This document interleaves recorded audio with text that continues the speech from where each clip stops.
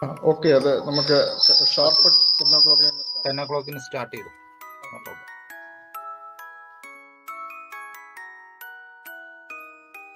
Good morning Suresh സാറേ. Live streaming ഉണ്ടല്ലോ അല്ലേ സാറേ? ലൈവ് സ്ട്രീമിംഗ് നടക്കുന്നുണ്ട്. അത് ലൈവ് ആയി. നമ്മളിപ്പോ പറയുന്നത് കേൾക്കുന്നുണ്ടോ? ഓക്കെ സാറേ, ഓക്കെ.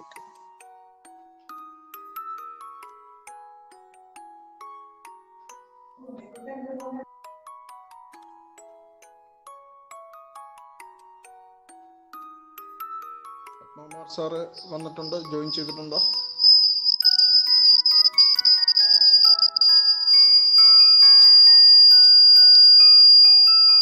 സാറിന്റെ പ്ലേസിൽ വേറെ മറ്റേ സിസ്റ്റം ഇരിക്കുന്നുണ്ടോ? സൗണ്ട് വേറെ ഉണ്ട്. അത് ഒന്ന് മാറ്റി വെച്ചാൽ, അല്ലെങ്കിൽ കമ്പ്യൂട്ടർ ലാപ്പ് ഉണ്ടോ? അതുകൊണ്ടാണ് അത് ഇങ്ങനെ ഇപ്പൊ വരുന്നത്. പത്മകുമാർ സാറ് ജോയിൻ ചെയ്തിട്ടില്ല കേട്ടോ.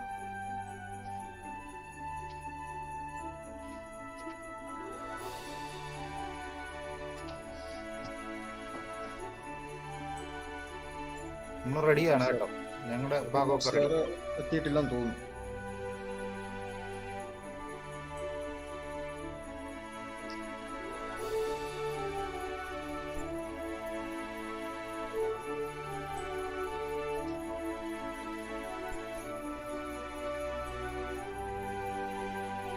സാറ് ജോയിൻ ചെയ്തു, സ്റ്റാർട്ട് ചെയ്തു.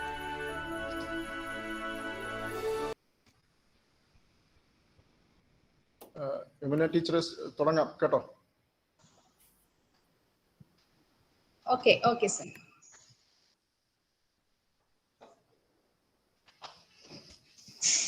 A very warm good morning to all and all. Now we are going to start national webinar on VISTAS of digital transformations in the present healthcare scenario. We are extremely glad to welcome you all to this program. Digital transformation is a new way to deliver care, improve process, then meet the well-being needs of the consumers, monitoring quality of care, and monitoring the spread of infections. Sure, digital technologies are shaping the future of primary health care. Nurses are also challenged to meet the today's needs. In this context, it is very proud privilege to host this seminar. The topic is on digital transformation in present healthcare scenario.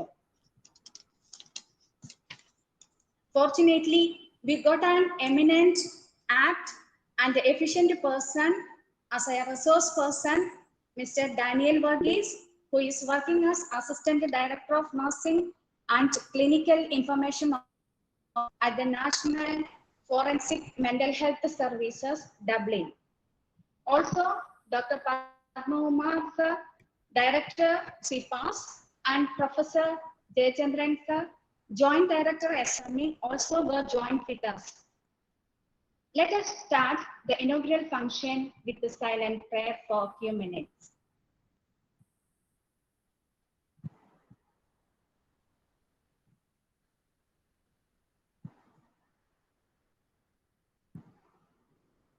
Okay.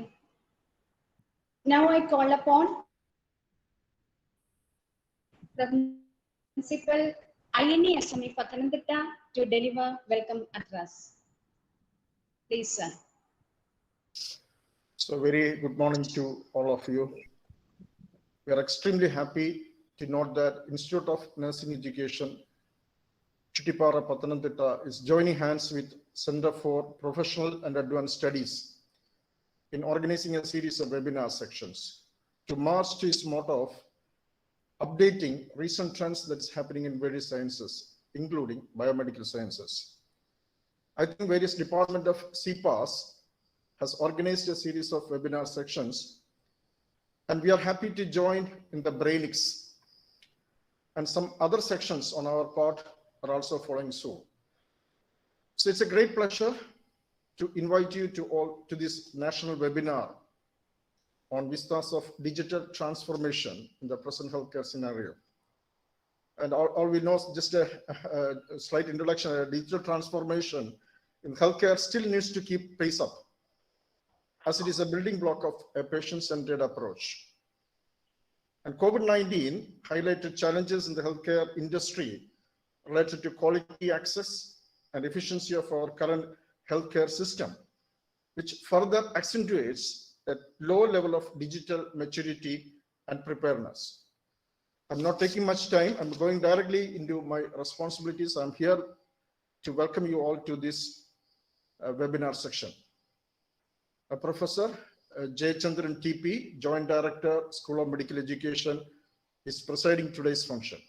He is instrumental in coordinating all centers of School of Medical Education in academic and other quality matters.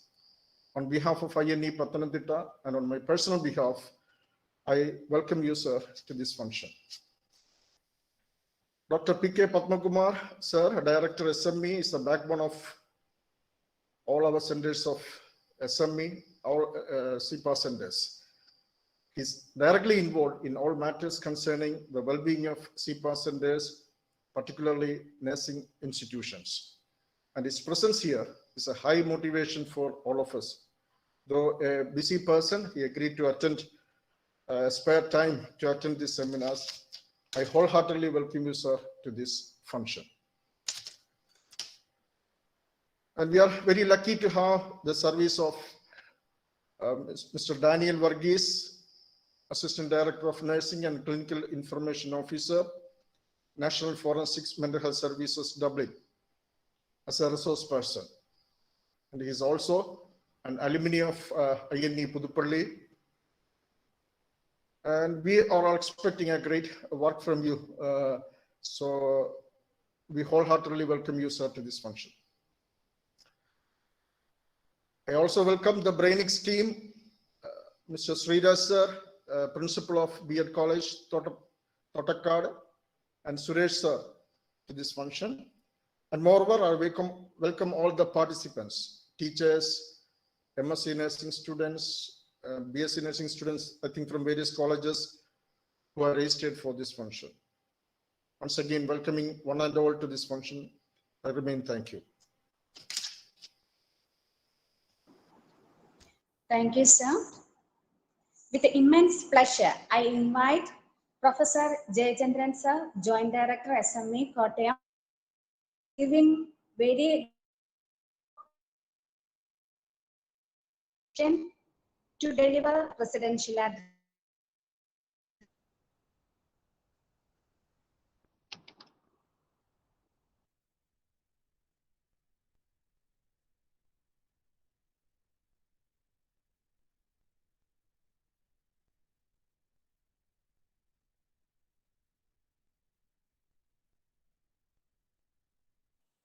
Sir, അത് unmute ചെയ്യൂ കേൾക്കത്തില്ല. Okay sorry. Good morning to all. നമ്മുടെ Brainacs 7 സീരീസിന്റെ class നടക്കാൻ പോവാണ്.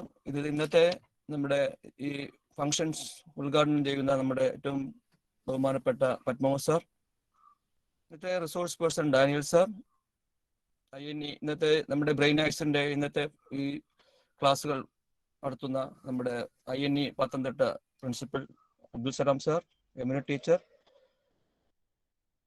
ഈ functions ഈ ക്ലാസ്സുകൾ അറ്റൻഡ് ചെയ്യാൻ എത്തിയിരിക്കുന്ന വിദ്യാർത്ഥികളെ, അധ്യാപകരെ,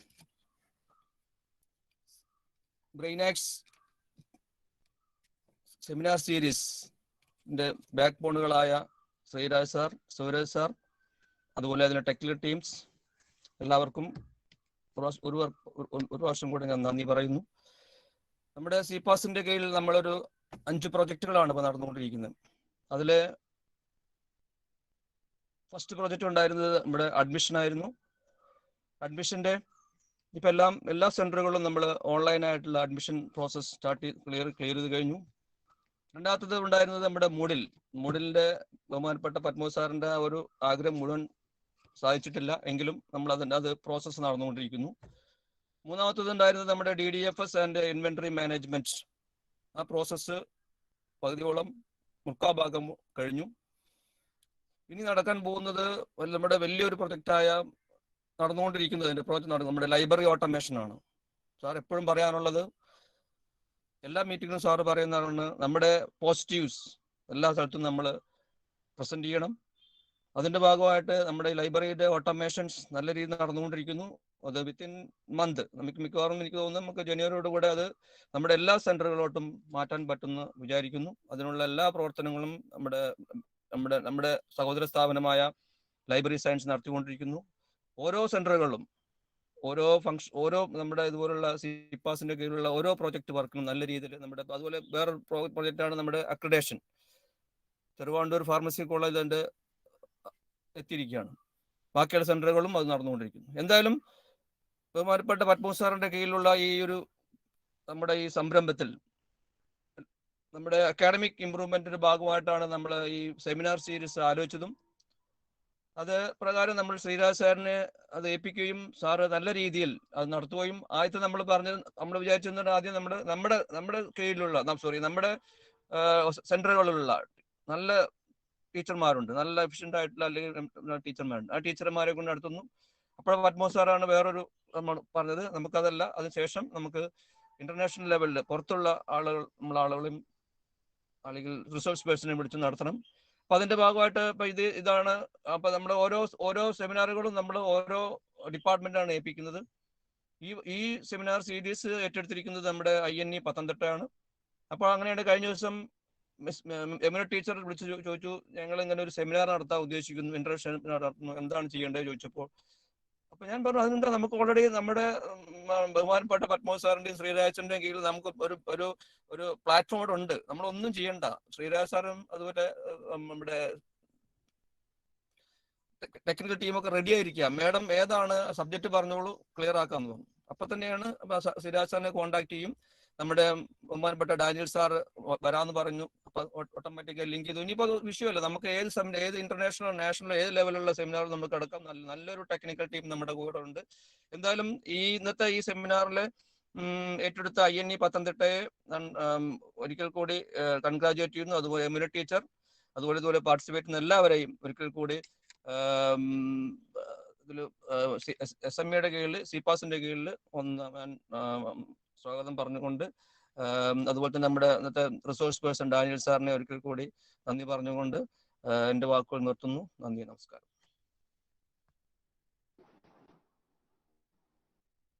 For your motivational words. Now I extremely glad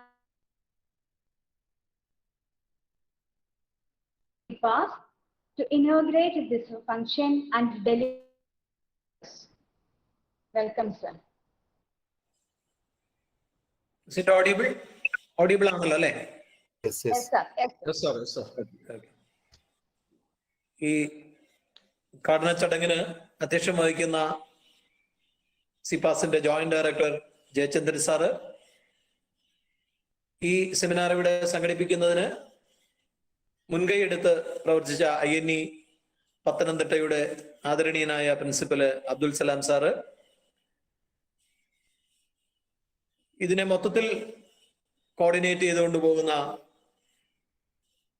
Sreeraj sir, ഇന്ന് ഈ സെമിനാറിൽ പങ്കെടുത്ത വിഷയം അവതരിപ്പിക്കുന്ന ആദരണീയനായ ഡാനിയൽ വർഗീസ് സാറ്,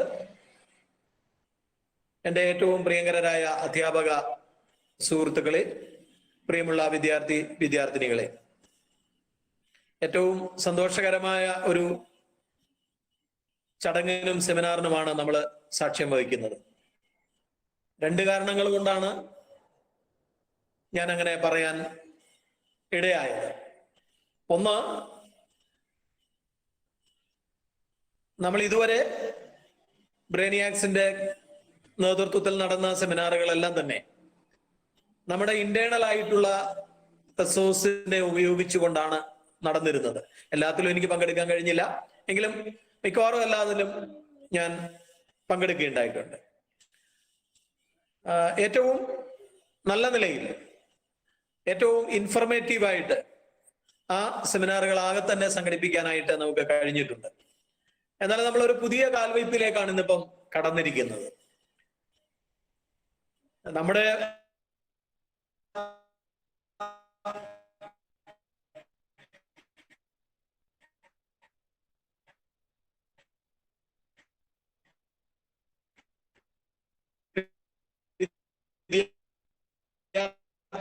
എങ്കിൽ കൂടിയും ഏറ്റവും ഉയർന്ന നിലയിൽ അക്കാഡമിക് രംഗത്തും രംഗത്തും അതിനൊക്കെയുള്ള സാധ്യത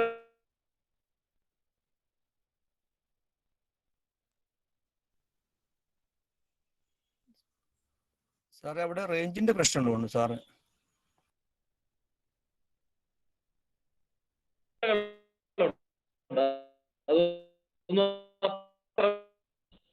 അപ്രായോഗികമായി ചിന്തിക്കുന്നു.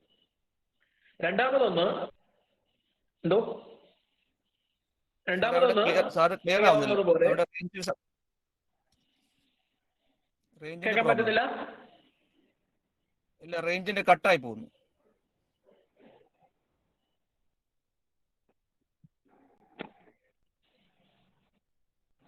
ഏതിന്റെ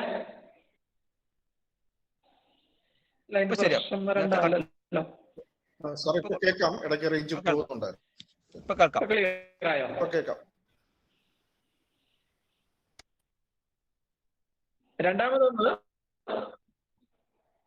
ഇന്റർനാഷണൽ സെനേറിയോയിൽ ഹെൽത്ത് ആണ് ഏറ്റവും ഇന്ന് ലോകത്താകമാനം ശാസ്ത്രലോകം ചർച്ച ചെയ്യുന്ന ഒരു വിഷയം. അതിൽ തന്നെ ആധുനിക സാങ്കേതിക വിദ്യയുടെ ഒരു സാധ്യത തീർച്ചയായിട്ടും അത് വളരെ പ്രസക്തവും ഏറ്റവും ആനുകാലികവുമായ ഒരു വിഷയമാണ്. തീർച്ചയായിട്ടും ആ ഒരു നിലയ്ക്ക് ഈ സെമിനാർ അങ്ങേയറ്റം പ്രധാനപ്പെട്ട ഒന്നായിട്ട് ഞാൻ കാണുകയാണ്. അപ്പം അങ്ങനെ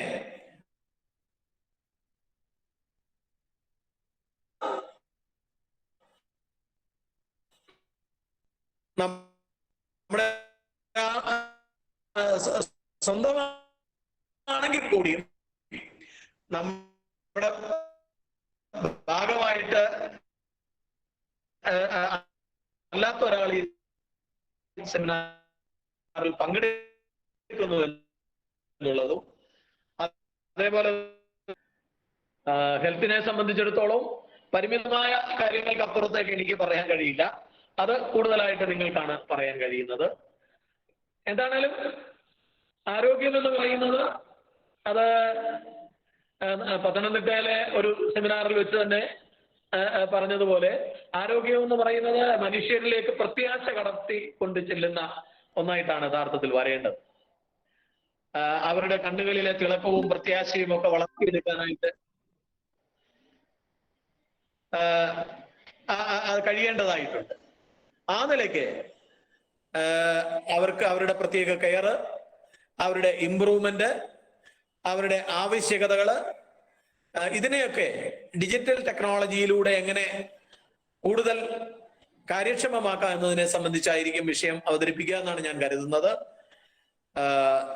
ആരോഗ്യരംഗവുമായി ബന്ധപ്പെട്ട് വരുമ്പോൾ രോഗികളെന്ന് നമ്മൾ പറയുന്ന ആളുകൾക്ക് പ്രധാനമായിട്ട് വേണ്ടത് ക്ലിനിക്കൽ സപ്പോർട്ട്, അതിന്റെ മോണിറ്ററിങ് എന്ന് മാത്രമല്ല, ഇപ്പോ ഇൻഫെക്ഷ്യസ് ആയിട്ടുള്ള ഡിസീസസ് വളരെയധികം വന്നുകൊണ്ടിരിക്കുന്ന ഒരു കാലഘട്ടമാണ്. അപ്പൊ അതിനെയൊക്കെ ശാസ്ത്രീയമായിട്ട് എങ്ങനെ കൃത്യമായിട്ട് മാപ്പ് ചെയ്യാനും മോണിറ്റർ ചെയ്യാനും ഒക്കെ കഴിയും എന്നുള്ളതും വളരെ പ്രധാനപ്പെട്ട കാര്യമാണ്. അപ്പൊ ഇത്തരം ആലോചനാമൃതമായിട്ടുള്ള നിരവധി വിഷയങ്ങളിലേക്ക് കടന്നു ചെല്ലാൻ ഈ സെമിനാർ സാധ്യമാകുമെന്നാണ് ഞാൻ കരുതുന്നത്. ആ നിലയ്ക്ക് നമ്മുടെ ഏറ്റവും ഒരു പ്രധാനപ്പെട്ട ഒരു സെഷനായിട്ട് ഇത് മാറട്ടെ എന്ന് ഞാൻ ആശംസിക്കുന്നു. ഈ സെമിനാറിലേക്ക് എത്തിച്ചേർന്ന ഡാനിയൽ വർഗീസ് സാറിനെ ഒരിക്കൽ കൂടി ഏറെ നന്ദിപൂർവ്വം സ്മരിക്കുന്നതിന് ഞാൻ ഈ അവസരം ഉപയോഗിക്കുന്നു. നിങ്ങളുടെ സെമിനാറാണ് പ്രധാനം, എന്റെ വാക്കുകളല്ല. ഒരു അക്കാഡമിക് ഇംപ്രൂവ്മെന്റ് സാറ് നേരത്തെ സൂചിപ്പിച്ചതുപോലെ നിരവധിയായ നമ്മുടെ പ്രവർത്തനങ്ങളിൽ ഒന്നാണ് ഈ അക്കാഡമിക് പ്രവർത്തനങ്ങളിൽ ഒന്നാണ് ഈ സെമിനാറുകൾ എന്ന് പറയുന്നത്. ഏറ്റവും വലിയൊരു അക്കാഡമിക് കമ്മ്യൂണിറ്റി ആയിട്ട് കേരളത്തിലല്ല, ദേശീയ തലത്തിലല്ല, അന്തർദേശീയ തലത്തിൽ തന്നെ ശ്രദ്ധിക്കപ്പെടാവുന്ന വൈവിധ്യമാർന്ന വിഷയങ്ങൾ ഉൾക്കൊള്ളുന്ന ഒരു അക്കാഡമിക് കമ്മ്യൂണിറ്റി ആയിട്ട് വളർന്നു വരുന്നതിനുള്ള പ്രവർത്തനങ്ങളാണ് നമ്മൾ നടത്തിക്കൊണ്ടിരിക്കുന്നത്. സാറ് നേരത്തെ സൂചിപ്പിച്ചതുപോലെ ലൈബ്രറിയൊക്കെ ഒരു ക്ലൗഡ്സിന്റെ ഭാഗത്തേക്കൊക്കെ വന്നു കഴിഞ്ഞാൽ എനിക്ക് തോന്നുന്നു ഇന്ത്യയിലെ തന്നെ ഏറ്റവും വലിയൊരു ലൈബ്രറി സിസ്റ്റമായിട്ടൊക്കെ നമ്മൾ മാറും. ആ നിലയ്ക്ക് ഈ ഓരോ പ്രവർത്തനവും ഏറ്റവും മെച്ചപ്പെട്ട രീതിയിൽ വരട്ടെ എന്ന് ഒരിക്കൽ കൂടി ആശംസിച്ചുകൊണ്ട് പത്തനംതിട്ടയിലെ പ്രിൻസിപ്പലിനും ടീച്ചേഴ്സിനും പ്രത്യേകമായ അഭിനന്ദനം ഒരിക്കൽ കൂടി അറിയിച്ചുകൊണ്ട് നിങ്ങളുടെ എല്ലാ അനുവാദത്തോടെ ഈ സെമിനാർ ഔപചാരികമായി ഉദ്ഘാടനം ചെയ്തതായി അറിയിച്ചുകൊണ്ട് ഞാൻ എൻ്റെ വാക്കുകൾ അവസാനിപ്പിക്കുന്നു.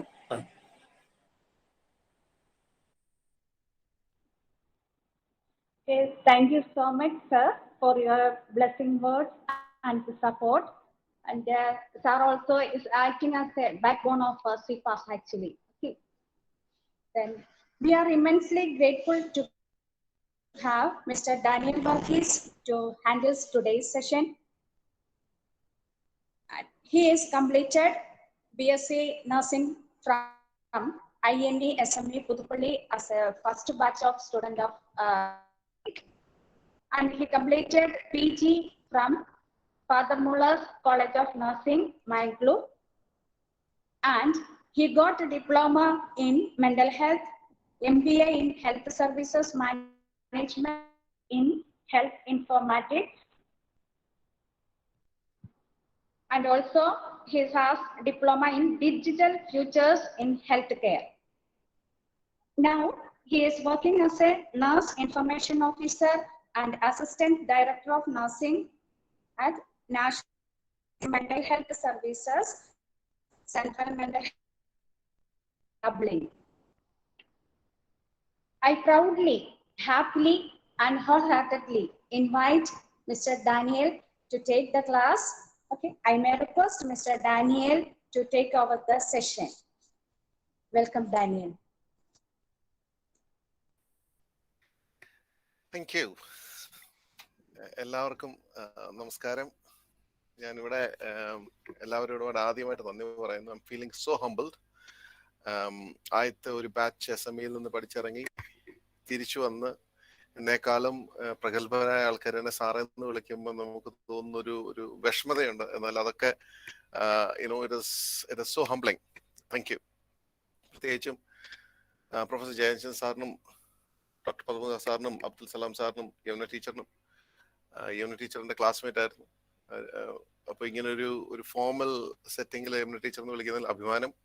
അതുപോലെ തന്നെ ഈ ടെക്നിക്കൽ ടീമിന്റെ പുറകിലുള്ള എല്ലാവർക്കും ആദ്യമേ തന്നെ നന്ദി പറയട്ടെ ഇങ്ങനെ ഒരു സാഹചര്യം തന്നതിന്. Thank you for having me here. അപ്പൊ ഇത് എത്രയും പറഞ്ഞുകൊണ്ട് ഞാൻ പതിയെ എന്റെ സെഷനിലേക്ക് കടക്കാം. ഒരു സെഷൻ ആയിട്ടുണ്ടോ എന്ന് ചോദിച്ചു കഴിഞ്ഞാൽ എനിക്കറിയില്ല.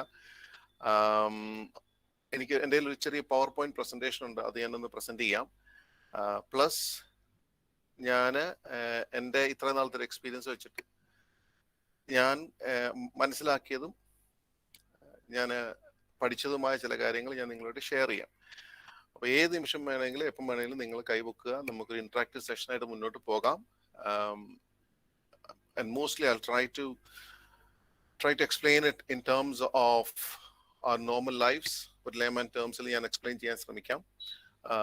In the sense എക്സാമ്പിൾസ് ഞാൻ എടുക്കുന്നത് നമ്മുടെ ലിറ്ററൽ ലൈഫിൽ നിന്നായിരിക്കും. ഇനി അതല്ല, ഇനി ഏതെങ്കിലും കാര്യങ്ങൾ മനസ്സിലായില്ല അല്ലെങ്കിൽ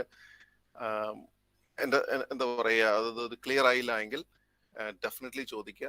ഇനി എനിക്കറിയാൻ വയ്യാത്ത ഏതെങ്കിലും കാര്യമാണെങ്കിൽ ഞാൻ ഡെഫിനറ്റ്ലി ഇമെയിൽ ID തരികയാണെങ്കിൽ I will definitely revert back. ഞാനത് പഠിച്ചിട്ട് ഞാനത് മനസ്സിലാക്കിയിട്ട് ഞാൻ തിരിച്ചു വരുന്നതായിരിക്കും. ശ്രീധരനെ ഞാനിതൊന്ന് ഷെയർ ചെയ്തോട്ടെ. ആദ്യം തന്നെ ഞാൻ പറയുന്നത് കേൾക്കാമോ? എവിടെയെങ്കിലും ഒരു പോസ് ഉണ്ടെങ്കിൽ പറയണം. കേൾക്കാം. Okay, it's audible.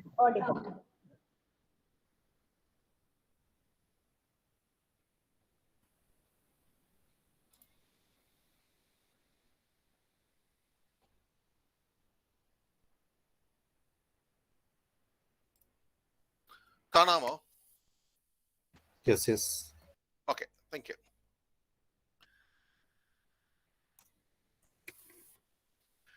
So basically നമ്മൾ തുടങ്ങുന്ന ഉടനെ ഡിജിറ്റൽ ട്രാൻസ്ഫോർമേഷൻ ഹെൽത്ത് കെയർ എന്ന് പറയുന്ന ആ ഒരു കൺസെപ്റ്റ് നമ്മുടെയൊക്കെ ഒരു ചിന്തയിൽ is it really a sci-fi or is it a real entity എന്നുള്ളതാണ് നമ്മൾ ആദ്യം ചിന്തിക്കുക. നമ്മൾ പല സന്ദർഭങ്ങളിലും നമ്മുടെയൊക്കെ ഒരു സൊസൈറ്റിയെ മുന്നോട്ട് കൊണ്ടുപോകുന്നതാണ് മൂവീസ് അല്ലെങ്കിൽ യുനോ നമ്മൾ കാണുന്ന ഒരു ഒരു ഒരു മീഡിയയിൽ നമ്മൾ പോർട്രേ ചെയ്യുന്ന ഒരു ലൈഫാണ് നമ്മൾ പലപ്പോഴും ആസ്പിറേഷണൽ ആയിട്ട് പറയാം. നമ്മളൊക്കെ പഠിച്ചുകൊണ്ടിരുന്ന കാലത്ത് സൂപ്പർമാൻ, ബാറ്റ്മാൻ എന്നൊക്കെ പറയുന്ന അന്നൊക്കെ അവർ മാർസിലേക്ക് പോകുന്നു, സ്പേസിലേക്ക് പോകുന്നു. ഇന്നത് യാഥാർത്ഥ്യമാണ്. ഇന്നതൊരു വളരെ ഈസിലി അവൈലബിൾ ആയിട്ടുള്ള ഒരു പരിപാടിയാണ്. എന്ന് പറഞ്ഞ പോലെ പല പ്രോട്ടോടൈപ്പുകളും ഒക്കെ വിഭാവനം ചെയ്യുന്നത് ചില it is usually portrayed in movies. അപ്പൊ നമ്മൾ ഡിജിറ്റൽ ട്രാൻസ്ഫോർമേഷൻ എന്ന് പറയുമ്പം പലർക്കും പല പല ഐഡിയാസ് ആണ് വരുന്നത്. ചിലരത് അതിനെ കയ്യെ കിട്ടുന്ന വാച്ചായിട്ടും, ചിലര് ഈ ഒരു ചിപ്പായിട്ടും, ചിലര് എന്താ ടച്ച് സ്ക്രീൻ ആയിട്ടും ഒക്കെ നമ്മൾ അതിനെ വിഭാവനം ചെയ്യാം. ഇറ്റ്സ് ഒരു മിക്സ് ആണ്. ചോദ്യം ഇതാണ്, ഇതൊരു സൈഫൈ തന്നെയാണോ, ഇതൊരു is it still A prototype, is it still N imaginary thing or is it real? ആ ഒരു ചോദ്യമാണ് നമ്മൾ ഈ ഒരു സെഷനിൽ കൂടെ നമ്മൾ അപ്രോച്ച് ചെയ്യുന്നത്. And what are the developments in each of these areas and how far have we got? അപ്പൊ ഞാനിവിടെ സലാം സാർ ആദ്യം ഇവിടെ പറഞ്ഞ കൂട്ടത്തിൽ ഞാനിവിടെ ഒരു കുറിപ്പ് ഇവിടെ എഴുതി വെക്കുകയായിരുന്നു. ആ കുറിപ്പ് ഇതാണ്. ഞാനൊക്കെ എൻ്റെ ചെറുപ്പത്തിൽ അപ്പൻ്റെ വീട്ടിൽ പോകുമ്പോൾ അവിടെ ഒരു കമ്പൗണ്ടർ ഉണ്ടായിരുന്നു. അദ്ദേഹത്തിൻ്റെ അടുത്ത് പോയി മരുന്ന് മേടിച്ചോണ്ടിരുന്നു. ഇന്ന് ഫോൺ വിളിച്ച് ആ മരുന്ന് ഫാർമസിയിൽ വരുന്നു, ആ ഫാർമസിയിൽ നിന്ന് ഞാൻ പോയി മേടിക്കുന്നു. ഡോക്ടറിനെ ഞാൻ ഡിജിറ്റലി കാണുന്നു. ഇതാണ് ഒരു 40 വർഷം കൊണ്ട് നമുക്കുണ്ടായിരിക്കുന്ന ഒരു മാറ്റം. And in the next 40 years it is going to severely change the way we live. It's going to change the way we treat ourselves. It's going to change we treat others. ഇപ്പം ഇവർ പലരും ആമുഖമായിട്ട് ഇവിടെ പറഞ്ഞപ്പം ഇങ്ങനെ raise ചെയ്ത് വന്നൊരു concept ഉണ്ട്, which is absolutely true. It's quality of care, it is accessibility. ഇത് രണ്ടും അടുത്ത 40 വർഷം കൊണ്ട് വളരെയേറെ ചേഞ്ച് ചെയ്യുന്ന ഒരു സംഭവമാണ്. Plus it will have its on little challenges and hiccups. ആ ചലഞ്ചസ് നമുക്ക് ഇതിനകത്ത് അഡ്രസ് ചെയ്യാം. പ്രസന്റേഷൻ ഒന്ന് ക്ലിക്ക് ചെയ്തേക്കോ, താഴത്തെ സ്ലൈഡ് ഫുൾ ആയിട്ട് വരാൻ വേണ്ടി. സ്ലൈഡ് ഫുൾ ആയിട്ടാ സാറേ ഇരിക്കുന്നത് അല്ലേ? അല്ല, ഇപ്പം ഓപ്പൺ ചെയ്ത് വെച്ചേക്കുന്നേ ഉള്ളൂ. ആണോ? പ്രസന്റേഷൻ ഓഫായി. ഞാൻ ഓഫ് ചെയ്തതായിരുന്നു. ഒന്നുകൂടെ presentation.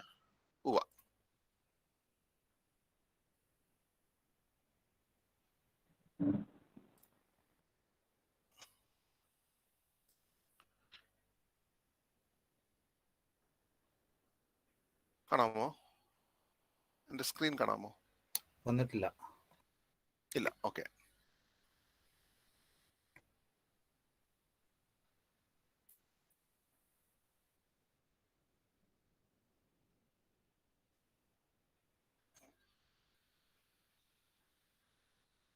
Thank you. Okay. Bye. ശരിയാ. Okay. So first and foremost is, why does digital transformation matter in a healthcare setting? Idana, we might look at it in that way. First and foremost, it improves the clinical outcomes and patient safety. It improves the user experience and staff engagement. And there are certain efficiency gains. It improves how the system works. It is hugely beneficial in managing risk. And most importantly, it provides for analysis and training and learning. The analysis and learning in the digital health, there is a concept. It's not a concept, it's a reality. The data is what you get. Data is what you write. 37.7 degree centigrade on the chud and the 37.7 degree is the data. And it doesn't have any other connotations on the line. I know. Over a period of time, നമ്മൾ ഈ 37.7 degree എന്ന് ഒരു 4-5 ദിവസം എഴുതി കഴിയുമ്പോൾ, and when a clinician looks at it back, a group of data, it becomes an information. And when you have a group of information, it becomes knowledge. This is a prime thing that a digital health will help us to achieve.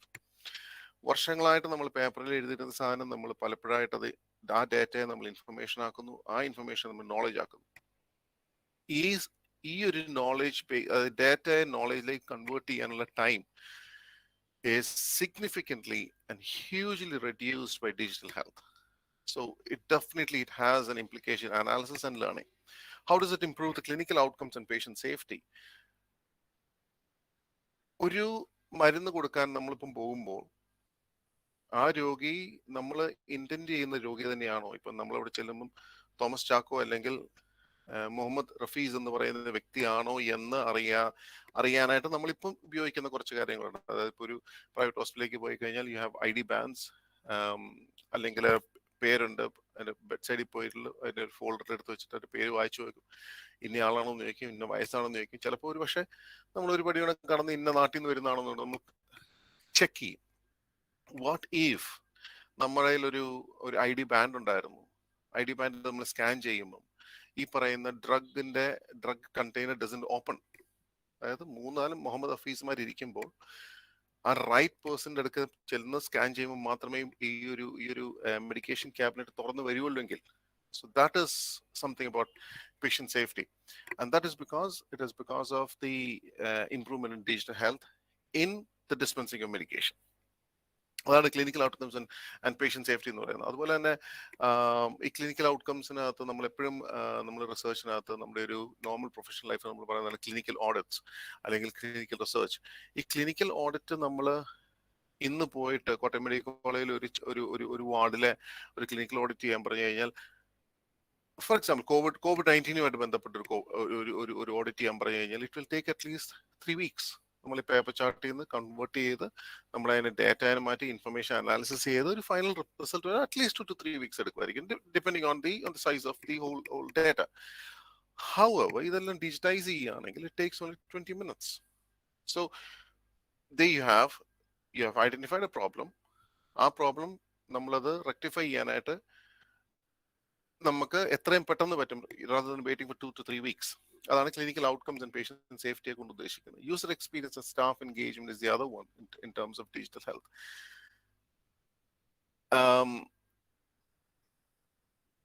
ഈ നമ്മുടെ India ഒട്ടാകെ അല്ലെങ്കിൽ നമ്മുടെ തന്നെ ഒരു ഭാരതത്തിലെ ഒരു 2-tier system ഉണ്ട്. നമുക്കിപ്പോൾ ഒരു പബ്ലിക് ഹെൽത്ത് സിസ്റ്റം ഉണ്ട്, ഒരു പ്രൈവറ്റ് ഹെൽത്ത് സിസ്റ്റം ഉണ്ട്. എല്ലാവരും പ്രൈവറ്റ് ഹെൽത്ത് സിസ്റ്റം പ്രിഫർ ചെയ്യാൻ കാര്യം ഇപ്പം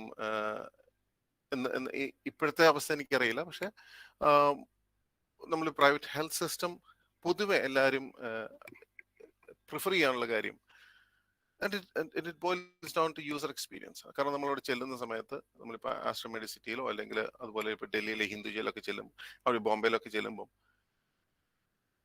you see somebody sitting with a tablet, you see somebody sitting with a laptop, entering a name. എന്നിട്ട് നമ്മൾ അവിടെ നിന്ന് വേറൊരു ഔട്ട് പേഷ്യന്റ് ക്ലിനിക്കിലേക്ക് ചെല്ലുമ്പോൾ അവിടെ വെച്ച് വീണ്ടും നമ്മൾ ഡോക്ടർ ചോദിക്കുന്നില്ല, ആ ഡോക്ടറിന്റെ അടുക്ക അല്ലെങ്കിൽ ആ ക്ലിനീഷ്യന്റെ അടുക്ക നമ്മുടെ എല്ലാ ഇൻഫർമേഷനും അവരുടെ സ്ക്രീനിൽ തെളിയുന്നു. അപ്പൊ നമ്മൾ കാണുന്നത് ഒരു ഒറ്റ പോയിന്റിൽ നമ്മൾ നമ്മുടെ ഇൻഫർമേഷൻ എല്ലാം പറയുന്നു. ആ ഇൻഫർമേഷൻ എല്ലാം നമ്മുടെ ഒപ്പം തന്നെ ട്രാവൽ ചെയ്യുന്നു. Be to radiology, be to the lab, ഒരു സർജറിക്ക് പോകാനാണെങ്കിലും നമ്മുടെ അലർജീസും എല്ലാം പറഞ്ഞു. Whereas on the other hand നമ്മളിപ്പോൾ ഒരു ഗവൺമെന്റ് സെറ്റിംഗിലേക്ക് നമ്മൾ പോവുകയാണ്, വേർ ദ ഡിജിറ്റൽ മെച്യൂരിറ്റി ഇല്ലാത്തൊരു സ്ഥലത്തേക്ക് നമ്മൾ പോവുകയാണെങ്കിൽ നമ്മൾ ആദ്യം കാണുന്ന ഡോക്ടറിന്റെ അടുത്ത് നമ്മൾ എല്ലാ കാര്യങ്ങളും പറയുന്നു. അതുപോലെ തന്നെ വീണ്ടും നമ്മൾ അടുത്ത സ്ഥലത്ത് ചെല്ലുമ്പോൾ അദ്ദേഹം വീണ്ടും നമ്മളോട് ചോദിക്കുന്നു. The information and knowledge doesn't travel with us. അപ്പൊ ഈ ഡിജിറ്റൽ ഹെൽത്ത് വന്ന് ഒരു electronic health system digitize paper records digitize ചെയ്യുമ്പോൾ user experience is improving, staff engagement is improving. കാരണം അറ്റ് ദ സെയിം ടൈം നമ്മൾ ഈ പറയുന്ന പോലെ ഒത്തിരി റീൽസ് ഓഫ് നോട്ട്സ് വായിക്കും, നമ്മുടെ പല കാര്യങ്ങളും നമുക്ക് വിട്ടുപോകും. Whereas in a digital world or a digital note ആണെങ്കിൽ you can highlight it and it will remain highlighted for until you switch it off. Efficiency gains on in terms of work, resource management, system workings on and management of risk. Management risk is especially high in a clinical setting. എന്ന് പറയുമ്പം for example blood transfusion, highly specific ആയിട്ടുള്ള, highly challenging ആയിട്ടുള്ള, highly risky ആയിട്ടുള്ള ചില procedures നമ്മൾ ചെയ്യുമ്പോൾ, ഒരു blood transfusion വരുന്നു, ബേബീസിനെ ടാഗ് ചെയ്യുന്നത്, സാമ്പിൾ എടുക്കുന്നത്. അപ്പൊ ഈ സാമ്പിളൊക്കെ എടുത്ത് നമ്മൾ പേരെഴുതി വരുമ്പം, നമുക്കൊക്കെ പറ്റിയിട്ടുണ്ട്. സാമ്പിൾ എഴുതിയിട്ട് പണ്ട് നമ്മൾ ടെസ്റ്റ് ട്യൂബിൽ പേരെഴുതുമ്പോൾ ഇപ്പം എഴുതാൻ വരുന്നത് എന്താ പറയുന്നത്, ഗോപൻ എന്നാണെങ്കിൽ ചിലപ്പോൾ ഗോപൻ എഴുതും, പേരുകൾ തമ്മിൽ മാറിപ്പോകുന്നു. അപ്പൊ ഇതൊന്നും ഈ പറയുന്ന ഡിജിറ്റൈസ് ചെയ്തിരിക്കുന്ന ഒരു എൻവയൺമെന്റിൽ സംഭവിക്കില്ല എന്നല്ല, സംഭവിക്കും. It's hugely reduced. ഇതുകൊണ്ടാണ്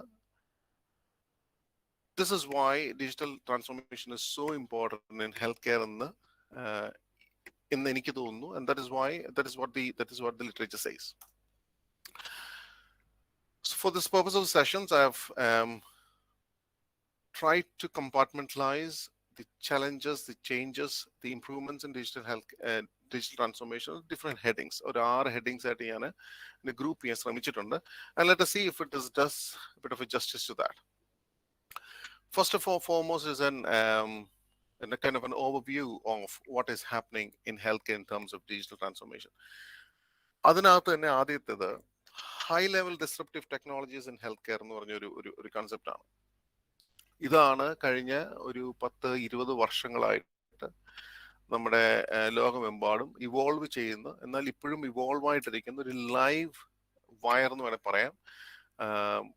ക്രൂഡ് ഫോമിൽ നിന്ന് റിഫൈൻ ചെയ്ത് നമ്മളിപ്പോഴും ഒരു 60% അല്ലെങ്കിൽ 70% മാത്രം റിഫൈൻ ചെയ്തിരിക്കുന്ന ചില technologies. And they have the ability to disrupt ആ ഹെൽത്ത് കെയർ സിസ്റ്റം. എന്തുകൊണ്ടാണ് അങ്ങനെ പറയുന്നത് വെച്ച് കഴിഞ്ഞാൽ, the way we work, the way we live, the way we do our businesses will be changing because of them. അതിനകത്ത് ഒരെണ്ണമാണ് robotics. ഇപ്പൊ നമ്മള് എൻ്റെ ഒരു ഓർമ്മ ശരിയാണെങ്കിൽ, ഞാൻ നഴ്സിംഗ് പഠിക്കുന്നപ്പോഴാണെന്ന് തോന്നുന്നു, ഈ യന്ത്രമനുഷ്യന്റെ സഹായത്തോടെ സർജറി ചെയ്തു എന്ന് പറയുന്നു. ദൂരെ നിന്ന് അമേരിക്കയിൽ നിന്ന് ജപ്പാനിൽ കിടക്കുന്ന ഒരു രോഗിയെ സർജറി ചെയ്തു എന്നൊക്കെ പറയുന്നത്. അന്നൊന്നും ഈ പറയുന്ന പോലെ ഒരു ഇന്റർനെറ്റോ അല്ലെങ്കിൽ ഇത്രയും സ്പീഡായിട്ടുള്ള ഒരു സംഭവങ്ങൾ ഉണ്ടായിരുന്നില്ല. പക്ഷെ ഇന്ന് ലോകം മാറി. ഒരു ക്ലിനീഷ്യൻ അമേരിക്കയിലുള്ള ഉണ്ട്, രോഗി സൗത്ത് ആഫ്രിക്കയിലാണ്, റോബോട്ടിക് സർജറികൾ ചെയ്യാം. അതുപോലെ തന്നെ നമ്മളിപ്പോൾ ഒരു ഹോസ്പിറ്റലിലേക്ക് ചെല്ലുമ്പം ചില മൊണോട്ടോണസ് ടാസ്കിനെ ഓട്ടോമേറ്റ് ചെയ്യുന്ന റോബോട്ട്സ് ഉണ്ട്. അത് ഇപ്പം ഏറ്റവും കൂടുതൽ കണ്ടുവരുന്നത് ഈ കോവിഡ് വന്നപ്പോഴത്തേനും ഒരാള് അഗെയിൻ ഫ്രം പേഷ്യന്റ് സേഫ്റ്റി, ഒരു സ്റ്റാഫിന്റെ സേഫ്റ്റി ഒക്കെ വെച്ചിട്ട് പലയിടത്തും കോൺകോഴ്സിൽ നമ്മൾ ചെല്ലുമ്പം ഒരു റോബോട്ട് അവിടെ നിൽപ്പുണ്ട്. നമ്മുടെ ടെമ്പറേച്ചർ എടുക്കുന്നു, സാനിറ്റൈസർ നീട്ടുന്നു, നമ്മളത് സാനിറ്റൈസ് ചെയ്യുന്നു. And once it is been sanitise, ചിലയിടത്ത് ഒരു എക്സ്ട്രാ ലെയർ കൂടെ ഉണ്ട്, ഒരു ഇൻഫ്രാറെഡ് സ്കാനറിന്റെ അടിയിലോട്ട് നമ്മുടെ കൈ വെക്കുന്നു, ജേം ഫ്രീ ആണെങ്കിൽ കടന്നു പോകാൻ പറയുന്നു. അപ്പോഴേ ബാരിയേഴ്സ് തുറന്നു വരുന്നുള്ളൂ. അപ്പൊ ഇങ്ങനെയുള്ള ചില automotive technologies, and again it can be programmed. അതുകൊണ്ട് VR എന്ന് പറയുന്നത് virtual reality is hugely important and it's a bit close to my heart. കാരണം ഞാൻ എൻ്റെ ഇപ്പോഴത്തെ സ്ഥാപനത്തിൽ ഞാനൊരു വെർച്വൽ റിയാലിറ്റി പ്രൊജക്ട് ചെയ്യുന്നുണ്ട്. and have seen it. How does it happen? How does it work? ഇവിടെയുള്ള ഇതിനകത്ത് പങ്കെടുക്കുന്ന ഇപ്പം ഇതിനകത്തിരിക്കുന്ന ഗ്രൂപ്പിലുള്ള ആരെങ്കിലും വെർച്വൽ റിയാലിറ്റി യൂസ് ചെയ്തിട്ടുണ്ടെങ്കിൽ അറിയാം. By using virtual reality, you're taking the world to the individual. Virtual reality എന്ന് പറയുന്നത് ഒരു ഹെഡ്സെറ്റ് ആണ്. വളരെ ചീപ്പായിട്ട് ഇപ്പം കിട്ടുന്ന ഒരു ഹെഡ്സെറ്റ് ആണ്. അതിനകത്ത് നമ്മുടെ തന്നെ ഫോൺ നമുക്ക് ഇൻസേർട്ട് ചെയ്യാം. 3D വീഡിയോസ് നമുക്ക് കിട്ടും, ഫ്രീ ആണ്, യൂട്യൂബിൽ കിടപ്പുണ്ട്. അപ്പം അതിനെക്കുറിച്ച് 2 വാക്കുകൂടെ ഞാൻ പറയാം. what did I do, and you can imagine how powerful it is. അപ്പം ഞാൻ ജോലി ചെയ്യുന്ന ഒരു ഫോറൻസിക് മെന്റൽ ഹെൽത്തിലാണ്. അപ്പം അവിടെ ഒരു രോഗി വന്നു കഴിഞ്ഞാൽ ഒരു സ്റ്റാൻഡേർഡ് സ്റ്റേ എന്ന് പറയുന്നത് of that individual is around 5 to 7 years. അപ്പം 5 to 7 വർഷം കഴിഞ്ഞിട്ട് മാത്രമേ അദ്ദേഹം അവിടുന്ന് പോവുള്ളൂ. കാരണം they usually come in committing crimes. ആരെങ്കിലും കൊല്ലുകയോ അല്ലെങ്കിൽ അങ്ങനെയുള്ള വളരെ സീരിയസ് ആയിട്ട് ക്രൈം ചെയ്തിട്ട് വരുന്നവരാണ്. Because they were mentally ill. So it takes nearly 5 to 7 years. ഇപ്പോൾ ഈ 5 to 7 years കഴിഞ്ഞ് വീണ്ടും വെളിയിലേക്ക് ഇറങ്ങുമ്പോൾ you have the societal stigma. ഒരു സ്ഥലത്ത് പോകാൻ പറ്റില്ല. And maybe they might not even get a passport for the rest of their life. And they might not be able to travel. അപ്പം അങ്ങനെ വന്നപ്പോൾ ഇതൊരു പ്രൊജക്റ്റായിട്ട് തുടങ്ങിയതാണ്. They can't see the world. Why don't we show them the world? അപ്പം ഞങ്ങളുടെ അവിടെ ഒരു 35 വർഷമായിട്ട് നിൽക്കുന്ന ഒരു രോഗി, അദ്ദേഹം വെളി പോയിട്ടേ ഇല്ല, വെളിയിലോകം കണ്ടിട്ടേ ഇല്ല. അപ്പൊ അദ്ദേഹത്തിന് ഈ ലണ്ടൻ സ്ട്രീറ്റിന്റെ ഒരു വീഡിയോ ഉണ്ടായിരുന്നു. ഈ ലണ്ടന്റെ നമ്മളൊക്കെ ഹിന്ദി സിനിമയിലൊക്കെ കണ്ടിരിക്കുന്ന പോലെ ഒരു ചുമന്ന ബസ്സും അതിന് വലിയ വലിയ കെട്ടിടങ്ങൾ നടുക്കൂടെ പോകുന്ന ചുമന്ന ബസ്സും ഒരു ലാൻഡ് മാർക്കാണ് ലണ്ടൻ ടാക്സീസ് ഒക്കെ. ഇദ്ദേഹത്തെ ഇത് കാണിച്ചു കഴിഞ്ഞപ്പം ഇദ്ദേഹം വളരെ അൺറിയൽ എക്സ്പീരിയൻസ് ആയിരുന്നു. കാരണം always wanted to go to London, was never able to go. ഈ കോവിഡ് വന്നപ്പോൾ ഞങ്ങൾ ചെയ്തൊരു കാര്യം, when somebody is in isolation, 14 ദിവസം ഐസൊലേഷനിലാണ്, അവർക്കൊരു ഹെഡ്സെറ്റ് കൊടുക്കുന്നു. ഇവരുടെ വീട്ടുകാർക്ക് നമ്മളൊരു ഗോപ്രോ ക്യാമറ കൊടുക്കുന്നു. നിങ്ങൾ പോയി ഷൂട്ട് ചെയ്യാൻ പറയുന്നു. അവർ ഷൂട്ട് ചെയ്തിട്ട് തിരിച്ചു വന്ന വീഡിയോസ് നമ്മൾ പേഷ്യൻസിനെ കാണിക്കുന്നു. ഞങ്ങളുടെ തന്നെ പിന്നെ വേറൊന്നായിരുന്നു, ഇപ്പം ഓസ്ട്രേലിയ ജോലി ചെയ്യുന്നു, അല്ലെങ്കിൽ ഇപ്പം ഞാനിപ്പം അയർലൻഡിലാണ് ജോലി ചെയ്യുന്നത്. ഇവിടെ ഇപ്പം എൻ്റെ ഫാദറും മദറും ഉണ്ട്. അവർക്കൊരു ഗോപ്രോ ക്യാമറ കൊടുക്കുന്നു, അവർ ഷൂട്ട് ചെയ്യുന്നു. ആ ഷൂട്ട് ചെയ്യുന്ന വീഡിയോസ് ഞാനൊരു വെർച്വൽ ഹെഡ്സെറ്റിലിട്ട് VR ഹെഡ്സെറ്റിലിട്ട് കാണുമ്പം ഞാൻ എൻ്റെ വീട്ടിലിരിക്കുന്ന ഒരു ഫീലിംഗ് ആണ് എനിക്ക് കിട്ടുക. ഇറ്റ്സ് 3D സ്പേഷ്യൽ ഒരു എക്സ്പീരിയൻസ് ആണ്. അപ്പൊ ഇത് ഹ്യൂജ് ആണ്. അപ്പം ഇപ്പൊ അത് യൂസ് ചെയ്യുന്ന പെയിൻ മാനേജ്മെന്റ് യൂസ് ചെയ്യുന്നുണ്ട്, ഡിമെൻഷ്യക്ക് യൂസ് ചെയ്യുന്നുണ്ട്, അഗെയിൻ മെന്റൽ ഹെൽത്ത് ഫോബിയസിന് യൂസ് ചെയ്യുന്നുണ്ട്. ഹ്യൂജ്ലി ഡിസ്റപ്റ്റ് ചെയ്യാൻ സാധ്യതയുള്ള ഒരു ടെക്നോളജിയാണ്. Automation is another one. Automation is again in terms of, say for example, ഇപ്പം നമ്മളിപ്പോൾ ഒരു ചാർട്ടിൽ ഒരു സാധനം എഴുതി കഴിഞ്ഞാൽ ഇത് ഈ ഓട്ടോമേഷൻ്റെ ഒരു ചെറിയൊരു അംശം മാത്രമാണ്. ഒരു ചാർട്ടിൽ എഴുതി കഴിഞ്ഞാൽ you can always drop that information into the demographics of the patients in the chart anywhere you want. നമ്മൾ repetitive ആയിട്ട് എഴുതണ്ട. ഈ repetitive task എല്ലാം ഇപ്പോൾ ഓട്ടോമേറ്റഡ് ആയി പോകുന്നു. Artificial intelligence it's a huge area that has been developing. അതായത് repetitively ഞാൻ നാളെ അടുത്തൊരു 10 ദിവസത്തെ എൻ്റെ ബ്ലഡ് പ്രഷർ വാല്യൂ എഴുതുകയാണെങ്കിൽ the system has been evolved to even predict what my blood pressure value is going to be on the 11th day and how much dose I have to take. ഈ AI use ചെയ്താണ് ഇപ്പം പലരുടെയും childhood diabetes നമ്മൾ treat ചെയ്യുന്നത്. You have constant values of blood sugars coming up in the morning and it predicts the dosage that has to be given. 3D printing is something which amazes me. കാരണം അത് നല്ല രസമാണ് ഇതിങ്ങനെ print ചെയ്ത് പോകുന്നത് കാണാനായിട്ട്. യൂട്യൂബിൽ ഒത്തിരി വീഡിയോസ് കിടപ്പുണ്ട്. ഫോർ എക്സാമ്പിൾ ഡെന്റൽ ഇംപ്ലാന്റ്സ്, നമ്മുടെ ബോൺ, നമ്മുടെ ജോയിന്റ് റീപ്ലേസ്മെന്റ്, ചില കാര്യങ്ങൾ നമ്മുടെ ബോഡിയിൽ ഡിഫോംഡ് ആയി കഴിഞ്ഞാൽ 3D printing വെച്ചിട്ട് we can definitely be precise about what you want to create. Drones നമ്മൾ യൂസ് ചെയ്യുന്നത് again artificial intelligence, GPS mapping വഴി ഇപ്പോൾ റിമോട്ട് ഏരിയസിൽ മരുന്ന് കൊണ്ടു കൊടുക്കാൻ അല്ലെങ്കിൽ സേഫ് സപ്ലൈസ് ഡ്രോപ്പ് ചെയ്യാനായിട്ട് ഒക്കെ യൂസ് ചെയ്യും. അഗെയിൻ ഫാസ്റ്റ് ആണ്, സ്പീഡാണ്. ഇതൊക്കെ ഡെഫിനറ്റ്ലി ഒരു 40 വർഷത്തിനകത്ത് നമ്മുടെ കൊച്ചു കേരളത്തിലും ഒക്കെ വരും എന്ന് വിശ്വസിക്കുന്ന ഒരാളാണ്. കാരണം we have the infrastructure, we have the digital maturity in certain areas. നമ്മുടെയൊക്കെ ഒരു broadband speed, നമ്മുടെ internet speed, it's hugely developed. We have the എന്താ പറയുന്ന നമുക്കൊരു skilled workforce നമ്മുടെ കയ്യിലുണ്ട്.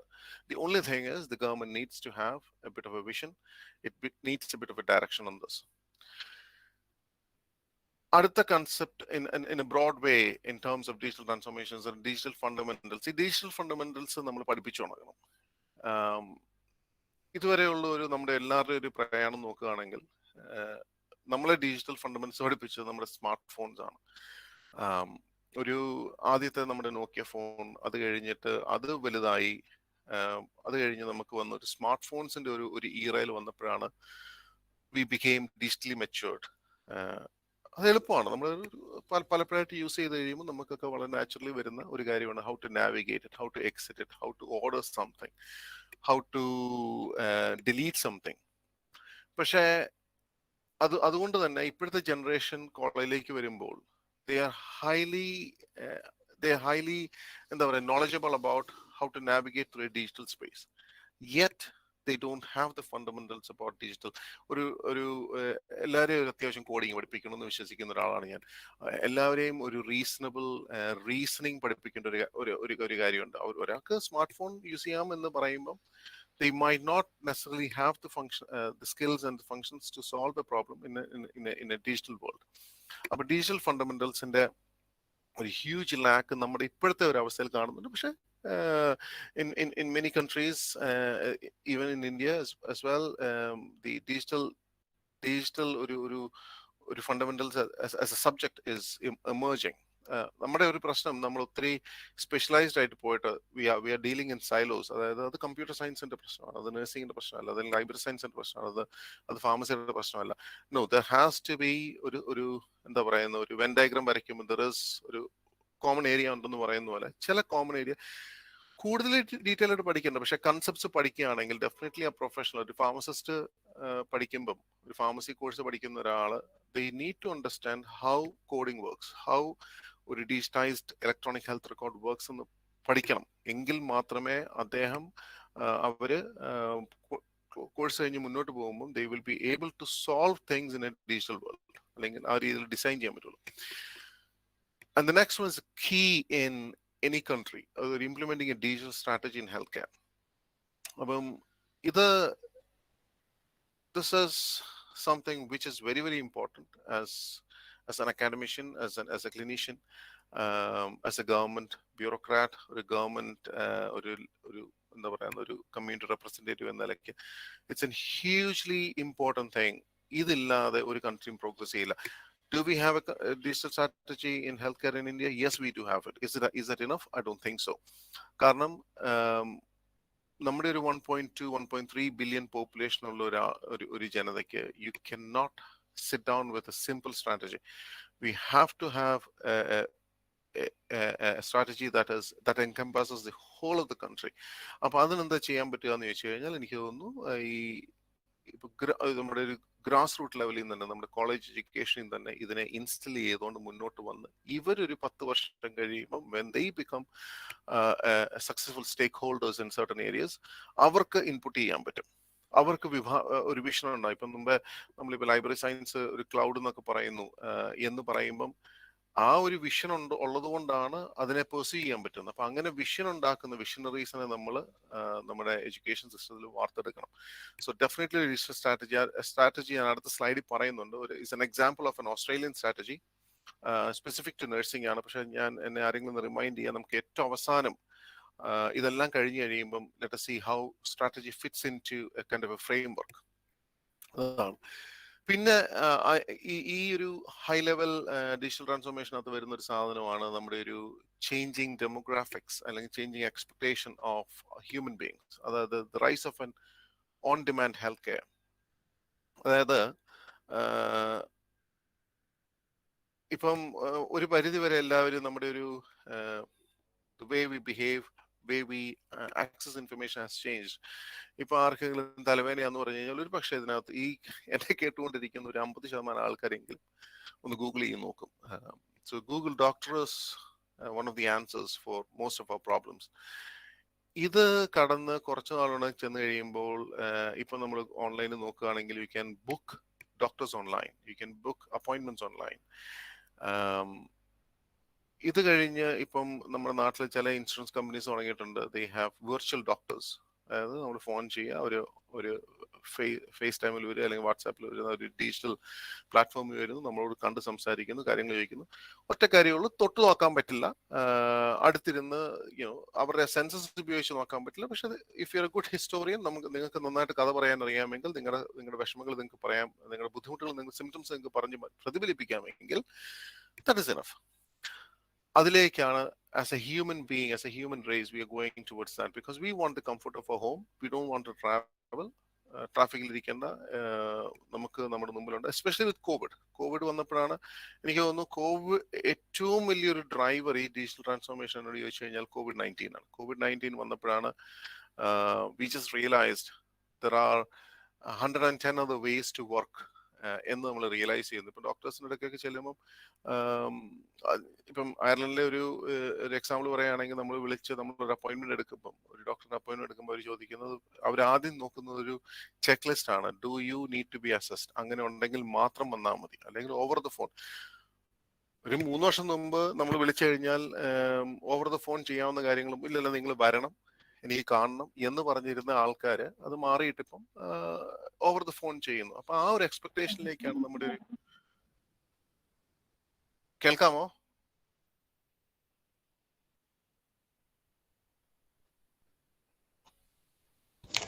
യെസ് സർ, കേൾക്കാം. Okay okay okay, thank U.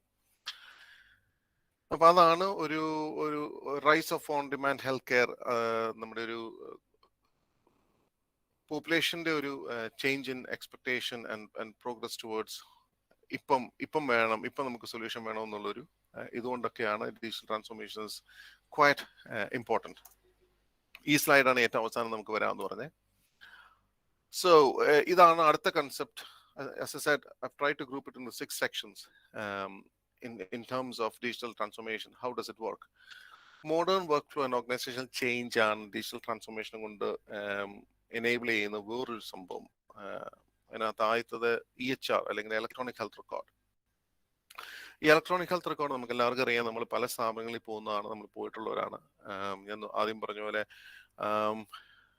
ഇപ്പം ഞാനൊക്കെ നഴ്സിംഗ് പഠിക്കുന്ന സമയത്ത് കോട്ടയം ജില്ലാ ആശുപത്രിയിൽ നമ്മൾ ഒരു OP ടിക്കറ്റ് എടുക്കുമ്പോൾ നമ്മൾ 2 രൂപ കൊടുക്കുന്നു, OP ടിക്കറ്റ് കിട്ടുന്നു. OP ടിക്കറ്റിൽ നമ്മുടെ പേരും നാളും ഒക്കെ എഴുതുന്നു. അത് കഴിഞ്ഞ് നമ്മൾ ഡോക്ടറെ അടുക്കൽ ചെല്ലുന്നു. അവിടെ അപ്പോൾ നമുക്ക് അതേൽ കുറച്ച് മരുന്ന് എഴുതിത്തരുന്നു. അതുമായിട്ട് നമ്മൾ എന്താ പറയുക, ഒരു ഫയൽ ഉണ്ടെങ്കിൽ ഫയലിനകത്ത് എഴുതുന്നു, നമ്മൾക്ക് ഒരു ചീട്ട് തരുന്നു, നമ്മൾ മെഡിക്കൽ സ്റ്റോറിൽ പോകുന്നു. അവിടെ നിന്ന് മാറി ഇപ്പോൾ ഒരു സ്റ്റേറ്റ് ഓഫ് ദി ആർട്ട് അല്ലെങ്കിൽ ഇപ്പോൾ അക്രഡിറ്റഡ് ആയിട്ടുള്ള ഏതെങ്കിലും ഒരു ഇപ്പം ഹിന്ദുജോ പോലൊരു ആശുപത്രി ചെല്ലുമ്പോൾ നമുക്ക് it's all digitised electronic health record. പക്ഷെ ഇത് എളുപ്പമാണോ ചെയ്യാൻ എന്നുള്ളതാണ് ചോദ്യം. No, it is not. അതിനൊരു വിഷൻ വേണം, അതിനൊരു ഫണ്ടിങ് വേണം, അതിനുള്ള പേഴ്സണൽ വേണം. അവിടെയാണ് it's so important how health informatics plays a huge role in enabling clinicians. ഒരു 10 വർഷം കഴിയുമ്പോൾ if I'm able to say എൻ്റെ ബ്ലഡ് പ്രഷർ 120/80 ആണെന്ന് പറയുമ്പം അപ്പുറത്തിരുന്ന് കോഡ് ചെയ്യുന്ന വ്യക്തിക്ക് അത് അറിയില്ല. പക്ഷെ ഈ ക്ലിനിഷ്യന് മാത്രമേ അത് പറഞ്ഞ് മനസ്സിലാക്കി കൊടുക്കാൻ പറ്റുള്ളൂ. അപ്പൊ അതുകൊണ്ട് ആ ഒരു ഇലക്ട്രോണിക് ഹെൽത്ത് റെക്കോർഡിന്റെ ഡിസ്കവറിയിലേക്ക്, അതിന്റെ ഡിസൈനിലേക്ക് definitely more and more people in the എന്താ പറയുന്നത് മെഡിക്കൽ ഫ്രട്ടേണിറ്റിയിലുള്ളവർ വരണം. അതിനകത്ത് ഇന്ന ആൾക്കാരെന്നില്ല, എല്ലാ മേഖലയിലുള്ള, അതായത് ഒരു ഇലക്ട്രോണിക് ഹെൽത്ത് റെക്കോർഡ് യൂസ് ചെയ്യുന്ന ഏത് ഡിസിപ്ലിൻ ആണെങ്കിലും അവരെല്ലാവരും അതിലേക്ക് വരണം. അപ്പം ഒരു ഇലക്ട്രോണിക് ഹെൽത്ത് റെക്കോർഡിന്റെ ഡിസ്കവറി, ഡിസൈൻ എന്ന് പറയുമ്പോൾ നമ്മൾ ഓരോരുത്തർക്ക് പല കൺസെപ്റ്റുകൾ ഉണ്ടാവും. അത് ബേസിക്കലി ആ ഓർഗനൈസേഷന്റെ നീഡ് പോലെ ഇരിക്കും. അതായത് കണ്ണിന്റെ ആശുപത്രിയാണെങ്കിൽ കണ്ണിന്റെ സംബന്ധമായിട്ടുള്ള ചില സോഫ്റ്റ്വെയറുകൾ, അതിന്റെ ഡീലിങ്സ്, അതിന്റെ ഒരു ഡാറ്റ ഫീൽഡ്സ് ഒക്കെയാണ് ഇൻക്ലൂഡ് ചെയ്യുന്നത്. OT ബേസ്ഡ് ആണെങ്കിൽ അതിന് OT ആയിട്ട്, അങ്ങനെ മെന്റൽ ഹെൽത്ത് ആണ് മെന്റൽ ഹെൽത്ത് ആയിട്ട്. അപ്പൊ അങ്ങനെ അതിന്റെ ഡിസൈൻ ചെയ്യുകയും അത് ഇംപ്ലിമെന്റ് ചെയ്യുകയും അത് കഴിഞ്ഞ് അത് ട്രെയിൻ ചെയ്ത് മുന്നോട്ട് പോവുകയും ചെയ്യും. ഇത് ലൈഫ് ലോങ് പ്രോജക്റ്റ് ആണ്. അപ്പോൾ ഒരു electronic health record definitely has A value. അതിനകത്ത് ഹ്യൂജ്, എന്നോട് ചോദിച്ചു കഴിഞ്ഞാൽ ഞാനിപ്പോൾ അതായത് നേഴ്സ് ലീഡാണ് അവിടെ ഒരു ഇംപ്ലിമെന്റേഷന്റെ. അപ്പൊ നമുക്ക് കാണാൻ പറ്റുന്ന ഒത്തിരി കാര്യങ്ങളുണ്ട്. ഡ്രഗ് എറേഴ്സ് കുറയുന്നു, പേഷ്യന്റ് സേഫ്റ്റി കൂടുന്നു, നമ്മുടെ സ്റ്റാഫിന്റെ എന്താ പറയാ ഒരു റിസോഴ്സ് ഹ്യൂജ്ലി ആയിട്ട് നമുക്ക് സേവ് ചെയ്യാൻ പറ്റും.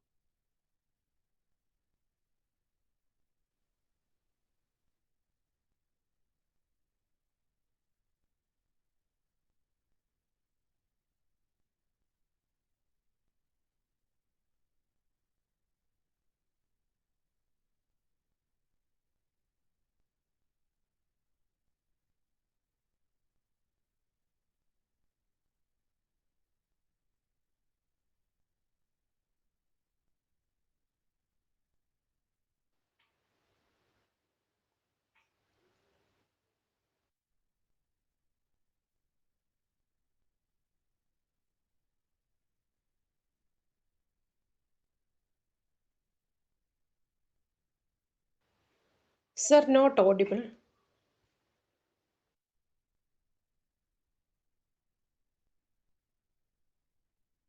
സാറിന് നെറ്റ് പോയതാന്ന് തോന്നുന്നു. ശരി ഓക്കെ.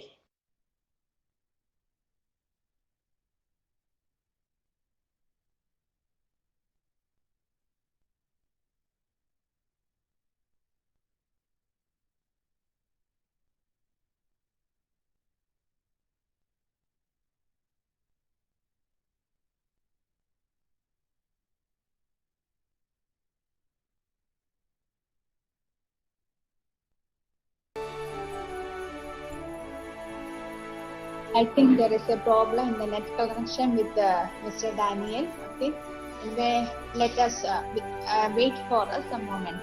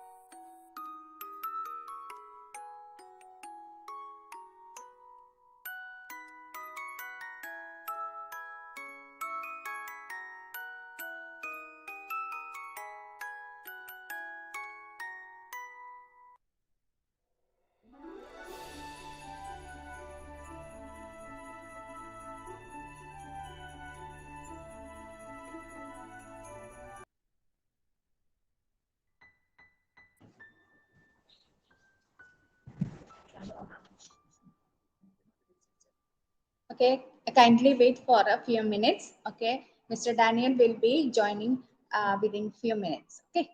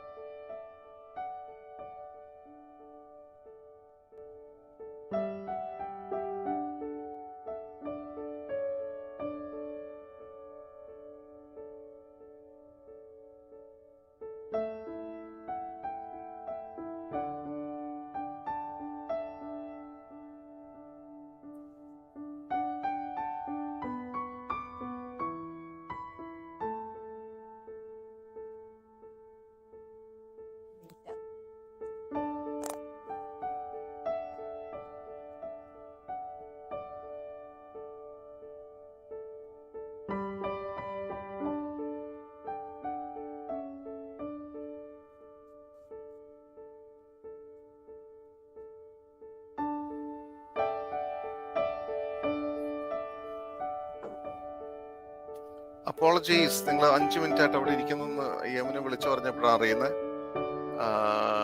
ഈ അവിടം വരെ കേട്ടെന്ന് എനിക്കറിയില്ല. ഞാൻ ഏറ്റവും അവസാനം പറയാൻ വന്ന ഒരു ചലഞ്ചസും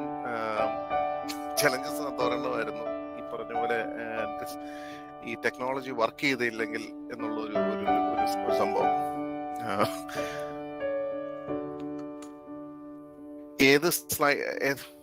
ഞാൻ ഈ സ്ലൈഡ് ഷെയറിലായിരുന്നുകൊണ്ട് ഇത് പോയത് ഞാൻ അറിഞ്ഞില്ല. സോറി.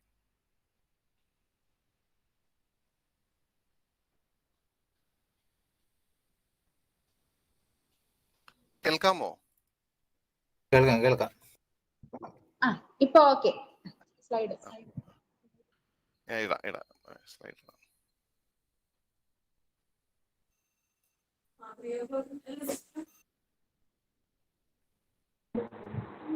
സ്ലൈഡ് ഒന്നുകൂടെ പ്രസന്റ് ചെയ്യുമോ? നമ്മൾ ഇവിടെ ആയിരുന്നോ? എവിടെ ആയിരുന്നു?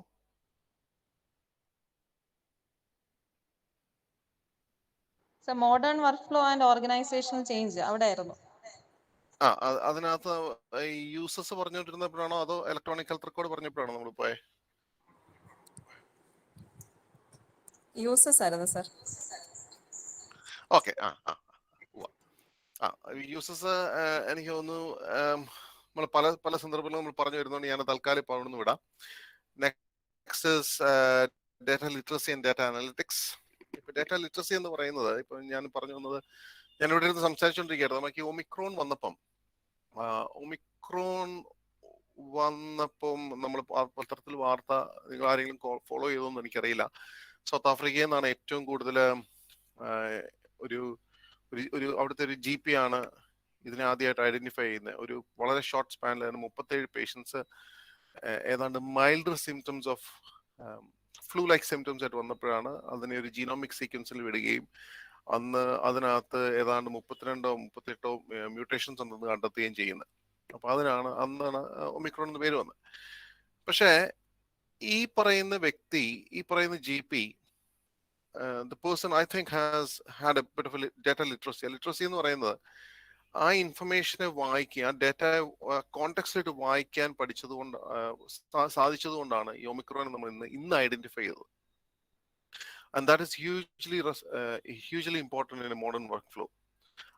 കാരണം നമ്മൾക്ക് കാണുന്ന ഡാറ്റ, ആ ഡാറ്റയെ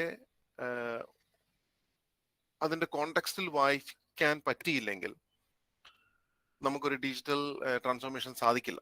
ഫോർ എക്സാമ്പിൾ, ഇപ്പം നമുക്ക് എല്ലാവരും നമ്മളെല്ലാവരും പറയുന്ന ഒരു ലോങ് ഡിസ്റ്റൻസ് റണ്ണറിന്റെ റെസ്റ്റിംഗ് പൾസ് എന്ന് പറയുന്നത് ഏതാണ്ട് ഒരു 40 അല്ലെങ്കിൽ 50 ആയിരിക്കാം. എന്നാൽ ഈ 40-50 ആണ് അതിന്റെ പൾസ് റേറ്റ് അല്ലെങ്കിൽ ഹാർട്ട് റേറ്റ് എന്ന് പറഞ്ഞ് നമ്മൾ ചുമ്മാ ഒരു പേപ്പറിൽ എഴുതി കഴിഞ്ഞാൽ സ്ട്രേറ്റ് അവേ നമ്മൾ ആ കോൺടാക്ട് ഇട്ട് വായിക്കുന്നില്ലെങ്കിൽ സ്ട്രേറ്റ് അവേ നമ്മൾ അതിന് ബ്രാഡിക്കാർഡിയ അല്ലെങ്കിൽ എന്തൊരു ഹാർട്ടിന് പ്രോബ്ലം ഉണ്ടെന്ന് നമ്മൾ പറയും. പക്ഷെ കോൺടെക്സ്റ്റ് ഇട്ടെങ്കിൽ അതൊരു ലോങ് ഡിസ്റ്റൻസ് റണ്ണറിന്റെ ആണെങ്കിൽ ഒരു സ്വിമ്മറിന്റെ ആണെന്ന് പറഞ്ഞു കഴിഞ്ഞാൽ യെസ് ഇറ്റ് മേക്ക് സെൻസ്. അപ്പൊ ഇങ്ങനെ ഒരു ഒരു ഒരു അങ്ങനത്തെ ഒരു എബിലിറ്റി, അങ്ങനത്തെ ഒരു ഡിജിറ്റൽ ലിറ്ററസിയിൽ ഉണ്ടെങ്കിൽ മാത്രമേ it leads in data analytics. ഈ ഡാറ്റ അനാലിറ്റിക്സ് എന്ന് പറയുന്നത് it comes out of the data. നമ്മളിപ്പോ അവിടെ ഇട്ടുന്ന, ഇപ്പം ഞാൻ ഇപ്പൊ മുമ്പ് പറഞ്ഞ പോലെ 37 മൈൽഡ് സിംറ്റംസുമായിട്ട് വന്ന ആളിൽ അവർ കണ്ട ഒരു വ്യത്യാസം എന്ന് പറയുന്നത് സാധാരണ കോവിഡുമായിട്ട് അത്രയ്ക്കും സിവിയർ അല്ല ഇവരുടെ പ്രശ്നങ്ങൾ എന്നാണ് അവർ ഒരു ഇനീഷ്യൽ ഹൈപ്പോത്തസിസ് ആയിരുന്നു. ഈ ഹൈപ്പോത്തസിസ് കഴിഞ്ഞ് ഇവരുടെ സാമ്പിൾസ് കൊണ്ട് ജീനോമിക് സീക്വൻസിന് വിട്ട് കഴിഞ്ഞപ്പോഴാണ് പറയുന്നത് മ്യൂട്ടേഷൻ ഉള്ള ഒരു COVID-19 ജീനിനെ കണ്ടെത്തി, അല്ല വൈറസിനെ കണ്ടെത്തുകയും ഈ രണ്ട് ഇൻഫർമേഷനും വെച്ചുകൊണ്ട് ഇവർ തിരിച്ചുപോയി 37 പേരെ വീണ്ടും അനലൈസ് ചെയ്തപ്പോഴാണ് അവർ മനസ്സിലാവുന്നത് it was more kind of a cold like symptoms. Smell പോകുന്നില്ല, ടേസ്റ്റ് പോകുന്നില്ല, ഇവർക്കാർക്കും ഈ പറയുന്ന പോലെ ഡയറിയ വരുന്നില്ല. അപ്പം ഓൾ ഓഫ് എ സഡൻ ആ അനാലിസിസ് ആണ് ഇപ്പൊ ഒമിക്രോണിന്റെ പുതിയ സിംറ്റംസ് ആയിട്ട് WHO-ക്കും അല്ലെങ്കിൽ മറ്റുള്ള ഗവൺമെന്റ് ഏജൻസിക്കും ഒക്കെ ഇവർക്ക് പറയാൻ പറ്റുന്നത്. So data literacy and data analytics R closely abiding. രണ്ടും വളരെ എന്താ പറയുന്നത്, ഒരു നാണയത്തിന്റെ അപ്പുറവും ഇപ്പുറവും എന്ന് പറയുന്ന പോലെ വർക്ക് ചെയ്യുന്ന ഒരു സംഭവമാണ്. Plus it's A modern work flow and that is how it changes the way we look at and how an organization works. ഇനി മൂന്നാമത്തെ ഒരു concept in terms of digital transformations അല്ലെങ്കിൽ ഒരു ഗ്രൂപ്പിംഗ് ആണ് how the next generation remote imaging and diagnostics. ഇത് വളരെയേറെ progress ചെയ്തിരിക്കുന്ന ഒരു കാലഘട്ടത്തിലാണ് നമ്മൾ ഇപ്പോൾ നമ്മൾ നിൽക്കുന്നത്, താങ്ക്ഫുള്ളി. കാരണം നമുക്ക് ഇപ്പോൾ ഒരു അസുഖം വന്നു കഴിഞ്ഞാൽ, ഒരു കാലൊടിഞ്ഞു കഴിഞ്ഞാൽ, എനിക്ക് തോന്നുന്നു എന്റെയൊക്കെ ചെറുപ്പത്തിൽ നമുക്കുണ്ടായിരുന്ന ഒരു കാര്യം എന്ന് പറയുന്നത് എക്സ്റേ ആയിരുന്നു. എക്സ്റേ കഴിഞ്ഞ് ഇപ്പൊ നഴ്സിംഗ് കഴിഞ്ഞ ടീച്ചർമാർ ഇവിടെ ഉണ്ട്, അവരോടൊക്കെ ചോദിച്ചു കഴിഞ്ഞാൽ അറിയാം. അന്നൊരു കേസ് സ്റ്റഡി എഴുതുമ്പോൾ അന്ന് CT അല്ലെങ്കിൽ കമ്പ്യൂട്ടർ ടോമോഗ്രഫി എന്ന് പറയുന്നത് ഏതാണ്ട് ഹൈ സ്പെക് സാധനമായിരുന്നു. It was something which was western ബുക്സിൽ മാത്രം കാണുന്ന ഒരു സാധനം, കേരളത്തിൽ തന്നെ 1-2 സ്ഥലങ്ങളിൽ മാത്രം ഉണ്ടായിരുന്ന ഒരു സാധനം. അത് കഴിഞ്ഞ് ഇപ്പോൾ ഇത് വളരെ സർവ്വസാധാരണമായി ഇപ്പം വേണ്ടതിനും വേണ്ടാത്തതിനും യൂസ് ചെയ്യുന്ന ഒരു അവസ്ഥയിലേക്ക് എത്തി. വളരെയേറെ ടെക്നോളജിക്കലി അഡ്വാൻസ് ചെയ്തിരിക്കുന്ന ഒരു മേഖലയാണ് ഇമേജിംഗ് ആൻഡ് ഡയഗ്നോസ്റ്റിക്സ് എന്ന് പറയുന്നത്. അതിനകത്ത് നമ്മളിപ്പം കാണുന്നത് ഏതെങ്കിലും ഒരു ഓർഗനൈസേഷനുമായിട്ട് ബന്ധപ്പെട്ട ഒരു റേഡിയോളജി സെന്റർ, ഇപ്പം അമൃതയുടേതായിട്ടുണ്ട്, അല്ലെങ്കിൽ കിംസിൻ്റെതായിട്ടുണ്ട്. അതല്ലാതെ സ്റ്റാൻഡ് അലോൺ റേഡിയോളജി സെന്റേഴ്സ് ഉണ്ട്. ഇപ്പം DDRC പോലെ, അല്ലെങ്കിൽ എനിക്കറിയില്ല, മംഗളം സ്കാൻ കോട്ടയത്ത് എനിക്ക് പണ്ടത്തെ ഓർമ്മയുള്ളൂ, മംഗളം സ്കാൻ. അപ്പം അതല്ലാതെ പുതിയ സ്റ്റാൻഡ് അലോൺ റേഡിയോളജി സെന്റേഴ്സ് ഉണ്ട്. അപ്പൊ ഇവരെല്ലാവരും ചെയ്യുന്നതെല്ലാം ഒന്ന് തന്നെ, അതായത് അവരുടെ ഏറ്റവും ലേറ്റസ്റ്റ് ടെക്നോളജിയിൽ നമ്മളെ സ്കാൻ ചെയ്ത് നമ്മുടെ റിസൾട്ട് ചെയ്യുന്നു. ഈ റിസൾട്ട് എങ്ങനെ ഒരു ക്ലിനിഷ്യനിലേക്ക് ചെല്ലുന്നു, അവിടെയാണ് ഡിജിറ്റൽ ട്രാൻസ്ഫോർമേഷൻ ഇരിക്കുന്നത്. അതിനകത്ത് ആദ്യത്തെ തന്നെ picture archiving and communication system എന്ന് പറയുമ്പോൾ, ഞാൻ വളരെ റീസെന്റ് കോണിക്ക മിനോൾട്ടയുടെ CEO സംസാരിക്കുന്നവരായിരുന്നു. കോണിക്ക മിനോൾട്ട ഒരു 10-60 വർഷങ്ങളായിട്ട് അവർ ഏറ്റവും കൂടുതൽ ഇൻവെസ്റ്റ് ചെയ്തത് ഫോട്ടോഗ്രാഫിക് എക്യുപ്മെന്റ്സിലാണ്, ഫോട്ടോഗ്രാഫി ഫിലിം റീൽസിലാണ്. ഒരു 20 വർഷം മുമ്പ് they took a strategic move, ഒരു ടേൺ എടുത്തിട്ട് അവർ ചെയ്തത് they moved into health care. അവരായിരുന്നു ഇനീഷ്യൽ ഈ പറയുന്ന ഈ എക്സ്റേ ഷീറ്റ്സും ഇമേജിംഗ് ടെക്നോളജിക്ക് വേണ്ടിയുള്ള അവരാണ് ആദ്യം തുടങ്ങിയത്. അത് കഴിഞ്ഞ് അവര് ഇപ്പം അതിന്റെ ഒരു ഹാർഡ്വെയർ വിട്ടിട്ട്, അതായത് അങ്ങനെയുള്ള ഷീറ്റ്സ് വിട്ടിട്ട് അവരിപ്പം ചെയ്യുന്നത് ഫുള്ളി ഡിജിറ്റൈസ് ചെയ്യുകയാണ്. So Konica Minolta from a film reel, from ഒരു ഫോട്ടോഗ്രാഫിക് റീൽ മാറിയിട്ട് അവര് കംപ്ലീറ്റ് ഡിജിറ്റൈസ് ചെയ്തു. അങ്ങനത്തെ ഒരു മൂവാണ് ഈ പിക്ചർ ആർക്കൈവിംഗ് നമ്മൾ കാണുന്നത്. നമ്മുടെ സ്കാൻ ചെയ്തു, നമ്മുടെ സ്കാൻ ഫിലിം അത് പണ്ട് സൂക്ഷിച്ചു വെക്കരുത്, പേപ്പറിനകത്തിട്ട് തരികയായിരുന്നു. അതിനുശേഷം CD മാറി, CD മാറി ഇപ്പോൾ പെൻഡ്രൈവ് മാറി, ഇപ്പോൾ സിപ്പ് ആർക്കൈവ് പോലെ ഒരു ഇമെയിലിൽ കൂടെ വരത്തക്ക രീതിയിലായി. അപ്പൊ ഇതാണ് ബെനിഫിറ്റ് ഓഫ് ദാറ്റ് ഇസ്, ഇപ്പം പണ്ട് നമ്മുടെ ഒരു ഫിലിം തരുമ്പോൾ ആ ഫിലിം ഒരു കോപ്പി അവരുടെ കയ്യിൽ ഉണ്ടാവില്ല. അപ്പൊ നമുക്ക് എന്തെങ്കിലും ഒരു ആവശ്യത്തിന് നമ്മൾ തിരിച്ചു ചെല്ലുമ്പോൾ നമ്മൾ എപ്പോഴും ഈ ഫിലിമുമായിട്ട് പോകണമായിരുന്നു. അല്ലെങ്കിൽ നമുക്ക് CD തരുമ്പം CDയുടെ ഒരു വേർഷൻ ഉണ്ടാവും, പക്ഷെ may be that computer software might erase all the datas of after ഒരു 5 വർഷം കഴിയുമ്പോൾ ആ സിസ്റ്റത്തിലുള്ള എല്ലാ ഡേറ്റാസ് ഒരുപക്ഷെ അവർ മായിച്ചെന്നിരിക്കും. അപ്പം the CD was important. Pen drive ആയപ്പം ഫയൽ സൈസ് കുറഞ്ഞു, ability to have more information in a smaller space is improved, and nowadays നമ്മുടെ ഇമെയിൽ കിടന്നത് it remains in the virtual space with a passport coded കൂടെ ആണെങ്കിൽ that remains in the virtual space in the cloud. നമുക്ക് ഇപ്പം ഞാൻ ഇവിടെ നിൽക്കുന്നു, ഇപ്പൊ കോട്ടയത്ത് നിൽക്കുന്നു, അല്ലെങ്കിൽ നാളെ ഞാൻ ഡൽഹിയിൽ പോകുന്നു, എനിക്ക് അവിടെ വെച്ച് ചെയ്യണമെങ്കിൽ ഇതൊന്നും ഞാൻ കൊണ്ടുപോകേണ്ടതില്ല. So that is archiving and communicating our imaging and imaging results. Digital pathology ആണ് അടുത്തൊരു വലിയൊരു മേഖല. വളരെ ഫാസിനേറ്റിംഗ് ആയിട്ടുള്ള ഏരിയ ആണ് ഈ ഡിജിറ്റൽ പത്തോളജി. നമ്മൾ പണ്ട് ഇപ്പൊ ലാബ് സ്റ്റുഡൻസ് ഇവിടെ ഉണ്ടോ, ഈ കൂട്ടത്തിലുണ്ടോ ഇല്ലെന്ന് എനിക്കറിയില്ല. നമ്മൾ പണ്ടൊക്കെ നമ്മളൊരു പ്ലസ് ടുനൊക്കെ പഠിക്കുമ്പോൾ, കോളേജ് പഠിക്കുമ്പോൾ നമ്മൾ കാണുന്ന നമ്മളൊരു സ്റ്റെമ്മിന്റെ ബോട്ടണിയുടെ നമ്മളൊരു എന്താ പറയാ, ഒരു സ്ലൈസ് എടുത്തിട്ട് സ്ലൈഡിൽ വെക്കുന്നു, മൈക്രോസ്കോപ്പ് എഴുതുന്നു. അതായിരുന്നു നമ്മുടെയൊക്കെ ബേസിക് സ്ലൈഡ് എന്ന് പറയുന്നത്. പണ്ട് ബ്ലഡ് ഗ്രൂപ്പിന് വേണ്ടി നമ്മൾ സ്ലൈഡ് ഉപയോഗിച്ചിട്ടുണ്ട്, നമ്മൾ കണ്ടിട്ടുണ്ട് ലാബിലൊക്കെ ചെയ്യുന്നത്. But think about a way where this slide is complete digitized. ഇപ്പൊ നമ്മുടെ ഒരു ട്യൂമർ സെൽസിനെ അവർ ബയോപ്സി ചെയ്യുന്നു, ബയോപ്സി ചെയ്തിട്ട് ഇതിനെ നമ്മുടെ സ്ലൈഡിലാക്കുന്നു. ആ സ്ലൈഡിന്റെ ഫോട്ടോ അവരെടുക്കുന്നു with all clarity and detail. ഇതിനെ ഡിജിറ്റൈസ് ചെയ്യുന്നു. അങ്ങനെ ഒരു ദിവസം 1000, 10,000, ലക്ഷക്കണക്കിന് ആൾക്കാരുടെ സ്ലൈഡ്സ് ഡിജിറ്റൈസ് ചെയ്ത് ഇതിൽ നിന്ന് ഡാറ്റ ഇൻഫ്ലുവൻസ് ചെയ്തിട്ട് ആണ് ഇപ്പോൾ പല റിസർവേഷൻ. അതായത് ഇപ്പം ഫേസ്ബുക്കിൽ അല്ലെങ്കിൽ ഗൂഗിളിൽ സെർച്ച് ചെയ്യാണ് നിങ്ങൾ ഊട്ടിക്ക് പോകണം എന്ന് പറഞ്ഞു കഴിഞ്ഞാൽ പിന്നെ വരുന്ന പരസ്യങ്ങളെല്ലാം ഊട്ടി ട്രാൻസ്പോർട്ടുകളാണ്. പിന്നെ ഇപ്പൊ ഒരു നല്ല ഫുഡ് അവിടെ, റെസ്റ്റോറൻറ്റ് എവിടെയാന്ന് വെച്ച് കഴിഞ്ഞാൽ പിന്നെ വരുന്നതെല്ലാം ഒരു റെസ്റ്റോറൻറ്റ് പരസ്യംസാണ് വരുന്നത്. നമ്മുടെ അടുത്തുള്ള ഈ ഒരു ലെവലിലേക്ക് പോകുന്നു. അതിനെ നമ്മളൊന്ന് ഹെൽത്ത് കെയറിലേക്ക് ഒന്ന് റിലേറ്റ് ചെയ്ത് നോക്കിയേ. അതായത് if there is a system where I can enter my blood glucose values for the next 30 days, അത് ഒരു ഡേറ്റാബേസ് ഉണ്ടാക്കുന്നു. ഒരു 6 മാസം കഴിയുമ്പോൾ ഞാൻ എൻ്റെ ബ്ലഡ് ഷുഗർ വാല്യൂ ഇടുമ്പോൾ ഇത് തന്നെ എന്നോട് പറയുന്നത് യു ആർ ഡയബറ്റിക് അല്ലെങ്കിൽ യു ആർ പ്രീ ഡയബറ്റിക്. ഇതിനെ അങ്ങനെ നമ്മുടെ ഹെൽത്ത് ഇൻഫർമേഷൻ നമ്മൾ ഒരു സിസ്റ്റത്തിലേക്ക് നമ്മൾ ഫീഡ് ചെയ്യുകയും ആ system becomes a next generation doctor and it is going to predict me. ഇത് പണ്ട് ഹ്യൂമൻസ് ചെയ്തിട്ടുണ്ട്. നമ്മുടെയൊക്കെ എനിക്കറിയാവുന്ന അദ്ദേഹം ഒരു അനാറ്റമിസ്റ്റ് ആയിരുന്നു. അദ്ദേഹം he's no more. Arunachalan Kumar എന്നായിരുന്നു അദ്ദേഹത്തിന്റെ പേര്. He predicted Sachin Tendulkar's back injury. Fully predicted because he constantly watched the way he batted with a heavy bat, and eventually he predicted that he's going to have a back injury. And after his prediction, maybe 4 months later, 5 months later, Sachin was taken off from the whole cricket scenario.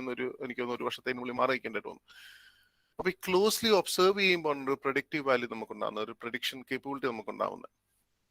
അങ്ങനെ closely observe ചെയ്യാൻ എന്നെ ഇപ്പം closely observe ചെയ്യാൻ അങ്ങനെ ഇരുത്തണം എന്നുണ്ടെങ്കിൽ 5 പേരെ ഇരുത്തണം. Whereas in a digital world you feed in the information, the system predicts your way, and that is called personalized medicine. For example, നമ്മൾ എല്ലാവരും ഒരു ക്ലിനിക്കൽ ഏരിയയിൽ നമ്മൾ യൂസ് ചെയ്യുന്നതാണ് ഒരു pain scoring. How much pain do you have from a 0 to 10? 0 എന്ന് പറഞ്ഞാൽ ഒട്ടും പെയിൻ ഇല്ല, 10 എന്ന് പറഞ്ഞാൽ ഹയസ്റ്റ് സിവിയറിറ്റി പെയിൻ ആണ്. ഈ pain is very very subjective. ഇപ്പം ഞാൻ പറയുകയാണ് എൻ്റെ പെയിൻ സ്കോർ 8 എന്ന് പറഞ്ഞു കഴിഞ്ഞാൽ ചിലപ്പം എൻ്റെ അടുത്തിരിക്കുന്ന ആൾക്ക് ചിലപ്പം പെയിൻ സ്കോർ അതേ പെയിൻ, ആ intensity pain may be around 2 to 3. പക്ഷേ there are systems now which is able to benchmark it and enable the clinician to എന്താ പറയുന്ന ഒരു ഡോക്ടറിന് ആ ഒരു ഡ്രഗ് ഡോസേജ് ഒന്ന് കസ്റ്റമൈസ് ചെയ്യാനുള്ള സോഫ്റ്റ്വെയർസ് ഇപ്പോൾ ഉണ്ട്. സോ അതായത് ഞാനിപ്പം പറയുന്നു എൻ്റെ പെയിൻ സ്കോർ 8 ആണ്, and which is maybe my threshold is so low. അപ്പം അങ്ങനെ വരുമ്പം എനിക്ക് കിട്ടുന്ന മരുന്ന് ഈ പറയുന്ന ആൽഗരിതം തന്നെയാണ് കാൽക്കുലേറ്റ് ചെയ്തിട്ട് കിട്ടുന്നത്. അപ്പൊ എൻ്റെ ഈ സൈഡിൽ കിടക്കുന്ന ബെഡിൽ കിടക്കുന്ന ഒരേ സർജറി കഴിഞ്ഞ് ഇപ്പൊ എനിക്ക് അപ്പൻഡിസെക്ടമി കഴിഞ്ഞ് എൻ്റെ സൈഡിൽ കിടക്കുന്ന ഒരാൾക്ക് അപ്പൻഡിസെക്ടമി കഴിഞ്ഞ് ഈ സോഫ്റ്റ്വെയർ ഉപയോഗിച്ച് ചിലപ്പോൾ എനിക്ക് 1 gram പാരസിറ്റമോൾ ഇടുമ്പം എൻ്റെ സൈഡിൽ കിടക്കുന്ന ആൾക്ക് 750 milligram മതി. സോ ദാറ്റ് ഇസ് കോൾഡ് ഒരു പേഴ്സണലൈസ്ഡ് ഹെൽത്ത് സൊല്യൂഷൻ ആണ് ഡിജിറ്റൽ ഹെൽത്തിലേക്ക് വരുന്നത്.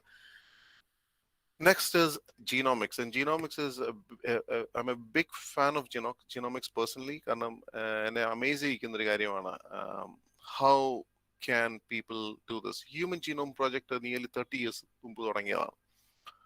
13 വർഷം 2000 13 വർഷവും ഏതാണ്ട് നൂറോളം സയന്റിസ്റ്റുകളും പിന്നെ ഏതാണ്ട് 2 ബില്യൺ യൂറോ മുടക്കിയാണ് ഒരു ഹോൾ ഓഫ് അവർ DNA നമ്മൾ സീക്വൻസ് ചെയ്തെടുത്തത് 2000.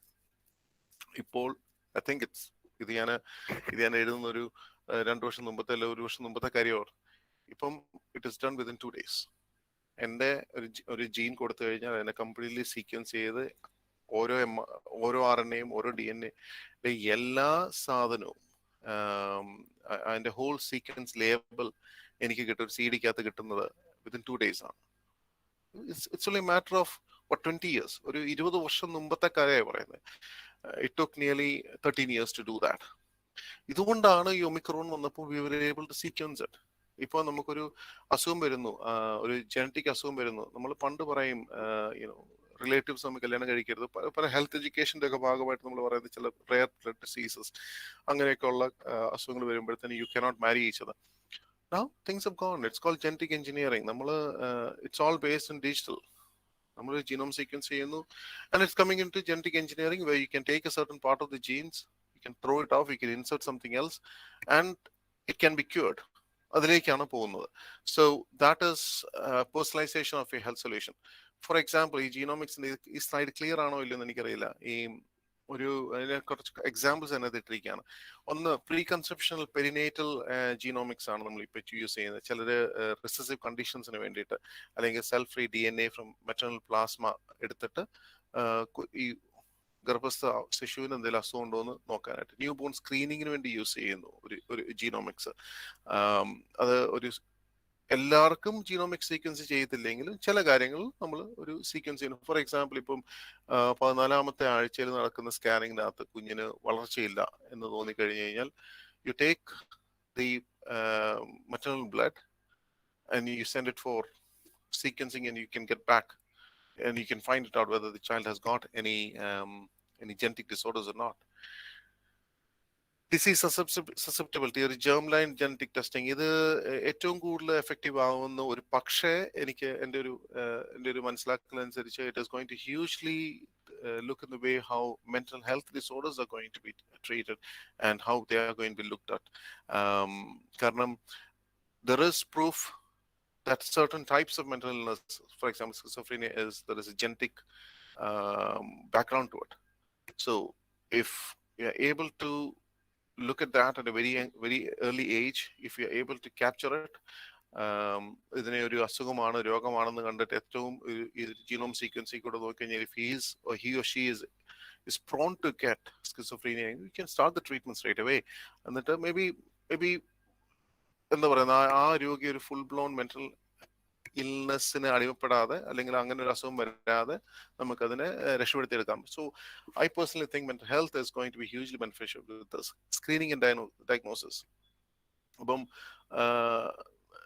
നമ്മുടെ ഒരു സ്റ്റൂൾ സാമ്പിളിൽ നിന്ന് DNA എടുക്കാം. So you don't have to go hugely very invasive to get something. Prognosis and therapeutic decisions, usually it is in oncology or targeted therapy ക്ക് വേണ്ടി tumour profiling എന്ന് പറഞ്ഞ പോലെ ഒരു സ്കാൻ ചെയ്ത് ഒരു സ്ലൈഡ് എടുത്ത് വെച്ച് കഴിയുമ്പോൾ തന്നെ അതിന്റെ സ്ട്രക്ചർ നോക്കിയിട്ട് പറയുന്നതാണ് AI in imaging. നമ്മളിപ്പോൾ ഒരു സാധനം ഒരു ട്യൂമറിന്റെ ഒരു സെല്ല് കൊടുത്തു കഴിയുമ്പോഴത്തേനും അതിന്റെ ഫുൾ ജീനോമിക് സീക്വൻസ് തിരിച്ചു വന്നു കഴിയുമ്പോഴത്തേനും ഇറ്റ് വിൽ ടെൽ us ഇത് ഏത് ട്യൂമറാണ്, ഇതിന് ഏതാണ് ബെനിഫിഷ്യൽ ആയിട്ട് മരുന്ന്, ഇതിന് ഏത് കീമോതെറാപ്പി പറ്റും, ഇതിന് അപ്പൊ അങ്ങനെയൊക്കെ ഉള്ള പ്രെഡിക്റ്റീവ് ഒരു തെറാപ്യൂട്ടിക് ഒരു ഫംഗ്ഷൻ കൂടെ ഇതിനകത്തുണ്ട്. Monitoring disease burden and recurrence, ഇത് ഫാർമക്കോജീനോമിക്സിനകത്ത് വരുന്നതാണ്. ഈ ഫാർമക്കോജീനോമിക്സ് is a huge field where a certain drug, especially the oncology drugs, are linked to a certain genomic sequence. ഇപ്പം ആൾക്കാർ കീമോതെറാപ്പി ഒക്കെ തുടങ്ങുന്നതിന് മുമ്പ് ഒരു പർട്ടിക്കുലർ മരുന്ന് ഇപ്പൊ പ്രൂവ് ചെയ്തിട്ടുണ്ട്. മരുന്നിന്റെ പേര് ഇറ്റ് എൻഡ്സ് ഇൻ IB, എനിക്ക് ഇപ്പം കിട്ടുന്നില്ല. ആ മരുന്ന് it's been proven it's most effective drug for prostate cancer. പക്ഷേ 70 പേരിൽ അത് വളരെ എഫക്റ്റീവ്ലി വർക്ക് ചെയ്യും, ബാക്കി 30 പേരിൽ അത് വളരെ സീരിയസ് സൈഡ് എഫക്ട്സ് ഉണ്ടാക്കും. ഈ 30 പേരിൽ 30% ആൾക്കാരിൽ ഇത് സൈഡ് എഫക്ട്സ് ഉണ്ടാക്കുന്ന അവർ തപ്പി നോക്കിയപ്പോൾ അവരുടെ ആ പേഷ്യൻസിന്റെ genome sequence doesn't sync in with this particular മരുന്ന്. അപ്പൊ ഇപ്പൊ ആൾക്കാർ ചെയ്യുന്നത് പേഷ്യൻസ് ജീനോം സീക്വൻസ് എടുക്കുന്നു, ഇവർക്ക് ഈ പറയുന്ന ഡ്രഗ് ഹെൽപ്ഫുൾ ആണെങ്കിൽ മാത്രം ആ മരുന്ന് കൊടുക്കുന്നു. അപ്പൊ അതിലേക്ക് നമ്മൾ മോണിറ്ററിലേക്ക് പോകുന്നു, നമ്മൾ മോണിറ്റർ ചെയ്യാൻ പറ്റുന്നു, നമുക്ക് പ്രെഡിക്റ്റ് ചെയ്യാൻ പറ്റും. ഇതാണ് genomics as a big chunk in digital transformation എന്ന് കൂടി പറയുന്നു.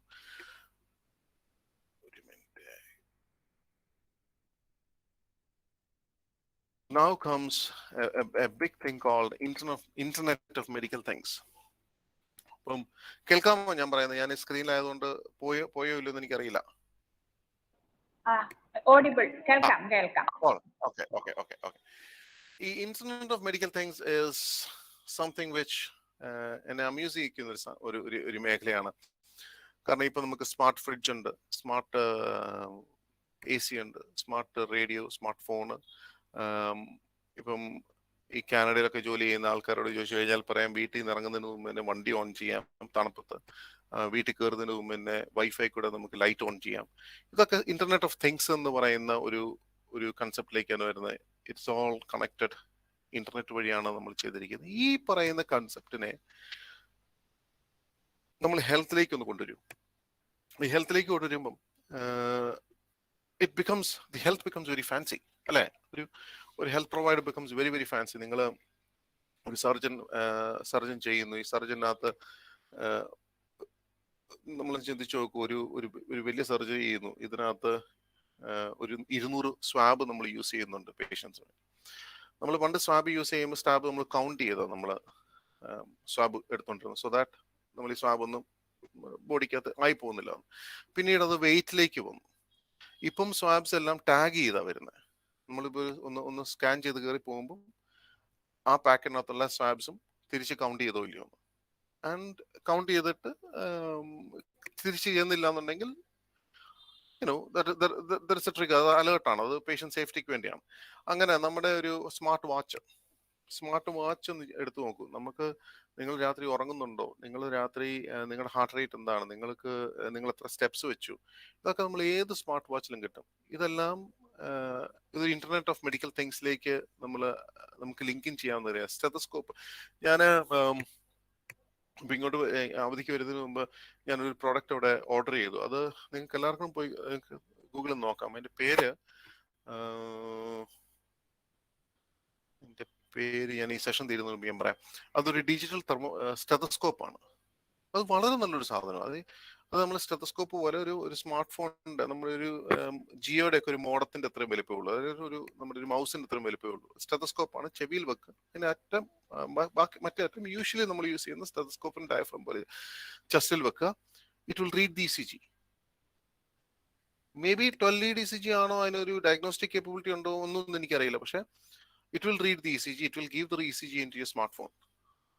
അപ്പം ഒരാൾ വഴിയിൽ കിടക്കുന്നു, അല്ലെങ്കിൽ ഒരാൾ ആശുപത്രി ചെല്ലുന്നു, ഒരാളെ ഈ 12 lead ഒക്കെ കുത്തി കിടത്തി ECG എടുക്കുന്നതിന് മുമ്പ് ഇത് വെച്ച് കഴിഞ്ഞാൽ തന്നെ നമുക്കറിയാം മേജർ ഇഷ്യൂസ് ഉണ്ടെന്ന്. അത് ആ ഡിവൈസ് പറയുന്നത് ഏതാണ്ടൊരു 7-8 കണ്ടീഷൻസ് അത് ഡയഗ്നോസ്റ്റിക് ആണെന്നാണ് പറയുന്നത്. ഫോർ എക്സാമ്പിൾ ഹാർട്ട് ബ്ലോക്ക് മുതൽ ഒരു ഏട്രിയൽ ഫിബ്രിലേഷൻ മുതൽ എല്ലാം അതൊക്കെ ഐഡന്റിഫൈ ചെയ്യും. അത് UK എന്നാണ് ഓർഡർ ചെയ്യുക. അതിന് എന്താണ് 40,000 രൂപയാണ് വില.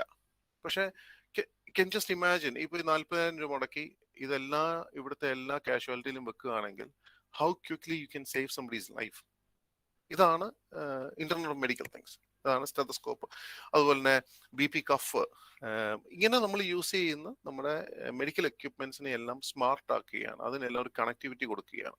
കൊടുത്തു കഴിഞ്ഞാൽ you can think how this whole network changes, അല്ലെ? അപ്പം ഇതിനകത്തെ ഇപ്പം എക്സാമ്പിൾ ആണ് ഞാൻ ഈ സ്ലൈഡിൽ കൊടുത്തിരിക്കുന്ന എക്സാമ്പിൾസ് ആണ്. Remote patient monitoring is part of internet medical things. നമുക്ക് സ്മാർട്ട് ഫോൺ ഉണ്ട്, ദൂരെയുള്ള ഒരാളെ നമുക്ക് മോണിറ്റർ ചെയ്യണം. അവരുടെ കയ്യിൽ ഒരു സ്മാർട്ട് ഫോൺ ഉണ്ട്, ഒരു ആപ്പ് ഉണ്ട്. അവരതിനകത്ത് എൻ്റർ ചെയ്യുന്നു, അവരുടെ അന്നത്തെ വാല്യൂസ് എൻ്റർ ചെയ്തില്ലെങ്കിലും വേണ്ടിയല്ല. ഈ പറയുന്ന പോലെ ഒരു BP കഫ് ഉണ്ട്, BP കഫും ഇതുമായിട്ട് ടച്ച് ചെയ്ത് കണക്ട് ചെയ്തിട്ടുണ്ട്. എല്ലാ വാല്യൂസ് എൻ്റർ ചെയ്യാണ്. The clinician can always monitor dum remotely. Glucose monitoring is something which is huge, especially in children. ഒരു ചൈൽഡ്ഹുഡ് ഡയബറ്റീസ് വരുന്നു, ഇപ്പം ഗ്ലൂക്കോസ് പമ്പുകളുണ്ട്. അപ്പം ഗ്ലൂക്കോസ് പമ്പുകൾ, കണ്ടിന്യൂസ് പമ്പുകളുണ്ട്. അത് നമ്മുടെ സ്കിന്നിൽ അറ്റാച്ച് ചെയ്തിരിക്കുന്നു. അത് കണ്ടിന്യൂസ് മോണിറ്റർ ചെയ്യുന്നു. എപ്പം ഗ്ലൂക്കോസ് കൂടുന്നു അത് ആവശ്യത്തിനുള്ള ഇൻസുലിൻ കൊടുക്കുന്നു. അപ്പം that is A smart way of doing things. Heart rate monitoring, hand hygiene monitoring എന്ന് പറഞ്ഞാൽ ഒരു റോബോട്ട് ഒരു കോൺകോഴ്സിലോട്ട് നമ്മൾ കയറി ചെല്ലുമ്പോൾ സ്കാൻ ചെയ്യുന്നു. ഡേർട്ടി ആണെങ്കിൽ ചില ഓർമ്മക്കുറവുള്ളവർ എഴുന്നേറ്റ് നിൽക്കുന്നു, പോസ്റ്റൽ ഹൈപ്പർ ടെൻഷൻ വരുന്നു, അവർ താഴെ വീഴുന്നു. സിമ്പിൾ ഒരു കാര്യമുണ്ട്, ഒരു ചെറിയൊരു സെൻസറി കട്ടിലിന്റെ അടിയിൽ നമുക്ക് ഫിറ്റ് ചെയ്യാം. ഇവരുടെ ബോഡി വെയിറ്റ് അവിടെ നിന്ന് മാറുമ്പോൾ നമുക്കൊരു ട്രിഗർ വരുന്നു. അങ്ങനെയാണ് പല നഴ്സിംഗ് ഹോമിൽ ഇപ്പോൾ ഒരു സേഫ്റ്റി മെഷർ ആയിട്ട് വെച്ചിരിക്കുന്നത്. അപ്പം these are the things which improves a person's quality of life. It improves person's safety. Connected inhalers ഉണ്ട്. Connected inhalers എന്ന് ഉദ്ദേശിക്കുന്ന ഈ ആസ്മ ആയിട്ട് സ്ഥിരമായിട്ട് ഇൻഹേലേഴ്സ് നിൽക്കുന്ന ആൾക്കാരുണ്ട്, COPD വന്നിട്ട്. അവരെ സംബന്ധിച്ച് അവർക്ക് ഇതെന്നാണ് ഇൻഹേലർ തീരുന്നറിയാൻ പറ്റും. എടുത്തെടുത്ത് ഒരു പഫ് ആസ്മ ഉള്ളവരല്ല ഇൻഹേലേഴ്സ് എടുക്കുന്നവർക്കറിയാം. നമ്മളിങ്ങനെ ഷേക്ക് ചെയ്യുമ്പം കുറച്ചൊക്കെ നമുക്ക് മനസ്സിലാവുന്നെങ്കിലും എന്നിട്ടും കാണും ഒരു 2-3 ദിവസം പോകാനുള്ള പഫ് ഉണ്ടാവും. പക്ഷേ കണക്ട് ഇൻഹേലേഴ്സിലാണെങ്കിൽ മീറ്റർ ഡോസ് ആണ്. 200 ഡോസ് കിട്ടുമെന്ന് അറിയുന്നു. 175ാമത്തെ ഡോസ് ആകുമ്പോഴത്തേനും ഡോക്ടറിന് പോകുന്നു, മെസ്സേജ് പോകുന്നു, ഫാർമസിയിൽ സാധനം റെഡി ആയിട്ടിരിക്കും, നമ്മൾ കളക്ട് ചെയ്താൽ മതി. അതുപോലെയാണ് the last one is ingestible sensors. അതിപ്പം പുതിയ സ്കാനിങ്ങിന് പകരം നമ്മൾ ഇച്ചിരി പില്ല് കഴിച്ചാൽ മതി. It will take all the photographs and send it back. ഇതൊക്കെയാണ് internet of medical things which is part of the digital transformation to improve patient, നമ്മുടെ ഒരു ക്വാളിറ്റി ഓഫ് ലൈഫ് ഇംപ്രൂവ് ചെയ്യാനായിട്ട്. Now the last bit in this whole session is the different emerging technologies. അതായത് ഇത്രയും നാളും നമ്മൾ പറഞ്ഞത് emerged ആയിട്ടുള്ളതാണ്, അല്ലെങ്കിൽ ഒരു 60% റിഫൈൻഡ്, 70% റിഫൈൻഡ് ആയിട്ട്. ഇതിലും എമേർജിങ് ആയിട്ടുള്ള, ഇപ്പം കോൺസ്റ്റന്റ്ലി ഇവോൾവിംഗ് ആയിട്ടുള്ള ചില ഏരിയാസ് ആണ്. ഒന്നാണ് artificial intelligence, chat box, robots, oncology AI, analyze, which improves analysis, diagnosis and prescribing. ഇതൊക്കെ നമ്മൾ ബേസിക്കലി ഒന്ന് ടച്ച് ചെയ്തു പോയി. പക്ഷെ chat boxes are certain things. നിങ്ങൾ ഗൂഗിൾ അടിച്ചിട്ട് chat box medical chat box ഒന്ന് അടിച്ചു നോക്കി കഴിഞ്ഞാൽ നിങ്ങൾക്ക് എനിക്ക് തോന്നുന്നു അമേരിക്കയിലെ 2-3 ചാറ്റ് ബോക്സുകൾ കയറി വരും. അതിനകത്ത് നിങ്ങളുടെ സിംറ്റംസ് ഇടുക. ഈ സിംറ്റംസിൽ വരുമ്പോൾ ഇതോ AI ആണ്, അപ്പുറത്ത് ആരും ഇരിക്കുന്നില്ല. ഒരു ആൽഗരിതത്തിന്റെ പുറത്ത് നമ്മൾ ഇടുന്നു. ഇട്ട് കഴിയുമ്പം ഇത് റിഫൈൻ ചെയ്ത് ഒരു 2-3 ഡിഫറൻഷ്യൽ ഡയഗ്നോസിസ് നിങ്ങൾക്ക് തരും. ഈ ഡയഗ്നോസിസ് തരുമ്പോൾ you are A bit more aware of what is happening with you. മനസ്സിലായില്ല? അപ്പൊ that is an area which is going to improve a lot and such a stage where ഏതെങ്കിലും ഒരു company chat ബോക്സിനെ നമ്മൾ ഇവിടെ കേരളത്തിൽ launch ചെയ്യാൻ, ഇന്ത്യയിൽ launch ചെയ്യുമ്പോഴത്തേനും ഈ ചില സൈക്കോസൊമാറ്റിക് ആയിട്ടുള്ള എന്താ പറയുന്നത്, വളരെയേറെ വറീയിങ് ആയിട്ടുള്ള ചില ആൾക്കാരുണ്ടല്ലോ, ഈ ഒരു ചെറിയൊരു ഗ്യാസ് കയറുമ്പോൾ തന്നെ നെഞ്ചുവേനയാണോ അത് ഹാർട്ട് അറ്റാക്ക് ആണോ. So it is more refined. Chat box will help us to alleviate those little. Safe ആണെന്ന് ചോദിച്ചാൽ എനിക്കറിയില്ല. You always have to walk on the side of caution. Robots are technically use for currently നമ്മളിപ്പോൾ ഒരു monotonous ടാസ്കിന് വേണ്ടിയാണ് use ചെയ്യുന്നത്. അതിന്റെ ഒരു സംഭവമൊക്കെ മാറിയിട്ട് ഇപ്പോൾ robots are used for cleaning. ഇപ്പം പ്രത്യേകിച്ച് ഇപ്പോൾ കോവിഡൊക്കെ വന്നിട്ടുള്ള ചില ഐസൊലേഷൻ റൂംസ് ഒക്കെ ക്ലീൻ ചെയ്യാൻ ഇപ്പോൾ റോബോട്ട്സിനെ യൂസ് ചെയ്യുന്നു. ആർട്ടിഫിഷ്യൽ ഇന്റലിജൻസ് വെച്ചിട്ട് ഇപ്പൊ നമുക്ക് അതിനെ പ്രോഗ്രാം ചെയ്യാം. ചില പർട്ടിക്കുലർ ഏരിയാസ് ക്ലീൻ ചെയ്യണമെന്നുണ്ടെങ്കിൽ you can clean it twice, thrice, 4 times. It's much more easier. ഇപ്പൊ ചില പാറ്റേൺസ് ഓഫ് രോഗികളുടെ ചില പാറ്റേൺസ് ഉണ്ട്. അവർ ചില ടാപ്പിന് ഒരു സൈഡിലാണ് തൊടുന്നത് അല്ലെങ്കിൽ വേറൊരു സൈഡിലാണ് തൊടുന്നത്. അത് സ്റ്റഡി ചെയ്തിട്ട് ആ ഒരു പർട്ടിക്കുലർ ഏരിയ ക്ലീൻ ചെയ്യാം. ഇതൊക്കെ it improves efficiency, it improves safety. എന്ന് പറഞ്ഞാൽ ഓൺകോളജിയിലാണ് ഏറ്റവും കൂടുതൽ പോയോ.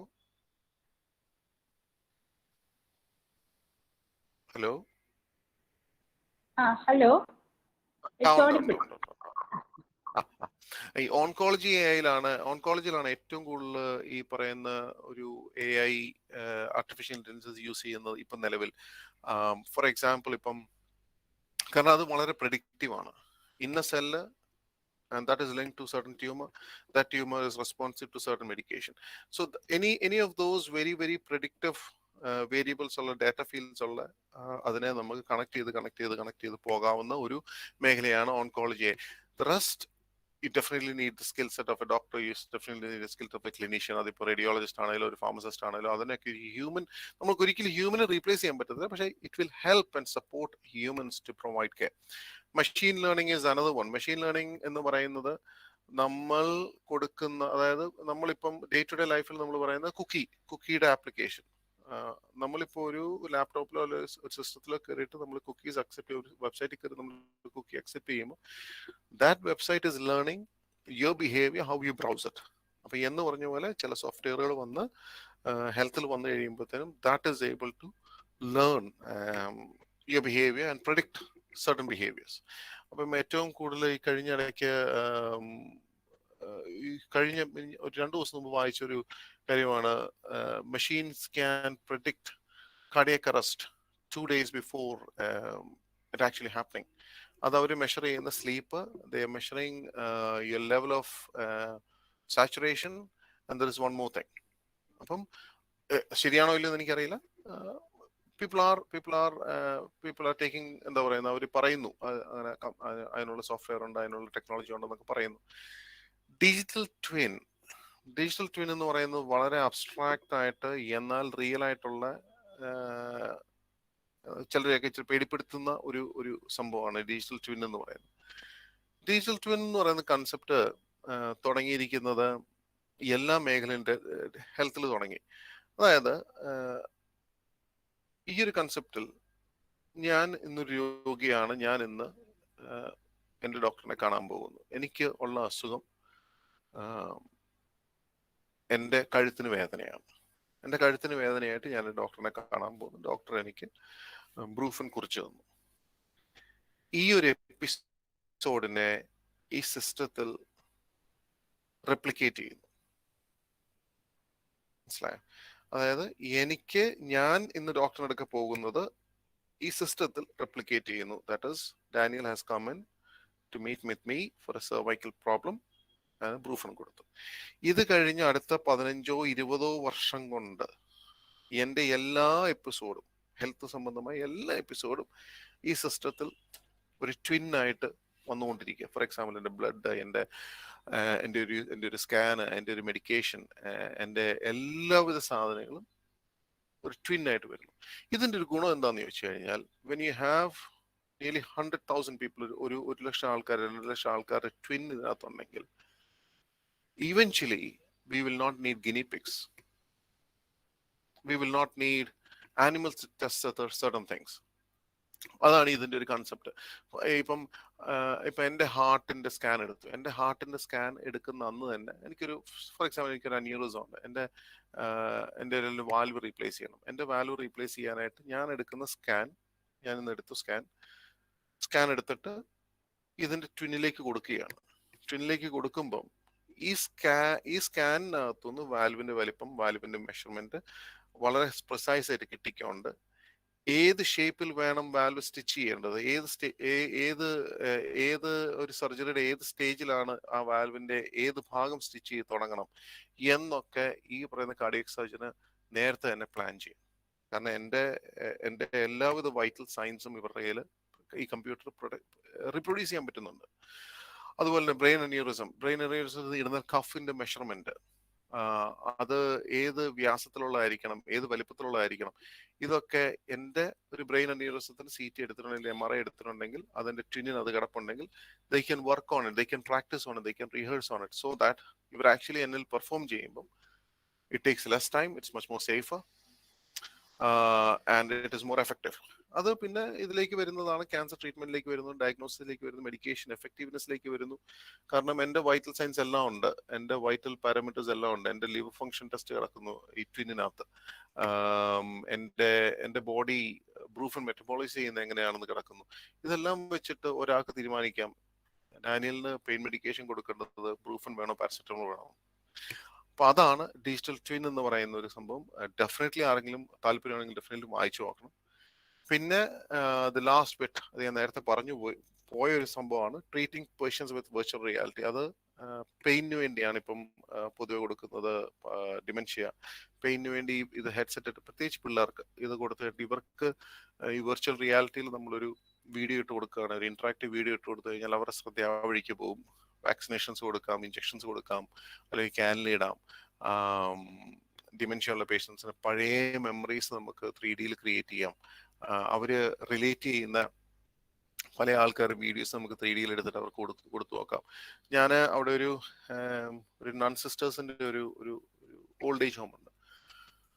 അപ്പൊ എൻ്റെ അടുക്ക ഇവര് അവിടുത്തെ ഒരു പുള്ളിക്കാരത്തി, അവിടുത്തെ അത് നോക്കി നടത്തുന്ന ഒരാള് എൻ്റെ കൂടെ ഒരു കോഴ്സ് ചെയ്തിരുന്നു പണ്ട്. അപ്പം ടീച്ചറിനോട് പറഞ്ഞു, അല്ല നീ ഇതിങ്ങനെ ചെയ്യുന്നുണ്ടെന്ന് കേട്ടു, നിനക്കൊന്ന് ഹെൽപ്പ് ചെയ്യാൻ പറ്റും. എന്ത് പറ്റിയെന്ന് ചോദിച്ചാൽ പറഞ്ഞു, ഈ പുള്ളിക്കാരത്തി ഇവിടുത്തെ ഒരു നണ്ണുണ്ട്, ഒരു 80 വയസ്സുണ്ട്, വളരെ ഡിസ്റപ്റ്റീവ് ആണ്, ഒട്ടും തന്നെ കറണ്ട് സ്റ്റേജിലല്ല പുള്ളിക്കാരത്തി ജീവിക്കുന്നത്. She lives in the past. അപ്പം ഇങ്ങനെ കുറച്ചൊരു ഹിസ്റ്ററി കളക്ഷൻ എടുത്തു കഴിഞ്ഞപ്പോൾ ഈ പുള്ളിക്കാരത്തി ഏതാണ്ട് ഒരു ജീവിതത്തിന്റെ 40 വർഷത്തോളം പുള്ളിക്കാരത്തി ഇറ്റലിയിലാണ് ജീവിച്ചത്. അപ്പം ഇവര് പറയുന്ന ഒരു 3 മണിക്കൂറെങ്കിലും ഇവരൊന്ന് അടങ്ങി ഇരിക്കത്തക്ക രീതിയിൽ, കാരണം കെട്ടിയിടാൻ പറ്റില്ല, അതുകൊണ്ട് ഇങ്ങനെ കൈയെടുക്കുന്നു, ഒരു സാധനവും പിടിച്ചു വെക്കുന്നില്ല. അപ്പൊ അങ്ങനത്തെ ഒരു വളരെ ഡിസ്ക്രിപ്റ്റീവ് ആയിട്ട് കിടക്കുന്നുണ്ട് പുള്ളിക്കാരത്തി. I was lucky enough to get an Italian ഒരു മാസിന്റെ, ഒരു കുർബാനയുടെ, ഇറ്റാലിയൻ കുർബാനയുടെ ഒരു വീഡിയോയും, പിന്നെ ഇറ്റലിയിലെ കുറച്ച് സ്ഥലങ്ങളിലെ ടൂറിസ്റ്റ് പ്ലേസസിന്റെ ഒരു വീഡിയോയും, ഇറ്റലിയിൽ ഇതുള്ള സംസാരമുള്ള ഇറ്റാലിയൻ ഭാഷയിൽ നരേഷനുള്ള കുറച്ച് വീഡിയോസ് യൂട്യൂബിൽ നിന്ന് കിട്ടി. ഇതെല്ലാം ഞാൻ ഡൗൺലോഡ് ചെയ്ത് പുള്ളിക്കാരത്തേക്ക് വെച്ചു കൊടുത്തു. ഇനീഷ്യലി പുള്ളിക്കാരത്തി അത് വെക്കില്ല, പുള്ളിക്കാരത്തി ഹെഡ്സെറ്റ് വെക്കില്ല, പുള്ളിക്കാരത്തി വലിച്ചു പറിക്കാൻ തോന്നുന്നു. പക്ഷെ ഇറ്റാലിയൻ ഭാഷ ഈ ചെവി കൂടെ കേൾക്കാൻ തുടങ്ങിയപ്പോ she started calming down. She started to look at it. She started to look around.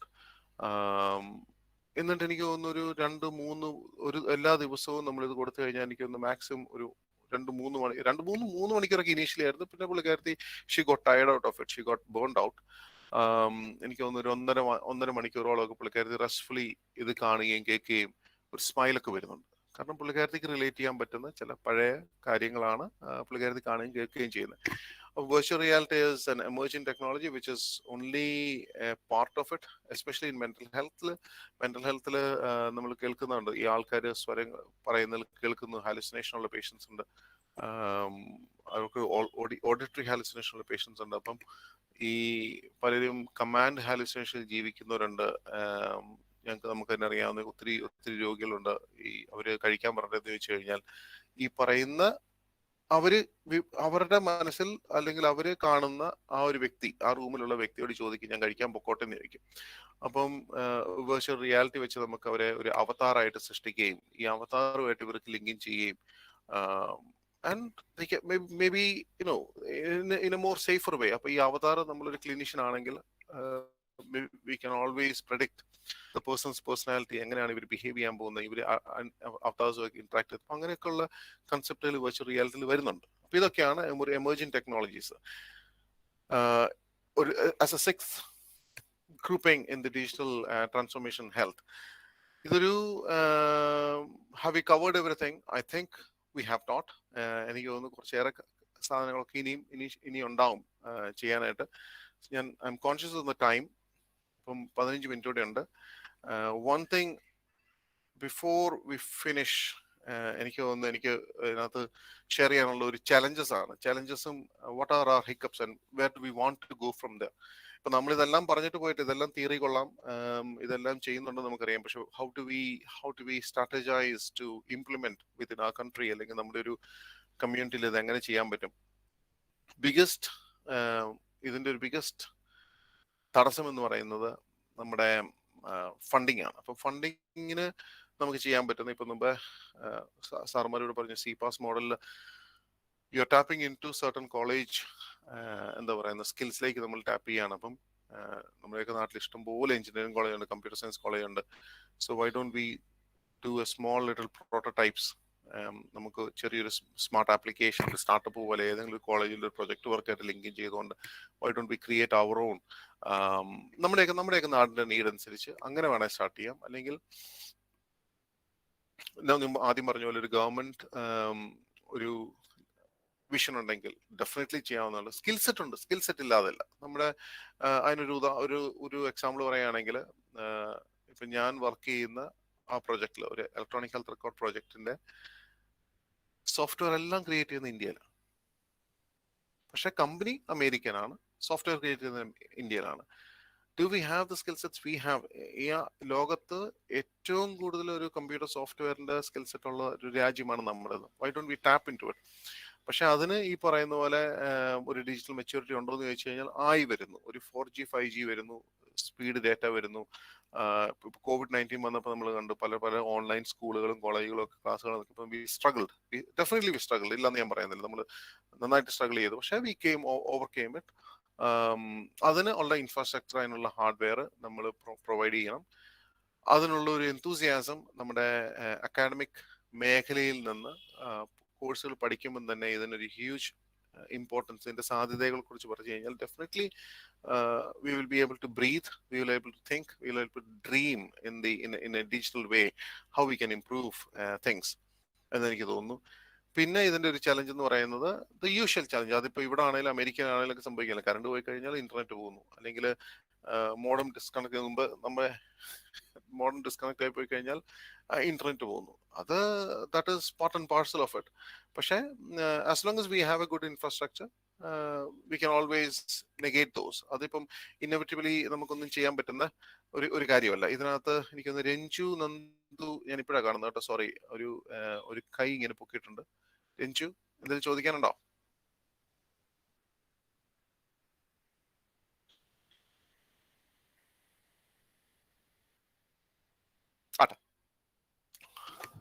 അതെ, ഇല്ലാന്ന് തോന്നുന്നു. സ്റ്റാർട്ടിംഗ് തൊട്ട് തന്നെ ഹാൻഡ് കാണിക്കുന്നുണ്ട്. ആണോ? ഓക്കെ. അപ്പം അതാണ് ഇതിനകത്ത് ചലഞ്ച്. പക്ഷെ ഏറ്റവും വലിയ ചലഞ്ച് നമുക്കൊരു വിഷണറി ലീഡർ ഉണ്ടാകുക, അതിനുള്ള ഇൻഫ്രാസ്ട്രക്ചർ കൊടുക്കുക എന്നേ ഉള്ളൂ. പിന്നെ ഫണ്ടിങ് എന്നുള്ള ഒരു സാധ്യതയും കൂടി നമ്മൾ ഗവൺമെന്റിന്റെ ഭാഗത്തു നിന്ന് അല്ലെങ്കിൽ പ്രൈവറ്റ് എന്റർപ്രൈനേഴ്സിന്റെ കയ്യിൽ നിന്നാണെങ്കിലും കൊണ്ടുവരണം.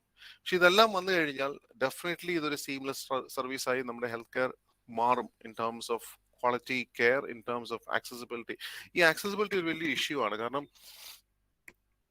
നമുക്ക് പ്രളയം വന്നു, നമുക്ക് ഉരുളുപൊട്ടി, ഇതൊക്കെ സംഭവിച്ചു. പക്ഷെ ഏറ്റവും അവിടെയൊക്കെ സംഭവിക്കുന്ന ഒരു കാര്യം എന്ന് പറയുന്നത്, ഇപ്പം നമ്മൾ കണ്ടു, ഈ ഞാൻ റിലേറ്റ് ചെയ്യുന്ന വിക്ടർ ജോർജുമായിട്ടാണ് ബന്ധപ്പെടുന്നത് പലപ്പോഴും പല ഉരുളുപൊട്ടലും ഞാൻ പേഴ്സണലി. കാരണം അദ്ദേഹമാണ് ഉരുളുപൊട്ടലിന്റെ ഒരു വളരെ ഭയാനകമായ ഒരു പിക്ചർ പണ്ട് എടുത്തു തരിക. അവിടെ നിന്നൊക്കെ മാറിയിട്ട് ഇപ്പം ഉരുളുപൊട്ടി എന്ന് കേൾക്കുന്നതിന്റെ ഒരു 30 മിനിറ്റിനകത്ത് ഇത് നമ്മുടെ ന്യൂസ് ചാനലിൽ ലൈവ് സ്ട്രീമിംഗ് ആയിട്ട് വരികയാണ്. So technology is so much advance. അതിന്റെ കൂട്ടത്തിൽ നമുക്ക് അവിടം വരെ ന്യൂസ് ചാനൽ പോകുന്നുണ്ടെങ്കിൽ, അവിടം വരെ സ്മാർട്ട് ഫോൺ വർക്ക് ചെയ്യുന്നുണ്ടെങ്കിൽ, എന്തുകൊണ്ട് ആ സ്മാർട്ട് ഫോണിൽ കൂടെ അവിടെ കിടക്കുന്ന ആൾക്കാർക്ക് നമുക്ക് ചികിത്സ തുടങ്ങിക്കൂടാ? അതാണ് it is there, but we just need to ഒരു സൈഡ് ലൈനിൽ കൂടി ചിന്തിച്ചുകൊണ്ട് അവർക്ക് ഒരു രക്ഷാപ്രവർത്തനത്തിന് അവിടെ ചെല്ലുന്നതിന് മുമ്പ് തന്നെ ഫോണിൽ കൂടെ ട്രയാജ് ചെയ്യാൻ വേണ്ടി, ഫോണിൽ കൂടെ വിളിച്ചു പറഞ്ഞ് നമുക്ക് ഒന്ന് ഗൈഡ് ചെയ്യാനായിട്ട് നമ്മളെ കൊണ്ട് സാധിക്കും. അതിന് പറ്റുന്ന അതൊരു മേഖല മാത്രമാണ് ഡിജിറ്റൽ ട്രാൻസ്ഫോർമേഷൻ വിതിൻ കേരളം നോക്കുകയാണ്. ഈ ഇടയ്ക്ക് സംഭവിച്ചതായതുകൊണ്ട് പറയുകയാണ്.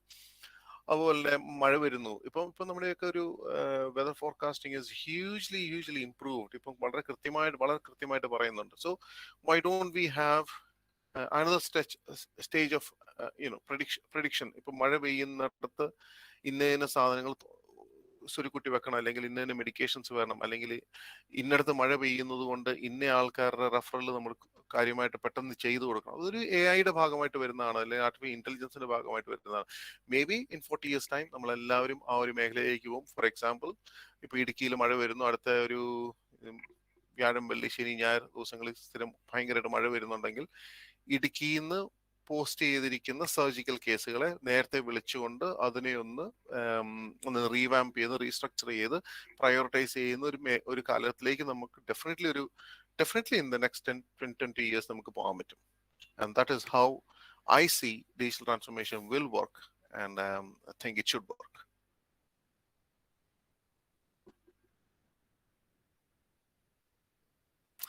എന്തെങ്കിലും സജഷൻസ്, ചോദ്യങ്ങൾ? Sir, good morning. നമസ്കാരം. ഞാൻ principal institute of communication and journalism. സന്തോഷം. സാറിന്റെ ക്ലാസ് ആദ്യം മുതലേ ശ്രദ്ധിക്കുകയായിരുന്നു. ഞാൻ സത്യത്തില് ഈ ക്ലാസ്സിൽ കയറിയപ്പോൾ എനിക്കൊരു ആശങ്ക ഉണ്ടായിരുന്നു. കാരണം ഞാൻ മെഡിക്കൽ ഫീൽഡുമായിട്ട് ബന്ധപ്പെട്ട ആളല്ല. പക്ഷേ എനിക്ക് ഈ ക്ലാസ് കൊണ്ട് ഒരു വലിയ ഉപകാരം ഉണ്ടായിട്ടുണ്ട്. അത് ഞാൻ പറയാതെ പോയാൽ ശരിയാവില്ല. കാരണം ജേർണലിസം പോസ്റ്റ് ഗ്രാജുവേഷനിൽ ഹെൽത്ത് കമ്മ്യൂണിക്കേഷൻ എന്ന് പറയുന്ന ഒരു ഓപ്ഷണൽ സബ്ജക്റ്റ് ഉണ്ട്. അപ്പോൾ അതിൽ 1-2 കുട്ടികളായിരിക്കും ചിലപ്പോൾ എല്ലാ വർഷവും അത് ഓപ്റ്റ് ചെയ്യുന്നത്. അപ്പോൾ നമുക്കൊരു സിസ്റ്റമാറ്റിക് ആയിട്ടൊരു അധ്യാപകനെ വെച്ച് പഠിപ്പിക്കാൻ സാധിക്കാതെ വരുമ്പോൾ പലപ്പോഴും അവർ പല ഡോക്ടേഴ്സുമായിട്ടൊക്കെ കൺസൾട്ട് ചെയ്യുന്നു. അതല്ലെങ്കിൽ നമ്മൾ തന്നെ ചില ക്വസ്റ്റ്യൻസിന് ആൻസർ കൊടുക്കേണ്ടി വരും. സത്യത്തിൽ ഞാനിപ്പോൾ ഓർത്തത് ആ ക്വസ്റ്റ്യൻസിലൂടെയൊക്കെ ഞാൻ കടന്നു പോയിരുന്നു. അതിൽ പല ക്വസ്റ്റ്യൻസിനും എനിക്കിവിടെ ഒരു ഐഡിയ കിട്ടി എന്നുള്ളതാണ്. അത് സത്യമാണ്. അപ്പോൾ അത് കുട്ടികൾക്ക് വളരെ ഉപകാരപ്പെടും. എനിക്ക് തോന്നുന്നു യൂട്യൂബിൽ ക്ലാസ് അങ്ങനെയുള്ള കുട്ടികൾ കേട്ടാൽ റെക്കോർഡഡ് ആയതുകൊണ്ട് അവർക്കത് വലിയ ഉപകാരമായിരിക്കും. ഞാൻ ശ്രദ്ധിച്ചത് സാറിന് വലിയൊരു ഇമാജിനേഷൻ ഉണ്ട്. കാരണം ഒരു അട്രാക്റ്റീവ് ഇൻട്രൊഡക്ഷനിലൂടെയാണ് പോയത്. സിനിമയെക്കുറിച്ച് സിനിമയുടെ ഒരു ഡ്രീം തന്നായിരുന്നു. അപ്പോൾ തന്നെ നമുക്ക് ആ ക്ലാസ്സിനോടൊരു ഞങ്ങളുടെ സബ്ജക്റ്റ് പോലെ ആയതുകൊണ്ടായിരിക്കും എനിക്കത് ഒരു ഇൻട്രസ്റ്റ് വളരെ നന്നായിട്ട് തോന്നി, ആ ക്ലാസ് മുഴുവൻ കേൾക്കണം എന്നുള്ളത്. അപ്പോൾ അതിൽ നിന്നും വിക്ടർ ജോർജ് വരെ എങ്ങനെയൊക്കെയോ അത് അവിടെ വന്ന് നിന്നു. ആ ഒരു ഡ്രീം വളരെ നല്ലതായിരുന്നു. അപ്പം ഞാൻ ശ്രദ്ധിച്ച ഒരു കാര്യം, ആദ്യം തന്നെ സാറ് പറഞ്ഞു ഒരു കമ്പൗണ്ടർ മരുന്ന് കുറിച്ച് തരുന്ന ഒരു കാലഘട്ടത്തിൽ നിന്നാണ് നമ്മൾ ഈ ഡിജിറ്റൽ ഏജ് വരെ എത്തിയിരിക്കുന്നത്. അപ്പോൾ അത് വളരെ പെട്ടെന്നൊരു ബാക്കിലേക്ക് പോയി. അന്നത്തെ ആ കാലഘട്ടത്തിൽ നമുക്കൊത്തിരി അവരെ നമ്മൾ ട്രസ്റ്റ് ചെയ്തിരുന്നു, നമുക്കൊരു വിശ്വാസം ഉണ്ടായിരുന്നു. അപ്പോൾ വെറുതെ ഒരു മരുന്ന് തന്നപ്പോൾ അസുഖങ്ങൾ കുറയുന്ന ഒരു കാലഘട്ടത്തിൽ ഇമാതിരി ഒരു സംഭവങ്ങളും ഇല്ലാതെ ജീവിച്ചിരുന്ന മനുഷ്യരാണ് നമ്മൾ. അപ്പോൾ അവിടെ ഇന്ന് എനിക്കൊരു മനസ്സിൽ തോന്നിയ ഒരു സംശയമാണ്. കാരണം സാറിൻ്റെ ക്ലാസ് എനിക്ക് നന്നായിട്ട് മനസ്സിലായി. അതിൻ്റെ ടെക്നോളജിക്കൽ ടേംസിലേക്ക് പോകാനുള്ള അറിവ് എനിക്കില്ലാത്തത് കൊണ്ടുള്ള അപാകതയേ ഉള്ളൂ. ബാക്കിയൊക്കെ ഓക്കെയാണ്. പക്ഷെ എനിക്കൊരു കാര്യം ഷെയർ ചെയ്യാനുള്ളത്, ഇന്ന് പലപ്പോഴും നമുക്ക് അസുഖങ്ങൾ ഉണ്ടാകുമ്പോഴേക്കും നമുക്കതിൻ്റെ സ്പെഷ്യലൈസേഷനിലേക്ക് പലരും ആരെ കാണണം, ഏത് ഡോക്ടറെ കാണണം, അല്ലെങ്കിൽ ഇതിൻ്റെ സ്പെഷ്യലൈസേഷൻ ആളെ കണ്ടുപിടിക്കുന്നു. പക്ഷെ പല ഡോക്ടേഴ്സും പലപ്പോഴും പല രീതിയിലുള്ള കാര്യങ്ങളാണ് കമ്മ്യൂണിക്കേറ്റ് ചെയ്യുന്നത്. അപ്പം ശരിക്കും പൊതുസമൂഹത്തിന് നമ്മുടെ ഡോക്ടേഴ്സിനുള്ള വിശ്വാസ്യത വളരെയധികം നഷ്ടപ്പെട്ടുകൊണ്ടിരിക്കുന്ന ഒരു കാലഘട്ടമാണ്. അപ്പോൾ അതുകൊണ്ട് ജനങ്ങളിൽ ഒരു ഫിയർ സൈക്കോസിസ് എന്ന് തന്നെ നമുക്കറിയാം. ഫിയർ എന്ന് പറയുന്ന ഒരു സംഭവം വളരെയധികം കൂടിയിട്ടുണ്ട്. അപ്പം നമ്മൾ ഈ ക്ലാസ് കേട്ടപ്പം അതിനകത്ത് ഒരു പാർട്ടിൽ സാറ് ടച്ച് ചെയ്തിരുന്നു. നമ്മുടെ ആ മാനസികമായ ഒരവസ്ഥ എന്ന് പറയുന്നത് വളരെ പ്രധാനപ്പെട്ട ഒരു കാര്യമാണ്, ആ മെൻ്റൽ ഹെൽത്ത് എന്ന് പറയുന്നത്. അപ്പോൾ അതില്ലാത്ത ഒരവസ്ഥയിലേക്ക് നമ്മൾ നീങ്ങുന്നുണ്ടോ, അതിനെ എങ്ങനെ നമുക്ക് ഓവർകം ചെയ്യാൻ സാധിക്കും, അതിനെക്കുറിച്ച് എന്തെങ്കിലും പഠനങ്ങളോ സംസാരമോ ഉണ്ടോ എന്നുള്ളതാണ്. ഒരിക്കൽ കൂടി ഞാൻ പറയുകയാണ്, വളരെ നല്ല ക്ലാസ് ആയിരുന്നു. എന്നെ സംബന്ധിച്ചിടത്തോളം ഞാൻ സാറിനെ കോൺടാക്ട് ചെയ്യും. കാരണം ഞങ്ങൾക്ക് ഹെൽത്ത് ജേർണൽസ് ഇറക്കാറുണ്ട്. സാറ് വളരെ ഇൻഫർമേറ്റീവ് ആയിരുന്നു. ഞാൻ ഈ ഇൻസ്റ്റിറ്റ്യൂട്ടിനെ, ഈ നഴ്സിംഗ് കോളേജിൻ്റെ പ്രിൻസിപ്പലിനെയും ടീച്ചേഴ്സിനെയും പ്രത്യേകം അഭിനന്ദിക്കുകയാണ്. എസ്പെഷ്യലി യമുന ടീച്ചർ തൻ്റെ സതീർത്ഥനെ കണ്ടുപിടിച്ച് ഇങ്ങനെ ഒരു ക്ലാസ് അറേഞ്ച് ചെയ്തതിൽ വളരെ സന്തോഷം അറിയിക്കുന്നു. Thank you very much. വളരെയേറെ സന്തോഷം. Thank you so much, ma'am. Thank you for your inspiring and motivational words. Thank you. Lijimol madam, ടീച്ചറെ, അത് പറഞ്ഞത് ഡെഫിനറ്റ്ലി അതിനകത്ത് സൊല്യൂഷൻ ഉണ്ട്. അത് നമ്മുടെ ഒരു സമൂഹം ഇതൊരു ചിക്കൻ ആൻഡ് എഗിന്റെ ഒരു വിഷ്യസ് സൈക്കിളാണ്. അത് കാരണം നമ്മുടെ മലയാളി സമൂഹം ഇപ്പോഴും, അല്ല കേരളത്തില് പൊതുവെ നമ്മള് മനുഷ്യനെന്ന നിലയ്ക്ക് നമുക്ക് എല്ലാവർക്കും ദ ബെസ്റ്റ് വേണമെന്ന് വിചാരിക്കുകയും ബെസ്റ്റ് എന്നുള്ളതിന് യാർഡ് സ്റ്റിക്ക് പലതുമാണ്. ഒന്നെങ്കിൽ നമ്മൾ ചെല്ലുന്ന ഡോക്ടർ വർക്ക് ചെയ്യുന്ന സ്ഥാപനം, അല്ലെങ്കിൽ ഡോക്ടറിന്റെ ക്വാളിഫിക്കേഷൻ, വേർഡ് ഓഫ് മൗത്ത് വലിയൊരു ഫാക്ടറാണ്.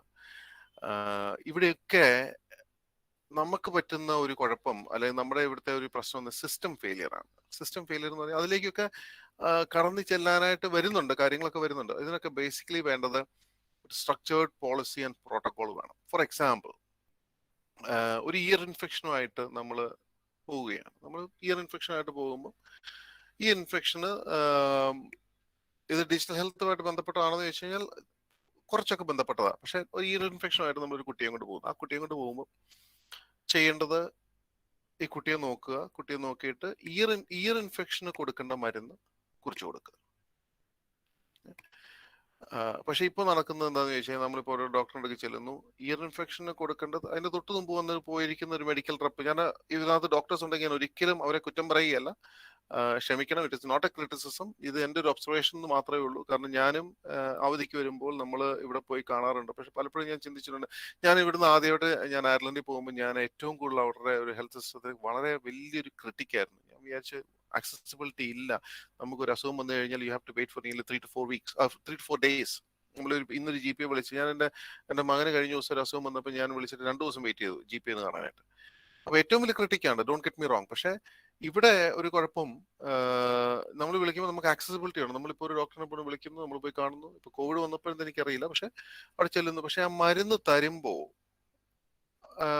ആ മരുന്നാണോ ഇതിന് സൂട്ട് ചെയ്തതെന്ന് പോലും നമ്മൾ സംശയിക്കേണ്ട ഒരു അവസ്ഥയിലേക്ക് വരുന്നത് സത്യമാണ്. ആ ഒരു ഫിയർ ഫാക്ടർ ഹ്യൂജിലാണ്. പക്ഷെ ഒരു പ്രോട്ടോകോൾ ഉണ്ട്. ആ പ്രോട്ടോകോൾ ഇവരെല്ലാവരും തന്നെ ഫോളോ ചെയ്യുകയാണെങ്കിൽ ഒരു പരിധി വരെ ഈ ഒരു പ്രശ്നം സോൾവ് ചെയ്യാം. ഇപ്പോൾ ഒരു സർജറി വരുമ്പോൾ നമ്മൾ പറയുന്നത് ഇന്ന ഡോക്ടറെ അടുക്ക പോകും, അദ്ദേഹം നല്ലതാണ്. Word of mouth is a huge factor to എന്താ നമ്മളൊരു ബയസ്ഡ് ഡിസിഷനിലേക്ക് എത്തിക്കാനായിട്ട്. കാരണം ഇവരെല്ലാവരും പിന്നെ ക്രെഡിബിലിറ്റി ഉള്ള, നമ്മൾ പിന്നെ കേൾക്കുന്നതാണ് ക്രെഡിബിലിറ്റി ഉള്ള ഡോക്ടേഴ്സ് ആണോ, അവരെവിടെയാണ് പഠിച്ചത്. ഇപ്പൊ നഴ്സിംഗിന്റെ കാര്യത്തിലുണ്ട്. നമ്മൾ ഏത് പ്രൊഫഷണൽ മേഖല എടുത്തു കഴിഞ്ഞാലും, വക്കീലന്മാരെ എടുത്തു കഴിഞ്ഞാലും, ഏത് മേഖല എടുത്തു കഴിഞ്ഞാലും നമ്മൾ പാടിത്തെളിഞ്ഞവരുടെ അടുക്ക പോകാനാണ് നമുക്ക് ആഗ്രഹം. Because we look for quality. ഈ ക്വാളിറ്റി നിലവിലെ സാഹചര്യത്തിൽ ഇറ്റ് ഇസ് ഇൻഡിവിജ്വലൈസ്ഡ്. അതായത് ഇൻഡിവിജ്വലൈസ്ഡ് ആണ്, rather than this quality is not dictate by a system. അവിടെയാണ് പ്രശ്നം. ആ സിസ്റ്റം ഡിക്റ്റേറ്റ് ചെയ്യുന്ന ഒരു ഘട്ടം വരും. അതായത് ഇപ്പം ചില ആശുപത്രികളിൽ ഒരു പ്രോട്ടോകോൾസ് ഉണ്ട്, ഇൻഫെക്ഷൻ കൺട്രോൾ പ്രോട്ടോകോൾസ് ഉണ്ട്. അതായത് സ്വാബ് ചെയ്ത് സ്വാബിന് കൾച്ചർ സെൻസിറ്റീവ് എന്നിട്ട് മാത്രമേ ആന്റിബയോട്ടിക് തുടങ്ങാവുള്ളൂ എന്ന് പറയുന്ന ഒരു ബെഞ്ച് മാർക്കിംഗ് ഉള്ള സ്ഥാപനത്തിൽ യെസ് എന്ന് പറയുന്നത്. അവിടെ നമുക്കറിയാം, ഞാൻ പോയി ഒരു ഡോക്ടർ എയുടെ ചെന്ന് കഴിഞ്ഞാലും അവർ സ്വാബ് ചെയ്ത് എനിക്ക് തരാനുള്ളത് തരുള്ളൂ. ബീഡെടുക്ക പോയി കഴിഞ്ഞാൽ തരാനുള്ളത്. ആ ഡോക്ടർമാരുടെ വ്യത്യാസം അവിടെയല്ല, അവിടെ ആ സിസ്റ്റമാണ് ഗവേൺ ചെയ്യുന്നത്. അപ്പൊ അങ്ങനെ ഒരു സിസ്റ്റത്തിലേക്ക് വരത്തക്ക രീതിയിൽ ഉള്ള ഒരു സാധ്യത വരണം. അപ്പൊ ഈ ഡിജിറ്റലിന്റെ ഒരു ബെനിഫിറ്റ് എന്താണെന്ന് ചോദിച്ചു കഴിഞ്ഞാൽ, ഈ ഇലക്ട്രോണിക് ഹെൽത്ത് റെക്കോർഡിൽ നമുക്കൊരു ഡിജിറ്റൽ പ്ലാറ്റ്ഫോമിലാണ് നമ്മൾ പ്രിസ്ക്രൈബ് ചെയ്യുന്നത്. ഇപ്പൊ ആന്റിബയോട്ടിക് പ്രിസ്ക്രൈബ് ചെയ്യുമ്പോൾ, ഫോർ എക്സാമ്പിൾ അമോക്സിലിൻ പ്രിസ്ക്രൈബ് ചെയ്യുമ്പോൾ ഒരു ഇലക്ട്രോണിക് പ്ലാറ്റ്ഫോമിലാണെങ്കിൽ ഒരു ഡോക്ടറിനെ കൊണ്ട് അത് പ്രിസ്ക്രൈബ് ചെയ്യാൻ അനുവദിക്കുകയില്ല അൺടിൽ they attach ഒരു കൾച്ചറൽ സെൻസിറ്റീവ് റിപ്പോർട്ട് അതിനോട് അറ്റാച്ച് ചെയ്യാതെ ഈ മെഡിക്കേഷൻ പ്രിസ്ക്രൈബ് ചെയ്യാൻ പറ്റത്തില്ല. നോർമലി നമ്മൾ പ്രിസ്ക്രൈബ് ചെയ്യുന്ന ഒരു മൈൽഡ് ആന്റിബയോട്ടിക് എന്ന് പറയുന്ന ഒരു ഗ്രൂപ്പ് ഉണ്ടല്ലോ, ഒരു 7-8 എണ്ണത്തിന് അത് വേണ്ട. പക്ഷെ ഇതിനേക്കാളും കൂടിയ ഒരു ആന്റിബയോട്ടിക് നമ്മൾ കൊടുക്കുകയാണെങ്കിൽ ഡെഫിനറ്റ്ലി ഇങ്ങനെ ഒരു ഹേർഡിൽ അവിടെ വെക്കുകയാണെങ്കിൽ ഡോക്ടേഴ്സിന് പ്രിസ്ക്രൈബ് ചെയ്യാൻ പറ്റാത്ത ഒരു അവസ്ഥ വരും. അതുപോലെ തന്നെ ഇപ്പൊ മെഡിക്കൽ സ്റ്റോറിൽ പോകുന്നു, ഞാൻ ഇപ്പൊ മെഡിക്കൽ സ്റ്റോറിൽ പോയി കഴിഞ്ഞാൽ എനിക്ക് ഏത് മെഡിസിൻ മേടിക്കാം, ഞാൻ പോയിട്ട് എനിക്ക് കുറിപ്പ് വേണമെന്നില്ല. പല മെഡിക്കൽ സ്റ്റോറുകളിലും അത് മാറിക്കിട്ടണം. അപ്പൊ അങ്ങനെ ഒരു സമൂഹം മൊത്തമായിട്ട്, ഒരു സിസ്റ്റം മൊത്തമായിട്ട് മാറിയെങ്കിൽ മാത്രമേ ഈ പറയുന്ന ഫിയർ സൈക്കോസിസ് മാറുള്ളൂ. പിന്നെ മനുഷ്യൻ മാറാതെ. നമ്മൾ പലപ്പോഴും നമുക്കുള്ള കുഴപ്പം, നമ്മൾ കേൾക്കുന്ന ചില കാര്യങ്ങളുണ്ടോ, അയ്യോ ആ കൊച്ചിന് പനിയായിരുന്നു എന്നിട്ട് ടെസ്റ്റ് ചെയ്തപ്പോൾ ഇന്ന അസുഖമായിരുന്നു. പിന്നെ നമ്മളുടെ മനസ്സിന്റെ ഉള്ളിൽ ഇത് കിടന്നിട്ട് പിന്നെ ആർക്ക് പനി വന്നാലും നമ്മൾ സ്വയം ഡോക്ടർമാരായിട്ട് നമ്മൾ ചിന്തിക്കും, നിങ്ങൾ ബ്ലഡ് ടെസ്റ്റ് ചെയ്തോ, നിസ്സാരം പനിയുള്ളായിരിക്കും. പക്ഷെ ആൻഡ് സംടൈംസ് അത് പ്രൂവ് ചെയ്യുകയും ചെയ്തു സത്യമായിരുന്നു എന്നുള്ളത്. അപ്പൊ അങ്ങനെ വന്നു കഴിയുമ്പോൾ ഇത് ഊട്ടി ഉറപ്പിക്കുകയും ഈ ഫിയർ സൈക്കോസിസ് കൂടുകയും ചെയ്തു. ഈ ഗൂഗിൾ ഡസന്റ് പല സന്ദർഭത്തിലും ഗൂഗിൾ ഡസന്റ് ഹെൽപ്പ്. പക്ഷെ ഇതിനെ അങ്ങനെ മറികടക്കാനേ പറ്റുള്ളൂ. ഒരു സിസ്റ്റം മുഴുവനായിട്ട് മാറണം. അത് മാറാനുള്ള എനേബിളേഴ്സ് ആയിട്ട് ഈ പറയുന്ന ഡിജിറ്റൽ ഹെൽത്ത് കൊണ്ടുവരികയും വേണം. ഞാൻ ഒരു കാര്യം ഇവിടെ പറയാൻ വിട്ടുപോയി. അതായത് ഈ GDPR എന്ന് പറയുന്ന ഒരു സംഭവമാണ് ഏറ്റവും വലിയ ചലഞ്ച് ഈ ഡിജിറ്റൈസേഷന് വേണ്ടിയിട്ട് ഇപ്പം വരുന്നത്. പ്രൈവസിയാണ് ഏറ്റവും വലിയ വിഷയം. എൻ്റെ ഡാറ്റ, അതായത് ഇപ്പം ഞാൻ അതിൽ വിശ്വസിക്കുന്ന ഒരാളാണെന്ന് ചോദിച്ചു കഴിഞ്ഞാൽ അല്ല. അങ്ങനെ വിശ്വസിച്ചിരുന്നെങ്കിൽ നമുക്ക് ഒരിക്കലും വാക്സിൻസ് ഉണ്ടാവില്ല. നമുക്ക് അങ്ങനെ വിശ്വസിച്ചിരുന്നെങ്കിൽ ഒരിക്കലും നമുക്ക് ഇത്രയും വലിയ ടെക്നോളജിക്കൽ ലീപ്പുകൾ ഒന്നും ഉണ്ടാവില്ല എന്ന് വിശ്വസിക്കുന്ന ഒരാളാണ്. കാരണം എന്റെ ഡേറ്റ എന്റേത് മാത്രമാണെന്ന് യൂറോപ്പിൽ മൊത്തമായിട്ട് പറയുന്ന ഒരു GDPR, that is general data protection regulation എന്ന് പറയുന്ന ഒരു കൺസെപ്റ്റിന്റെ പുറത്താണ് ഇപ്പൊ അവിടെ നടക്കുന്ന പല ഡിജിറ്റൈസേഷനും ചലഞ്ചിങ് ആയിട്ട് നിൽക്കുന്നത്. ആദ്യം ചോദിക്കുന്നത്, ഈ എന്റെ ഡേറ്റ സ്റ്റോർ ചെയ്തിരിക്കുന്ന സെർവർ അതാത് രാജ്യങ്ങളിലായിരിക്കണം. ക്ലൗഡിൽ സെർവ് ചെയ്യുമ്പോഴത്തേന് അതിനൊരു 3 ഫയർ വാൾ വേണം. അതിനകത്ത് ഡേറ്റ ബ്രീച്ച് ഉണ്ടായി കഴിഞ്ഞാൽ ഞാൻ അറിയണം. ഇങ്ങനെയൊക്കെ ഉള്ള ഒത്തിരി സ്റ്റിപ്പുലേഷൻസ് ഉണ്ട്. എൻ്റെ ഡേറ്റ ഈ ഒരു ആവശ്യത്തിന് വേണ്ടി അല്ലാതെ എടുക്കരുത്, ഒരു റിസർച്ചിന് വേണ്ടി എടുക്കരുത്. ഇങ്ങനെ ഒത്തിരി കാര്യങ്ങൾ ഒരു ഒരു ഒരു ഹേർഡിൽ ബ്ലോക്കുകളായിട്ട് വെച്ചിട്ടുണ്ട്. അപ്പൊ അങ്ങനെ പറയുമ്പം ഉള്ളൊരു കുഴപ്പം, നമ്മൾ ഇന്ത്യയിൽ അതിലേക്ക് വന്നു കഴിയുമ്പോഴത്തേനും the amount of information that is accessible becomes very very limited unless and until you consent to it. അപ്പം ഇപ്പം ഞാൻ അവിടെ ചെല്ലുമ്പോൾ എന്നോട് ചോദിക്കുന്ന ഒരു കാര്യം, നിന്റെ ഡേറ്റ ഞങ്ങൾ യൂസ് ചെയ്തോട്ടെ. ഡേറ്റ യൂസ് ചെയ്തോട്ടെ എന്ന് പറഞ്ഞെങ്കിൽ മാത്രമേ എൻ്റെ ഡേറ്റ യൂസ് ചെയ്യാൻ പറ്റുന്ന ഒരു അവസ്ഥയിലേക്ക് വരുന്നുണ്ട്. അപ്പം അതൊരു ചലഞ്ചായിട്ട്, ഒരു ഹേർഡിൽ ബ്ലോക്ക് ആയിട്ട് എനിക്ക് പറയണമെന്നുണ്ടായിരുന്നു. ഞാൻ വിട്ടുപോയി പറയാനായിട്ട്. അപ്പൊ ലിജിമ മാഡം, ഞാനത് പറഞ്ഞത് ക്ലിയർ ആയോ ഇല്ലയോ എന്ന് എനിക്കറിയില്ല. ഏതായാലും Yes, sir. Yes, sir. Sure. Thank you, sir. Thank you. No problem, no problem.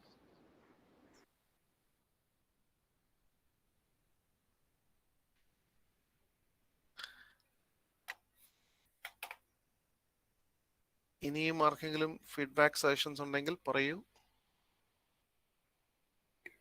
അല്ല ഇപ്പൊ സമയം. സാറേ ഒരു ചോദ്യം. ഓ, എൻ്റെ പേര് സുരേഷ്.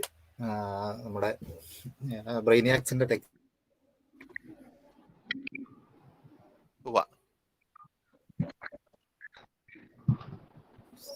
ഇപ്പൊ കേൾക്കുന്നുണ്ടോ? Hello dyne sir. കേൾക്കുന്നുണ്ട്. അപ്പൊ സാറ് ഇപ്പൊ ഡേറ്റ ട്രാൻസ്ഫർ ചെയ്യുക എന്നൊക്കെ സാറ് പറഞ്ഞു. ഇന്ന് എനിക്ക് തോന്നുന്നു തെറ്റിദ്ധാരണാജനകമാണ് എന്ന് എനിക്കറിയത്തില്ല. സാധാരണക്കാരുടെ ഇടയിലേക്ക് ഈ മൊബൈൽ ഫോൺ വഴി ഡേറ്റ, അതായത് നിങ്ങളെ ഡയഗ്നോസ് ചെയ്യും. അതായത് നിങ്ങളുടെ ഞാൻ കണ്ടിട്ടുണ്ട്, നിങ്ങളുടെ വിരല് ആ ബാക്കിലത്തെ സ്കാൻ ചെയ്യുന്നതെല്ലാം വെച്ച് കഴിഞ്ഞാൽ അത് ഹീറ്റായി നിങ്ങൾക്ക് നിങ്ങളുടെ പല കാര്യങ്ങളും ഡിറ്റക്ട് ചെയ്യാൻ പറ്റും. ഇങ്ങനെയൊക്കെയുള്ള കാര്യങ്ങൾ കാണപ്പെടുന്നുണ്ട്. അതിനോട് എന്താണ്, അതുമായി ബന്ധപ്പെട്ട അതൊരു ഡേറ്റ ട്രാൻസ്ഫർ ആണല്ലോ സംഭവം. അങ്ങനെ വല്ലതും സംഭവിക്കാറുണ്ടോ? അതെന്താണ്? സുരേഷ് സാറേ, അത് ഈ ആ ഡേറ്റ എങ്ങോട്ട് ട്രാൻസ്ഫർ ചെയ്തു എന്നാണ്. അതായത് ഒരു ആപ്ലിക്കേഷൻ ഉപയോഗിച്ചുകൊണ്ട് നമുക്ക് വേണമെങ്കിൽ നിങ്ങൾക്ക് നമ്മളെ ഡയഗ്നോസ് ചെയ്യാൻ പറ്റും. നമ്മുടെ വിവരങ്ങൾ കുറെ കൊടുക്കേണ്ടതായിട്ട് വരും. പിന്നെ കുറെ കാര്യങ്ങളും ഒക്കെ ആയിട്ട് ബന്ധപ്പെട്ട് പിന്നെ അവർ ചോദിക്കുന്ന കാര്യങ്ങളൊക്കെ നമുക്ക് മൊബൈലിൽ തന്നെ ചെയ്യേണ്ടതായിട്ട് വരും. ഫോട്ടോ എടുക്കുക, സ്കാൻ ചെയ്തെടുക്കുക, ഇത്ര ഒരുപാട് കാര്യങ്ങൾ വരുന്നുണ്ട്. അതിനോട് എന്താണ്, അത് വരാൻ സാധ്യതയുണ്ടോ? പിന്നെ ഡെഫിനറ്റ്ലി അത് ഞാൻ മുമ്പ് പറഞ്ഞ കൺസെപ്റ്റിനകത്ത് പേഴ്സണലൈസ്ഡ് മെഡിസിന്റെ ഒരു ഭാഗമായിട്ട് വരുന്ന ഒരു സംഭവമാണ്. അത് ഹ്യൂജ് ഒരു ബിസിനസ് ഓപ്പർച്യൂണിറ്റിയാണ് ആൾക്കാർക്ക് അത് യൂസ് ചെയ്യണമെന്നുണ്ടെങ്കിൽ. കാരണം 1.2 ബില്യൺ 1.3 ബില്യൺ പോപ്പുലേഷൻ ഉള്ളത് നമുക്ക്. ആൾക്കാർക്ക് അവരുടെ ലൈഫിൽ എപ്പോഴെങ്കിലും ഒരു ഹെൽത്ത് പ്രോബ്ലം ഉണ്ടാകും. ഈ ഹെൽത്ത് പ്രോബ്ലം ഉണ്ടാകുമ്പോൾ നമ്മൾ ചെയ്യുന്ന നമ്മുടെ നോർമൽ കാര്യം ഡോക്ടറിനെ പോയി കണ്ട് സ്പെഷ്യലൈസ് സർവീസ് ഇപ്പോൾ ട്രീറ്റ്മെന്റ് എടുക്കുക, തിരിച്ചു വരിക. പലപ്പോഴും ആൾക്കാർക്ക് ഓൺഗോയിങ് പ്രശ്നങ്ങളുണ്ട്. ആ ഈ ഓൺഗോയിങ് പ്രശ്നങ്ങൾക്ക് നമ്മൾ ഒരു സൊല്യൂഷൻ കണ്ടെത്തും. അപ്പൊ ഈ സൊല്യൂഷൻ കണ്ടെത്തുമ്പോൾ നമ്മുടെ ഒരു കേരളത്തിലൊരു മനോഭാവം പറഞ്ഞു കഴിഞ്ഞാൽ നടുവേദന, ബാക്ക് പെയിൻ. ഈ ബാക്ക് പെയിൻ എന്ന് പറയുമ്പോൾ ബാക്ക് പെയിന്റെ ഇവിടെ ഇപ്പൊ ഇരിക്കുന്ന 100 പേരുണ്ട്. ഈ 100 പേരോ അല്ലെങ്കിൽ 80 പേരുണ്ട്. 80 പേരോടും ചോദിച്ചു കഴിഞ്ഞാൽ 80 ട്രീറ്റ്മെന്റ് മൊഡാലിറ്റീസ് എന്നോട് പറഞ്ഞു തരുമെന്ന് വിശ്വസിക്കുന്ന ഒരാളാണ് ഞാൻ. ഒരാൾ പറയും മർമ്മ ചികിത്സയാണ്, വേറൊരാൾ പറയും തിരുമാണ്, വേറൊരാൾ പറയും അലോപ്പതിയാണ്, ചിലർ പറയും ട്രാക്ഷൻ ആണ്, വെയിറ്റ് ആണ്, ചിലർ പറയും യോഗയാണ്, പിലൈറ്റ്സ് ആണ് എന്ന് തുടങ്ങി ഒരു 80 ഡിഫറെന്റ് ഐഡിയാസ് വരുന്ന ഒരു കാലഘട്ടത്തിലാണ് നമ്മൾ ജീവിക്കുന്നത്. എഗെയിൻ നമ്മൾ എന്താണോ കേട്ടിരിക്കുന്നത്, മനസ്സിലാക്കിയിരിക്കുന്നത് അതിന്റെ പേരിൽ. പക്ഷേ ഇതുപോലൊരു ആപ്പ് ഉണ്ടെങ്കിൽ, ഇതുപോലൊരു ആപ്പ് ജെനുവിൻ ആണെങ്കിൽ, അത് ഗവൺമെന്റ് എൻഡോസ്ഡ് ആണെങ്കിൽ, അല്ലെങ്കിൽ ഒരു പ്രൊഫഷണൽ ബോഡി എൻഡോസ്ഡ് ആയിട്ടൊരു ആപ്പ് ആണെങ്കിൽ, ആ ആപ്പിനകത്ത് ഒരു സ്പൈനൽ കോഡ് അല്ലെങ്കിൽ ബാക്ക് പെയിൻ എന്ന് പറയുന്ന ഒരു സെക്ഷൻ ഉണ്ടെങ്കിൽ ആ ബാക്ക് പെയിനിൽ ഞാൻ പോയി എൻട്രി ചെയ്യുകയാണ്. എൻ്റെ പെയിൻ സ്കോർ ഏതാണ്, എവിടെയാണ് പെയിൻ എന്നുള്ളത് ഒരാളുടെ ഒരു ബോഡി ഇമേജ്, ഒരു ബോഡി ഡയഗ്രത്തിൽ നമ്മൾ ബേൺസിനൊക്കെ ഉപയോഗിക്കുന്ന സൈസ് ബോഡി ഡയഗ്രാം ഉണ്ട്. അതിനകത്ത് എവിടെയാണെന്ന് പിൻ പോയിന്റ് ചെയ്യുകയാണ്. ആ പെയിന്റെ നേച്ചർ എന്താണ്, ത്രോബിംഗ് ആണോ, പൾസേറ്റിംഗ് ആണോ, ലോങ് ലാസ്റ്റിംഗ് ആണോ, അത് റേഡിയേറ്റിംഗ് ആണോ, ലെഗിലേക്കാണോ അല്ലയോ എന്ന് ചോദിച്ചിട്ട് എത്ര നാളായി തുടങ്ങിയിട്ട്, എന്നിട്ട് അതത്ര ഇട്ട് കഴിയുമ്പോൾ അതെനിക്ക് കുറച്ച് കാര്യങ്ങൾ ചെയ്യാൻ പറയുകയാണ്. ഒന്ന് കോൾഡ് വെക്കുക, അല്ലെങ്കിൽ ഹീറ്റ് വെക്കുക, അല്ലെങ്കിൽ അതിന്റെ ഒരു റേറ്റിംഗ് വെച്ചിട്ട് എന്നോട് പറയാണ് അടുത്തുള്ള ഒരു ന്യൂറോളജിസ്റ്റിനെ കാണുന്നില്ല, ഓർത്തോപീഡീഷ്യനെ കാണുക. ഈ ആപ്പ് തന്നെ ഒരു ഓർത്തോപീഡീഷ്യനെ കണ്ടെത്തി തരികയാണെങ്കിൽ അത് ഈ ഓർത്തോപീഡീഷ്യനെ പോയി കണ്ടു കഴിയുമ്പോഴത്തേന് ഈ ഓർത്തോപീഡീഷ്യൻ ഒരു ട്രീറ്റ്മെന്റ് പാക്കേജ് തരുന്നു. അത് ഈ ആപ്പിനകത്ത് തന്നെ കിടക്കുന്നു. അതെന്ന് പറയുന്നത് ഒരു 4-5 എക്സസൈസുകളാണ് എൻ്റെ ബാക്കിനെ സ്ട്രെങ്തൻ ചെയ്യാൻ വേണ്ടി. ഇതാണ് ഈ ഒരു രീതിയിലേക്ക് ഒരു ആപ്പ് വരികയാണെന്നുണ്ടെങ്കിൽ ആ ഇൻഫർമേഷൻ ഷെയർ ചെയ്യുന്നതുകൊണ്ട് ഒരു കുഴപ്പമില്ല. അത് ചെയ്യണമെന്ന് തന്നെ പറയുന്നത്. അതാണ് ഈസി ആക്സസിബിലിറ്റി. ഒരു കണ്ടിന്യൂസ് പേഴ്സണലൈസ്ഡ് ഹെൽത്തിന്റെ ഭാഗമായിട്ട് വരും. മറ്റുള്ള ആപ്പുകളിനകത്തുള്ള ഞാൻ വളരെ വളരെ വളരെ വളരെ കെയർഫുൾ ആയിരിക്കും. കാരണം എൻ്റെ പേഴ്സണൽ ഡേറ്റ എടുത്തുകൊണ്ട് പോയിട്ട് എനിക്ക് എന്താ പറയുന്നത്, എന്നെ മാർക്കറ്റിങ്ങിന് ഭാഗമായിട്ട് പിന്നീട് വരുന്ന കറസ്പോണ്ടൻസുകളെല്ലാം ഇന്ന പ്രശ്നങ്ങളുണ്ട്, അല്ലെങ്കിൽ ഇന്ന ഇതിനകത്ത് ചേർക്കണം, അങ്ങനത്തെ ഒരു ആപ്പിലേക്കാണെങ്കിൽ എനിക്ക് തീർത്തും എന്താ പറയുന്ന ഇറ്റ് ഇസ് നോട്ട് റൈറ്റ്. പക്ഷെ ഈ പറയുന്ന സ്മാർട്ട് ഫോൺ ഡിവൈസസുകൾ യൂസ് ചെയ്തുകൊണ്ട് നമ്മുടെ ഡേറ്റ ക്യാപ്ചർ ചെയ്യുന്നത്, അതായത് ഇപ്പൊ ഈ ഇൻഫ്രാറെഡ് സാധനം വെച്ചിട്ട് എൻ്റെ ഒരു പൾസോ അല്ലെങ്കിൽ ഇപ്പം പുതിയ വാച്ചുകളിൽ നമ്മുടെ ഹാർട്ട് റേറ്റും BP ഒക്കെ നോക്കുന്ന, അല്ലെങ്കിൽ ECG വരെ നോക്കുന്ന സ്മാർട്ട് വാച്ചുകളുണ്ട്. അതിനെയൊക്കെ യൂസ് ചെയ്തുകൊണ്ട് ഞാൻ മുമ്പ് പറഞ്ഞ ഒരു ആപ്പ് ഗവൺമെന്റ് എൻഡോസ്ഡ് അല്ലെങ്കിൽ അതുപോലെ ഒരു പ്രൊഫഷണൽ ബോഡി അംഗീകരിക്കുന്ന ഒരു സിസ്റ്റത്തിലേക്ക് കണക്ട് ചെയ്യുകയാണെങ്കിൽ ഡെഫിനറ്റ്ലി അതാണ് വേ ഫോർവേഡ്. ഡെഫിനറ്റ്ലി അത് നമ്മൾ കണ്ടു. COVID-19 വന്നപ്പോൾ നമ്മൾ കണ്ടു. അതായത് ഒരു ആപ്പ്, നിസ്സാരമായ ഒരു ആപ്പ്, അതായത് ദിവസം രാവിലെ ടെമ്പറേച്ചർ, ദിവസം രാവിലെ ഒരു SpO2 മോണിറ്ററിനകത്ത് കിട്ടുന്ന നമ്മുടെ സാധനങ്ങൾ, അതെല്ലാം നമ്മൾ എൻ്റർ ചെയ്ത്. ഇത് തായ്വാനിലാണ് ഏറ്റവും ആദ്യം അവർ ഇൻട്രൊഡ്യൂസ് ചെയ്തത്. തായ്വാനിൽ ഇൻട്രൊഡ്യൂസ് ചെയ്തത് നമ്മുടെ ഈ സ്ട്രീറ്റ് ക്യാമറസ് ഇല്ലേ, നമ്മുടെ ഒരു റോഡിലെ ക്യാമറസിൽ അവർ ഇൻഫ്രാറെഡ് ക്യാമറസ് വെച്ചു, അതായത് തെർമൽ സ്കാനിങ്സിന് വേണ്ടിയിട്ട്. അപ്പം മാസ്ക് വെച്ചെങ്കിൽ കൂടിയും AI ഉപയോഗിച്ച് ആളാരാന്ന് കണ്ടെത്തി അവരുടെ വീട്ടിൽ പോയി അവരോട് ഐസൊലേറ്റ് ചെയ്യാൻ പറയും. ഇത് കഴിഞ്ഞ April, May നടന്നതാണ്. they were able to do that. അപ്പം അത് ഒരു പേഴ്സണൽ മെഡിക്കേഷന്റെ ഭാഗമാണ്. അപ്പൊ അങ്ങനെ ഗവൺമെന്റ് ഇൻഡ്യൂസ്ഡ് ആയിരിക്കണം, അല്ലെങ്കിൽ പ്രൊഫഷണൽ ബോഡി എൻഡോസ്ഡ് ആയിരിക്കണം ആ ഒരു ആപ്പ് എന്ന് പറയുന്നത്. അല്ലെങ്കിൽ ആ സ്ഥാപനത്തിന് ക്രെഡിബിലിറ്റി ഉണ്ടാകും. ഇപ്പൊ ടാറ്റ പോലൊരു കമ്പനി ഒരു സാധനം ഇറക്കിക്കൊണ്ട് വരുന്നു, ഞങ്ങളൊരു അല്ലെങ്കിൽ റിലയൻസ് പോലൊരു കമ്പനി വരുന്നു, അങ്ങനെ സ്റ്റേറ്റ് ഓൺഡ് ആയിട്ട് സ്റ്റേറ്റ് ബ്രാൻഡിങ്ങിൽ ഒരെണ്ണം വരുന്നു, ഡെഫിനറ്റ്ലി ഗോ ഫോർ ഇറ്റ്. മനസ്സിലായോ? ഹോപ്പ് ഐ ആൻസർഡ് ദാറ്റ് സാറേ. അതായത് ഞാൻ ഉദ്ദേശിച്ചതെന്ന് വെച്ച് കഴിഞ്ഞാൽ സാറ് പറഞ്ഞതും, അതായത് നമ്മുടെ കയ്യിലിരിക്കുന്ന ഡേറ്റ അങ്ങോട്ട് ട്രാൻസ്ഫർ ചെയ്യാതെ നമുക്ക് ഒരു കാരണവശാലും അതിന്റെ ഒരു റിസൾട്ട് നമുക്ക് കിട്ടത്തില്ല. അപ്പൊ ട്രാൻസ്ഫർ ചെയ്യാനുള്ള മാധ്യമമാണ് ഇപ്പൊ പറഞ്ഞത്, ഒരു മാധ്യമമാണ് നിലയിൽ. പിന്നെ ഇപ്പൊ തന്നെ സർക്കാരാണെങ്കിൽ കൂടിയും ഇനിയൊരു പേഴ്സണൽ കോഡ് പോലെ ഓരോരുത്തർക്കും, അതായത് ഒരാളെ ഐഡന്റിഫൈ ചെയ്യാനുള്ള ID കാർഡ് പോലെ തന്നെ മെഡിക്കൽ കാര്യങ്ങൾക്ക് വേണ്ടിയിട്ട് മാത്രം അത് ഡെവലപ്പ് ചെയ്യുന്നുണ്ടെന്നാണ് എനിക്ക് തോന്നുന്നത്. അപ്പൊ അതൊക്കെ ഉപകാരപ്പെടും. എന്ന് വെച്ച് കഴിഞ്ഞാൽ നമ്മുടെ എല്ലാ പേഴ്സണൽ ഇതുവരെയുള്ള അസുഖങ്ങളും എല്ലാം അതിനകത്ത് കോഡഡ് ആയിരിക്കും. അത് ഡെവലപ്പ് ചെയ്യാം.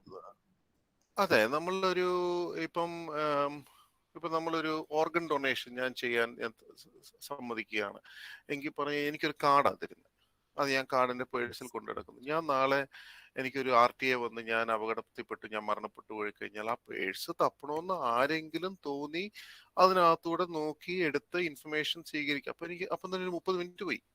പക്ഷെ വേറെ എൻ്റെ ഒരു ഫിംഗർ പ്രിന്റോ അല്ലെങ്കിൽ എന്തെങ്കിലും ഒരു IDയിൽ ഒരു കോമൺ ഡേറ്റാബേസ് ഉണ്ട്. അത് ഞാനിപ്പം കോട്ടയത്താണ് നിൽക്കുന്നതെങ്കിൽ എനിക്ക് സംഭവിക്കുന്ന മഹാരാഷ്ട്രയിലെ താനയിലാണെങ്കിൽ കൂടി ഒരു യൂണിഫൈഡ് കോഡാണെങ്കിൽ എൻ്റെ ഇൻഫർമേഷൻ അവിടെ ഉണ്ട്.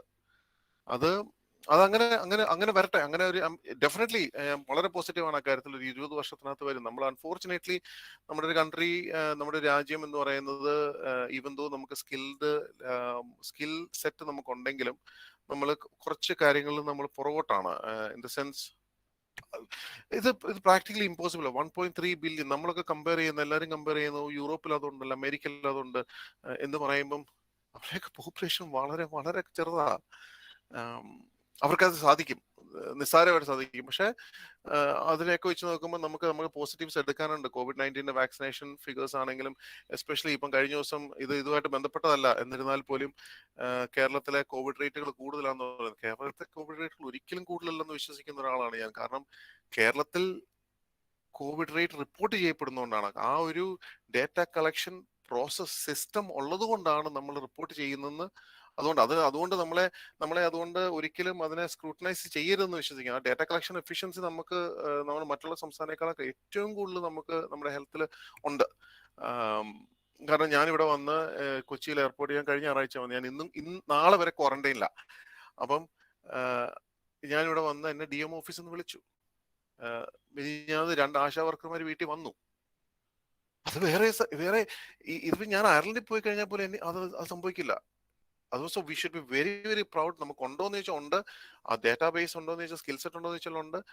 സോ ഇത് 20 വർഷത്തിനകത്ത് ഡെഫിനറ്റ്ലി ഉണ്ടാവും. Okay sir.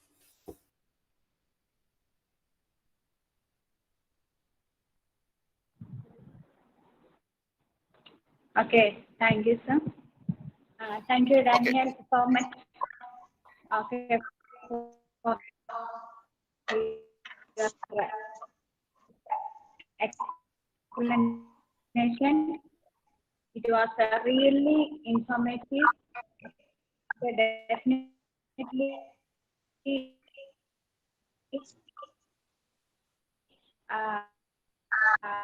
you are success in giving 100% input regarding this new topic or new concept regarding this health information to us. Okay, thank you so much. Thank you.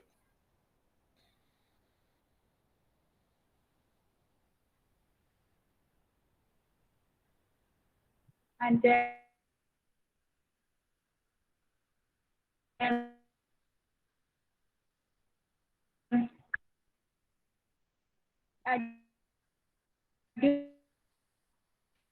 during this technological advancement era, okay, we should know how the data can be converted into meaningful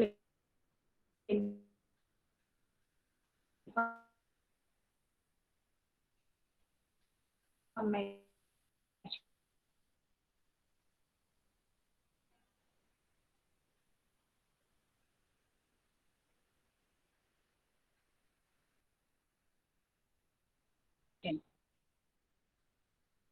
Okay, so another important thing is that it can be applicable in all areas, okay, different areas. Okay, then one more question is there in the chat box. Okay, shall I read? ഞാൻ നോക്കാം. ഒരു minute. Okay, 1 minute. Oh, how to make nursing students orient with health and clinical practice. അത് ഞാൻ ഇപ്പോഴാ കണ്ടേ. Sorry. ഞാൻ പറയാം. ഞാൻ മുമ്പ് സംസാരിച്ചപ്പം പറഞ്ഞൊരു കാര്യം, ഡേറ്റ ലിറ്ററസി. ക്വസ്റ്റ്യൻ കിട്ടി. ഹൗ ടു മേക്ക് നഴ്സിംഗ് സ്റ്റുഡൻസിനെ എങ്ങനെയാണ് ഹെൽത്ത് ഇൻഫർമാറ്റിക്സുമായിട്ട് പരിചയപ്പെടുത്തുകയും ക്ലിനിക്കൽ പ്രാക്ടീസിൽ കൊണ്ടുവരികയും ചെയ്യാന്നുള്ളത്. നമ്മൾ ചെയ്യുന്നുണ്ടോന്ന് ചോദിച്ചാൽ നമ്മൾ ചെയ്യുന്നുണ്ട്. പക്ഷെ നമ്മൾ ഇതിനെ കുറച്ചുകൂടെ സ്ട്രക്ചേർഡ് ആക്കാനായിട്ട് നമുക്ക് വേണ്ടുന്നത്, ഞാൻ ഈ പ്രസന്റേഷൻ ഇടയ്ക്ക് വെച്ച് പറഞ്ഞ പോലെ ഡേറ്റ ലിറ്ററസി അല്ലെങ്കിൽ ഡേറ്റ അവയർനെസ്, ഒരു ബേസിക് ഡിജിറ്റൽ ഫൗണ്ടേഷൻ, ഇത് നമ്മൾ ഉണ്ടാക്കണം. നമ്മളെല്ലാവരും ഈ ഒരു ഡിജിറ്റൽ ഫ്രെയിംവർക്കിൽ അവിടെ സോഷ്യൽ മീഡിയയിൽ നമ്മൾ യൂസ് ചെയ്യുന്ന ആൾക്കാർ. എന്നിരുന്നാലും ചില കൺസെപ്റ്റുകൾ നമ്മൾ പഠിപ്പിക്കണം. അതിന് ഒരു സ്ട്രക്ചേർഡ് ഒരു 1-2 മണിക്കൂറിന്, അങ്ങേയറ്റം ഒരു 10 മണിക്കൂറിന് ഹെൽത്ത് ഇൻഫർമാറ്റിക്സ് മോഡ്യൂൾ തന്നെ എല്ലാ ഡിസിപ്ലിനിലും കൊണ്ടുവരണമെന്ന് വിശ്വസിക്കുന്ന ഒരാളാണ് ഞാൻ. അത് വലിയൊരു കമ്പ്യൂട്ടർ സയൻസ് പഠിപ്പിക്കാനൊന്നുമല്ല, പക്ഷെ ഒരു കാര്യം കേട്ട് കഴിഞ്ഞാൽ യെസ്, ഇതാണ് അതുകൊണ്ട് ഉദ്ദേശിക്കുന്നത്, അല്ലെങ്കിൽ ഇപ്പം അതാണ് അതുകൊണ്ട് അതിന്റെ കൺസെപ്റ്റ് അതാണെന്ന് മനസ്സിലാക്കത്തക്ക രീതിയിൽ ഒരു ചെറിയ മോഡ്യൂൾ ഒരു സിലബസിൽ ഇൻട്രൊഡ്യൂസ് ചെയ്യുക. അങ്ങനെ വന്നെങ്കിൽ മാത്രമേ നമ്മൾ ഒരു പ്രോബ്ലം നമ്മൾ ഫേസ് ചെയ്യുമ്പോൾ we try to solve in a digital way. എന്നിട്ട് തന്നെ ക്ലിനിക്കൽ പ്രാക്ടീസ് ഉണ്ടോ എന്ന് ചോദിച്ചാൽ ക്ലിനിക്കൽ പ്രാക്ടീസ് ഉണ്ട്. പക്ഷെ ക്ലിനിക്കൽ പ്രാക്ടീസിൽ ഫോർ എക്സാമ്പിൾ ഇപ്പം ഒരു എക്സാമ്പിൾ ആയിട്ട് പറയാനാണെങ്കിൽ ഇപ്പോൾ ഒരു പോസ്റ്റ് ഓപ്പറേറ്റീവ് കെയർ നമ്മൾ ചിന്തിക്കുക. പോസ്റ്റ് ഓപ്പറേറ്റീവ് കെയറിനകത്ത് ഇൻഫെക്ഷൻ ഒരു ഡ്രസ്സിങ്ങാണ്. ഇപ്പൊ ഡ്രസ്സിങ്ങിന് നമ്മൾ എങ്ങനെ ഇവാലുവേറ്റ് ചെയ്യുന്നതിന് ഒത്തിരി കാര്യങ്ങളുണ്ട്. നമ്മൾ അതിനകത്ത് സ്കിന്നിന്റെ വൂണ്ടിന്റെ റെഡ്നെസ്, അതിന്റെ ടെക്സ്ചർ, അതിൻ്റെ ഊസ്, അതിനകത്തെ സൈസ് കുറയുന്നുണ്ടോ, പസ് ഉണ്ടോ അല്ലെങ്കിൽ സ്ലഫ് ഉണ്ടോ, ഇങ്ങനെ പല പല കാര്യങ്ങൾ നമ്മളത് നോക്കിയിട്ടാണ് നമ്മൾ അതിന്റെ പ്രോഗ്രസ് നമ്മൾ ചിന്തിക്കുന്നത്. ഹെൽത്ത് ഇൻഫർമാറ്റിക്സിനെ അവിടെ കൊണ്ടുവരികയാണെങ്കിൽ that nursing student can create a template.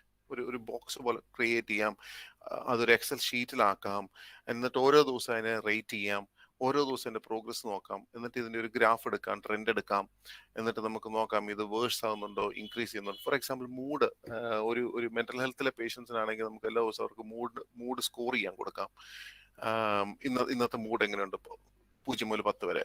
അപ്പം ചില ആൾക്കാർ വളരെ ലോ ആയിട്ട് കണ്ടിന്യൂസ്ലി സ്കോർ ചെയ്യുന്ന ഒരു over A period of 30 days അല്ലെങ്കിൽ 20 ഡേയ്സ്. അപ്പൊ നമുക്ക് ഡെഫിനറ്റ്ലി പറയാം അവരുടെ കഴിഞ്ഞ 30 ദിവസമായിട്ട് 20 ദിവസമായിട്ട് മൂഡ് വളരെ കുറവായിട്ടിരിക്കുന്നു, മെഡിക്കേഷൻ ഒന്ന് ചേഞ്ച് ചെയ്താലോ. ഇതാണ് ക്ലിനിക്കൽ പ്രാക്ടീസിൽ ഇത് ഡേറ്റ ക്യാപ്ചർ ചെയ്യാനുള്ള ഫെസിലിറ്റി നമ്മൾ ഉണ്ടാക്കുകയാണ്. അപ്പൊ അതിന് വേണ്ടുന്ന ഇപ്പൊ ചില നിസ്സാരമായിട്ടൊരു കാര്യമായിരിക്കും. ഇപ്പൊ ഇതിനകത്ത് ഇരിക്കുന്ന പലർക്കും എക്സൽ യൂസ് ചെയ്യാൻ അറിയാം, വളരെ നന്നായിട്ട് യൂസ് ചെയ്യാൻ അറിയാം, ചിലർക്ക് എക്സൽ യൂസ് ചെയ്യാൻ അറിയില്ല. അപ്പൊ അവരെ എല്ലാം കൂടെ ഒരേ ലെവലിലേക്ക് കൊണ്ടുവരത്തക്ക രീതിയിലുള്ള ഒരു 2-3 അവേഴ്സിന്റെ ഒരു ഡിജിറ്റൽ ഫൗണ്ടേഷന്റെ ഒരു ഹെൽത്ത് ഇൻഫർമാറ്റിക്സ് മോഡ്യൂൾ എല്ലാ ഡിസിപ്ലിനും വെക്കുകയാണ് ഏറ്റവും നല്ലത്. Hope that answers that.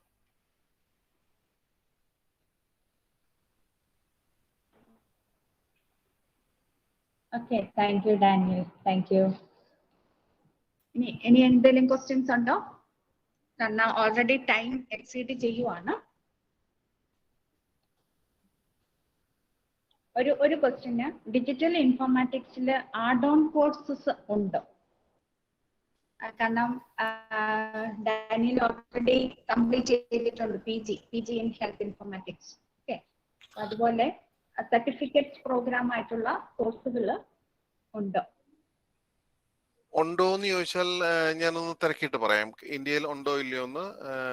ഇല്ലെങ്കിൽ എവിടെയെങ്കിലും ഉണ്ടോ ഇല്ലയോ എന്നുള്ളത് നോക്കാം. ഓൺലൈനിൽ ഇപ്പം കോവിഡ് വന്നുകൊണ്ട് അങ്ങനെ വലിയൊരു ഗുണമുണ്ട്, നമുക്ക് ഓൺലൈനിൽ ചെയ്യാൻ പറ്റുന്ന കോഴ്സുകളുണ്ട്. ഈ ഡെൽ എന്ന് പറയുന്ന കമ്പനി അവര് ഈ വളരെ റീസെന്റ് അവരൊരു 6 മാസത്തെ ഒരു കോഴ്സ് തുടങ്ങിയിരുന്നു, വൺസ് ഇൻ എ മന്ത് എന്നുള്ള രീതിയിൽ. അവർക്ക് ഒരു കോഴ്സ് ഉള്ളതായിട്ട് എനിക്കറിയാം. മേ ബി ഒരു ഇന്ത്യൻ, അത് ചിലപ്പോൾ നിങ്ങളൊരു ഓർഗനൈസേഷൻ ലെവലിൽ ഇപ്പൊ CPASന്റെ നേതൃത്വത്തിൽ ഡെല്ലുമായിട്ടൊന്ന് ബന്ധപ്പെട്ട് നോക്കി കഴിഞ്ഞാൽ ചിലപ്പോൾ അവര് ഇത് ചെയ്യാൻ സാധ്യതയുണ്ട്. ഡെല്ലിനുണ്ട്. Okay, thank you Daniel.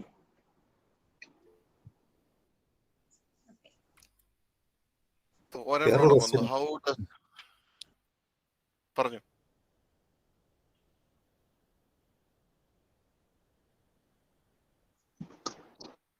Suresh sir എന്തോന്ന് പറഞ്ഞിരുന്നു. ചാറ്റ് ബോക്സിൽ ക്വസ്റ്റ്യൻ വന്നെന്ന് പറഞ്ഞു. How D 3D printing can help education? Clarification ഉണ്ടെങ്കിൽ ഉണ്ട്. 3D printing in education. ഈ 3D പ്രിന്റിംഗ് എന്ന് പറയുമ്പം അത് അബ്ദുൽ സലാം സാർ അല്ലേ?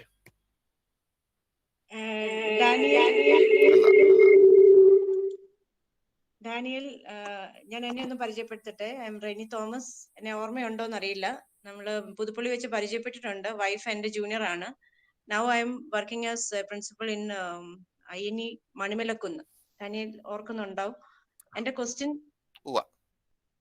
ഓക്കെ, എന്റെ ക്വസ്റ്റ്യൻ നമ്മൾ 3D പ്രിന്റിങ് അത് നമുക്ക് എങ്ങനെയാണ് നഴ്സിംഗ് എഡ്യൂക്കേഷൻ്റെ അകത്ത് അതിനെ അപ്ലൈ ചെയ്യാൻ പറ്റുന്നതെന്നുള്ളതാണ്. നമുക്ക് ടാൻജിബിൾ ആയിട്ട് നമ്മുടെ കയ്യിൽ വെക്കാവുന്ന ഏത് സാധനം, ഒരു ഫിസിക്കൽ ഒബ്ജക്റ്റ് നമ്മൾ യൂസ് ചെയ്യുന്നുണ്ടെങ്കിൽ, ഏറ്റവും കൂടുതൽ യൂസ് ചെയ്യുന്നത് നഴ്സിംഗ് എഡ്യൂക്കേഷൻ സിമുലേഷൻ ലാബുകളിലാണ് ഇത് നമുക്ക് യൂസ് ചെയ്യാൻ പറ്റുക. അപ്പം 3D പ്രിന്റിംഗ് നിലവിൽ 3D പ്രിന്റിംഗ് ഇസ് വെരി എന്താ പറയുക, വളരെ കോസ്റ്റ്ലി ആയിട്ടൊരു സംഭവമാണ്. അപ്പം അത് ഒരു ഇവൻച്വലി ഒരു 4-5 വർഷം കഴിയുമ്പോഴാണ് അത് ആയി വരുള്ളൂ. പക്ഷേ 3D പ്രിന്റിങ്ങിന്റെ ഒരു യൂസ് എന്ന് പറയുന്നത്, ഇപ്പൊ നമുക്ക് സ്പെസിഫിക്കലി ഒരു സാധനം നമുക്ക് പഠിപ്പിക്കണം. ഫോർ എക്സാമ്പിൾ നമ്മുടെ ഇപ്പൊ CPAS എല്ലാവരും ഒരു 3D പ്രിന്റിംഗ് ഉണ്ടെങ്കിൽ നമ്മൾ ഡിസൈഡ് ചെയ്യാണ് നമുക്ക് നാളെ രാവിലെ ഇപ്പം ഒടിഞ്ഞിരിക്കുന്ന ഒരു ഫീമർ വേണം പിള്ളേരെ കാണിക്കാനായിട്ട്. ഹൗ ഡസ് ഇറ്റ് വർക്ക് എന്ന് പറയുന്നത് ഒരു അനാറ്റമിയുടെ ഭാഗമായിട്ട് നമ്മളൊരു ഫീമർ പഠിപ്പിക്കണം എന്നുണ്ടെങ്കിൽ, ഒടിഞ്ഞിരിക്കുന്ന ഒരു ഫീമർ പഠിപ്പിക്കണം. ഒടിയാത്ത ഫീമർ കിട്ടുമായിരിക്കും. ഇന്ന ഒരു പർട്ടിക്കുലർ ആംഗിളിൽ ഒടിഞ്ഞിരിക്കുന്ന ഒരു സാധനം വേണമെന്നുണ്ടെങ്കിൽ ഡെഫിനറ്റ്ലി അത് കാണിക്കാം. അല്ലെങ്കിൽ ഒരു അയോട്ടയുടെ ഡിസെക്ഷൻ കാണിക്കണം എന്നുണ്ടെങ്കിൽ അതിന്റെ ഒരു 3D പിക്ചർ എടുത്തിട്ട് അത് നമുക്ക് പ്രിന്റ് ചെയ്തെടുക്കാം. അങ്ങനെ ടാൻജിബിൾ ആയിട്ട് നമുക്ക് പഠിപ്പിക്കാൻ നമുക്ക് സാധാരണ കിട്ടുകയില്ലാത്ത എന്തെങ്കിലും ഉണ്ടെങ്കിൽ മോഡൽസ് കിട്ടാനില്ലാത്ത ഏതെങ്കിലും ഒരു ഒരു ഒരു ബോഡി പാർട്ടിന്റെയോ ആണെങ്കിൽ നമുക്ക് 3D പ്രിന്റിംഗ് യൂസ് ചെയ്യാം. പക്ഷെ 3D പ്രിന്റിംഗ് നിലവിൽ അതിന്റെ കോസ്റ്റ് എഫക്റ്റീവ്നെസ് വെച്ച് നോക്കുമ്പോൾ you are better off getting ഒരു മോഡൽ കിട്ടാൻ സാധ്യതയുണ്ട് ഇപ്പൊ നിലവിൽ. ഇത് ക്ലിനിക്കൽ യൂസ് ആണ് ഏറ്റവും കൂടുതൽ വരിക. ഇപ്പൊ ഞാൻ പറയുന്നത് ഡെന്റൽ ഇംപ്ലാന്റുകൾ അല്ലെങ്കിൽ ഹിപ്പ് ആൻഡ് ഒരു ഹിപ്പ് ജോയിന്റ് റീപ്ലേസ്മെന്റിന് വേണ്ടിയിട്ട് നമുക്ക് ഒരു സർട്ടൻ ആകൃതിയിലൊരു ഇത് വേണം എങ്കിൽ 3D പ്രിന്റിംഗ് യൂസ് ചെയ്യാം. ചിലപ്പോഴും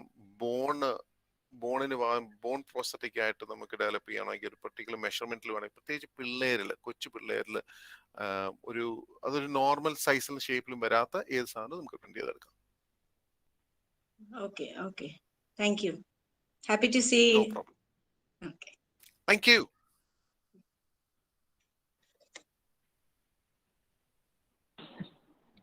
Okay, thank you, madam. Thank you, madam, for your contribution. Good afternoon. I request all the delegates. Suma. Okay. Thank you, Daniel sir, for your wonderful and excellent class. And I have a question. So, can you briefly explain the challenges? Because we are not considering the human aspect. The digitalization is,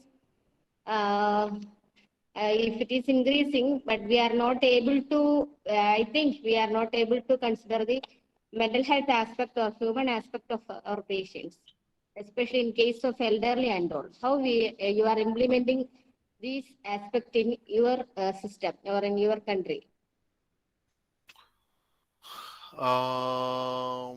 digital health in mental health അല്ലേ? Yes. അതിലെ ചോദിക്കണം. അതെ. അപ്പം സുമാഡം thank you. അതൊരു വലിയൊരു മേഖലയാണ് mental ഹെൽത്തിനകത്ത്. ഇപ്പം ആപ്പുകൾ ഉണ്ട്. അതായത് ഞാൻ മുമ്പേ സുരേഷ് സാർ ചോദിച്ച പോലെയാണെന്ന് തോന്നുന്നു, അദ്ദേഹം ചോദിച്ച പോലെ ഒരു ഗവൺമെന്റ് എൻഡോസ്ഡ് ആയിട്ടുള്ള പ്രൊഫഷണൽ ബോഡി എൻഡോസ്ഡ് ആയിട്ടുള്ള ആപ്പുകൾ, അക്രഡിറ്റഡ് ആയിട്ടുള്ള ആപ്പുകളുണ്ട്. ആ ആപ്പുകൾ ഉദ്ദേശിക്കുന്നത് ഞാൻ മുമ്പ് പറഞ്ഞ പോലെ ഈ ഫോർ എക്സാമ്പിൾ മെന്റൽ ഹെൽത്തിന്റെ രണ്ട് ആസ്പെക്ട്സ് ഉണ്ടല്ലോ. അതായത് ഒരു രോഗി ഒന്നെങ്കിൽ അൺവെൽ ആണെങ്കിൽ വെല്ലാണ്.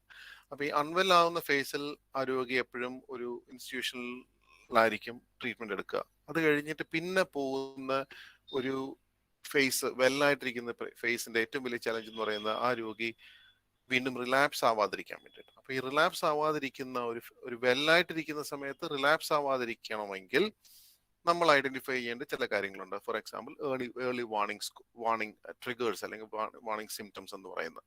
അപ്പൊ ഈ ഏർലി വാർണിംഗ് സിംറ്റംസിനകത്ത് ഒരെണ്ണം എന്ന് പറയുന്നത് അവരുടെ ഒരു ഓൺഗോയിങ് മൂഡ് അല്ലെങ്കിൽ സ്ലീപ്പാണ്, അവരുടെ ഈറ്റിംഗ് ഹാബിറ്റ്സ് ആണ്, അവരുടെ ഒരു ദിവസത്തെ ഡെയിലി ആക്ടിവിറ്റീസ് ആണ്. ഇങ്ങനെ പല പല പല ആസ്പെക്ട്സുകൾ നമുക്ക് ചെയ്യാം. അപ്പൊ അവിടെയുള്ള 2-3 ആപ്പുകൾ ഉള്ളതെന്ന് പറയുന്നത്, ഈ ആപ്പുകൾ സ്റ്റാർട്ടപ്പ് കമ്പനികളാണ് തുടങ്ങിയിരുന്നത്. പക്ഷെ അവർക്ക് കോളേജുകളുമായിട്ട്, അതായത് ഇപ്പൊ ഇവിടുത്തെ MG യൂണിവേഴ്സിറ്റി അങ്ങനെയുള്ള കോളേജുകളുമായിട്ട് ടൈപ്പ് ഉള്ളതുകൊണ്ട് അവർ യൂസ് ചെയ്യുന്നു. പേഷ്യൻസിന്റെ സ്വന്തം സ്മാർട്ട് ഫോണിൽ യൂസ് ചെയ്യുന്നു. ചില സ്മാർട്ട് ഫോണുകൾ അവരുടെ സ്മാർട്ട് വാച്ചുകളായിട്ട് ബന്ധപ്പെടുത്തിയിരിക്കും. അപ്പൊ എത്ര മണിക്കൂർ ഉറങ്ങി, അവരന്ന് എടുത്ത സ്റ്റെപ്പുകൾ, അവരുടെ മൂഡുകൾ അവരെ ചെയ്യുന്നു. അവരുടെ മെഡിക്കേഷൻ എടുത്തെങ്കിൽ ആ മെഡിക്കേഷൻ ടിക്ക് ചെയ്യുന്നു. ഇങ്ങനെ വരുമ്പോൾ അവരുടെ ഒരു കമ്മ്യൂണിറ്റി മെന്റൽ ഹെൽത്ത് നഴ്സ് എന്ന് പറയുന്ന, അല്ലെങ്കിൽ CPNs എന്ന് പറയുന്ന, അവർക്ക് ഒരു മെയിൻ ഡേറ്റാബേസിലേക്ക് ആ ഇൻഫർമേഷൻ ചെല്ലുന്നു. അപ്പൊ ചിലർ ഉറങ്ങുന്നില്ല എങ്കിൽ അവരെ പ്രത്യേകമായിട്ട് അടുത്ത മീറ്റിങ്ങിന് മുമ്പ് തന്നെ അവരെ വീട്ടിൽ പോയി കാണുകയും ഈ ഉറങ്ങാത്തതിന്റെ എന്തെങ്കിലും കാരണങ്ങളുണ്ടോ എന്ന് അന്വേഷിക്കുകയും അതിന് വേണ്ടുന്ന പ്രതിവിധികൾ പറഞ്ഞു കൊടുക്കുകയും ചെയ്യുന്നതുകൊണ്ട് ഈ റിലാപ്സുകൾ പരമാവധി ഒഴിവാക്കാനായിട്ട് സാധിക്കുന്നു. അപ്പൊ ഇത് എഫക്റ്റീവ് ആണോ എന്ന് ചോദിച്ചു കഴിഞ്ഞാൽ ഇതൊരു 2-way പ്രോസസ്സാണ്. ഇതിനെ നമ്മൾ വിശ്വാസത്തിൽ എടുത്തുകൊണ്ട് വേണം, ആ രോഗിയും ഫിൽ ചെയ്യും എന്നുള്ള വിശ്വാസത്തിൽ വേണം നമ്മൾ ചെയ്യാനായിട്ട്. അതാണ് അതിന്റെ ഒരു പ്രശ്നം എന്ന് പറയുന്നത്. അതല്ലാതെ ഈ മെന്റൽ ഹെൽത്തിന്റെ വേറൊരു വിഷയം എന്ന് പറയുന്നത്, ഹലോ കേൾക്കാമോ?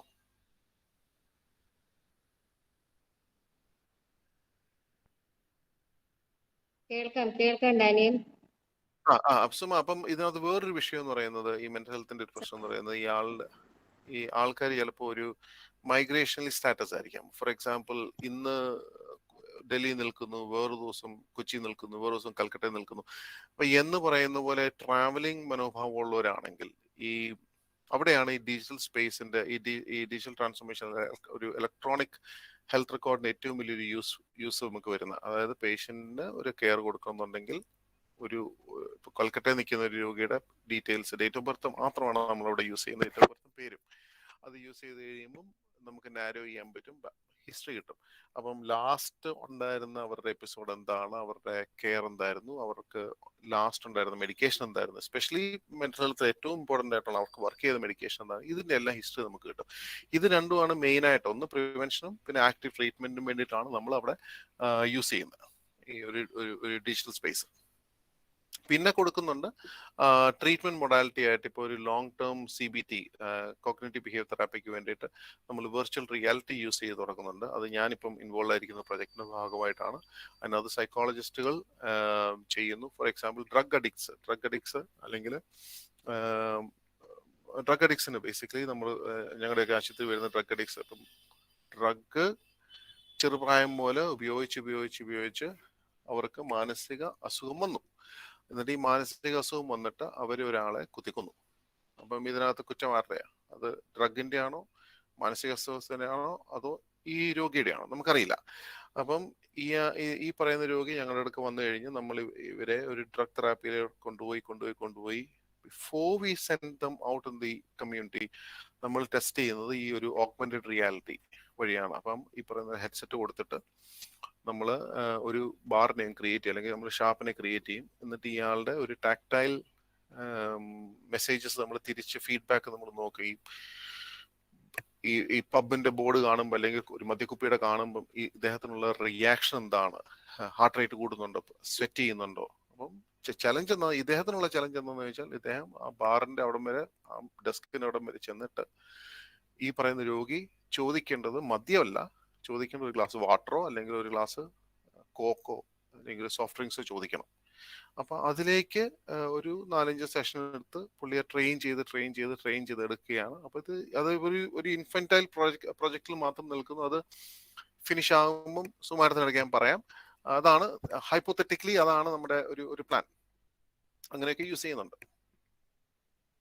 ഓക്കെ, അതല്ല ഞാൻ എന്റെ വേറൊരു ക്വസ്റ്റ്യൻ വെച്ചാൽ നമ്മളിപ്പോ സപ്പോസ് ലിജിമോൾ മാഡം പറഞ്ഞതുപോലെ ഈ എൽഡർലി പേഴ്സൺസ് ഒരു മെയിൻ ഫാക്ടറാണ്. അവരെ സംബന്ധിച്ച് അവരുടെ കാര്യം നമ്മൾ നോക്കുകയാണെങ്കിൽ അവർക്ക് ഡോക്ടറുമായിട്ട് കുറേ നേരം അവരുടെ പേഴ്സണൽ ഇഷ്യൂസ് അല്ലെങ്കിൽ അവരുടെ പ്രോബ്ലംസ് ഡിസ്കസ് ചെയ്ത് ഒരു IPR വന്നു കഴിഞ്ഞാൽ പിന്നെ നമ്മൾ വേറെ ഏത് ഡോക്ടേഴ്സിന്റെ അടുത്ത് പോയെന്ന് പറഞ്ഞാൽ അവർക്ക് ചിലപ്പോൾ ഈ ഡോക്ടറിന്റെ അടുത്ത് വന്ന് കാര്യങ്ങൾ പറയുമ്പോഴായിരിക്കും ആ ഒരു ആസ്പെക്ട് നമുക്കിവിടെ ഈ ഒരു ഇൻഫർമേഷൻ ഡിജിറ്റലൈസേഷൻ വരുമ്പോ അത് ഒരു ഇച്ചിരി മങ്ങല് വരുന്നില്ലയോ?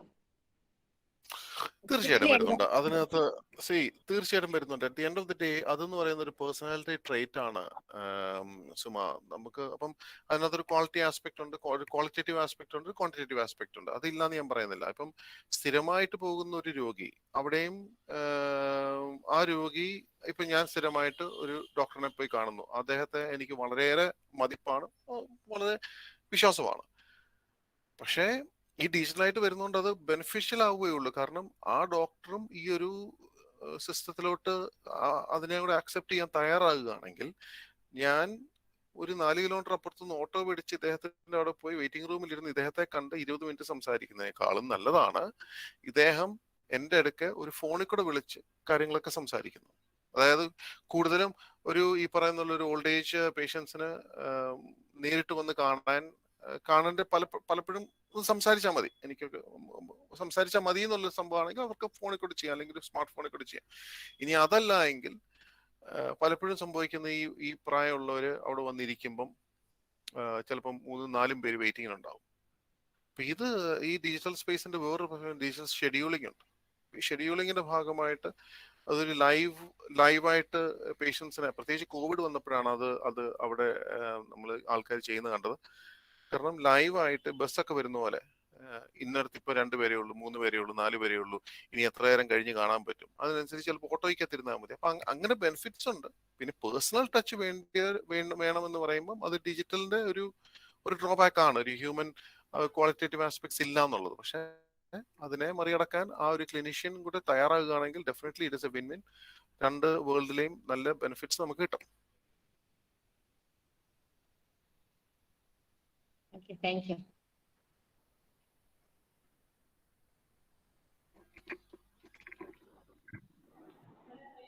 Okay, thank you all. Thank you, Suma.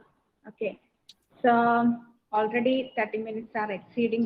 Okay, so now we are in the last session of the webinar. I may call upon Ms. Sienna N, Assistant Professor INSM to deliver vote of thanks. Welcome, Sienna. Okay, ma'am. Respected dignitaries, faculties of various reputed institutions, dear participants and colleagues. I hope we had a wonderful session today, enriched with knowledge and wisdom imparted through the webinar on VISTAS of digital transformations in the present health scenario. The sharing of information's methodology used by the resource person were excellent so as to ensure the expected outcome of the program. First of all, I would like to thank Professor Jayachandran Sir, Joint Director, SME Cpas, for his presidential speech, support, and involvement in this program. Thank you, sir. Next, I would like to thank Dr. P.K. Patnuma Sir, Director Cpas, for his support, guidance, and inaugural speech. Thank you, sir. Next, I would like to thank the organizing chairperson of today's webinar, Professor Abdul Salam Sir, Principal of INSME Cpas Pathanamthitta, for being the backbone to organize this program in a wonderful manner. Thank you, sir. Next, our extreme thanks goes to our today's resource person, Mr. Daniel VARGHESE Sir. He is working as Assistant Director of Nursing and Clinical Information Officer, National Forensic Mental Health Services, Dublin. Had taken his most earliest effort to share the knowledge on this subject matter. His vast experience in this subject area had contributed to its larger extent for attaining the objectives of this seminar. Really, it was a wonderful session, sir. Sir, you explained it as a more simple, easiest, and understanding way. On behalf of all of us, I like to express our gratitude to him. Thank you so much, sir. Next, I would like to thank Professor Emina Jaws, Vice Principal of INSME Pathanamthitta, was a program coordinator of today's webinar, who is always an inspiring and guiding person for all of us. Her contribution for the success of this program will always be remembered. Thank you so much, madam. On behalf of all of us, I would like to thank all the team members of Brainiacs Cpas, especially the coordinator of Brainiacs, Sridhar Sir, Principal of B.Ed College, Thotakad, IT technology expert, Mr. Suresh Sir, who have taken the initiative for the coordination of such a fabulous and informative program. Thank you so much, sir. Last but not least, I would like to thank all the faculty members from various reputed institutions, principals, dear participants, colleagues, dear students, non-teaching staff, on all others of your kind participation and involvement. Thank you all. Okay, thank you, Sienna. Last session, nallൊരു appreciation Daniel സാറിന് തരുവാണ്. കാരണം ഇപ്പൊ ഈ doubts ക്ലാരിഫിക്കേഷനും സെഷനും കേട്ടപ്പോൾ ഒരു കാര്യം മനസ്സിലായി. he is well informative or well equipped with all the areas, different areas of health related things. Okay, for example, mental health plus health informatics then MBA degrees കാര്യങ്ങളുണ്ട്. അതുപോലെ തന്നെ നഴ്സിംഗ് ഹെൽത്ത് കെയർ സിസ്റ്റത്തിലെ importance ആയിട്ടുണ്ട്, plus എക്സ്പീരിയൻസും. Okay, anyway ഇപ്പൊ 100% we are also satisfied, okay, to find out like this special resource persons. Thank you so much, Daniel. സന്തോഷം. Abdul Salam sir തുടങ്ങിയപ്പം അദ്ദേഹം പറയണ്ടായി, അത് എൻ്റെ പ്രതീക്ഷ ഇതൊക്കെ സംസാരിക്കുക, ഇതൊക്കെ ടച്ച് ചെയ്ത് പോകും എന്നുള്ളതാണ് അദ്ദേഹം പറഞ്ഞത്. അപ്പം അതിനോട് നീതി പുലർത്താൻ പറ്റിയെന്ന് തോന്നുന്നു. Anyway, thank you for having me here. ശരി എന്നാ. Okay, so I hope this session will be very useful and applicable in our day-to-day professional life. Who has also already incorporated this health informatics in the revise the syllabus that is in a 2021 scheme. Okay, so I request all the delegates to fill the feedback form, which is put in the chat box also. Okay, thank you so much for your cooperation and your your cooperation. Okay, and also I wish all the best to once again, and thank you all. Thank you. Thank you.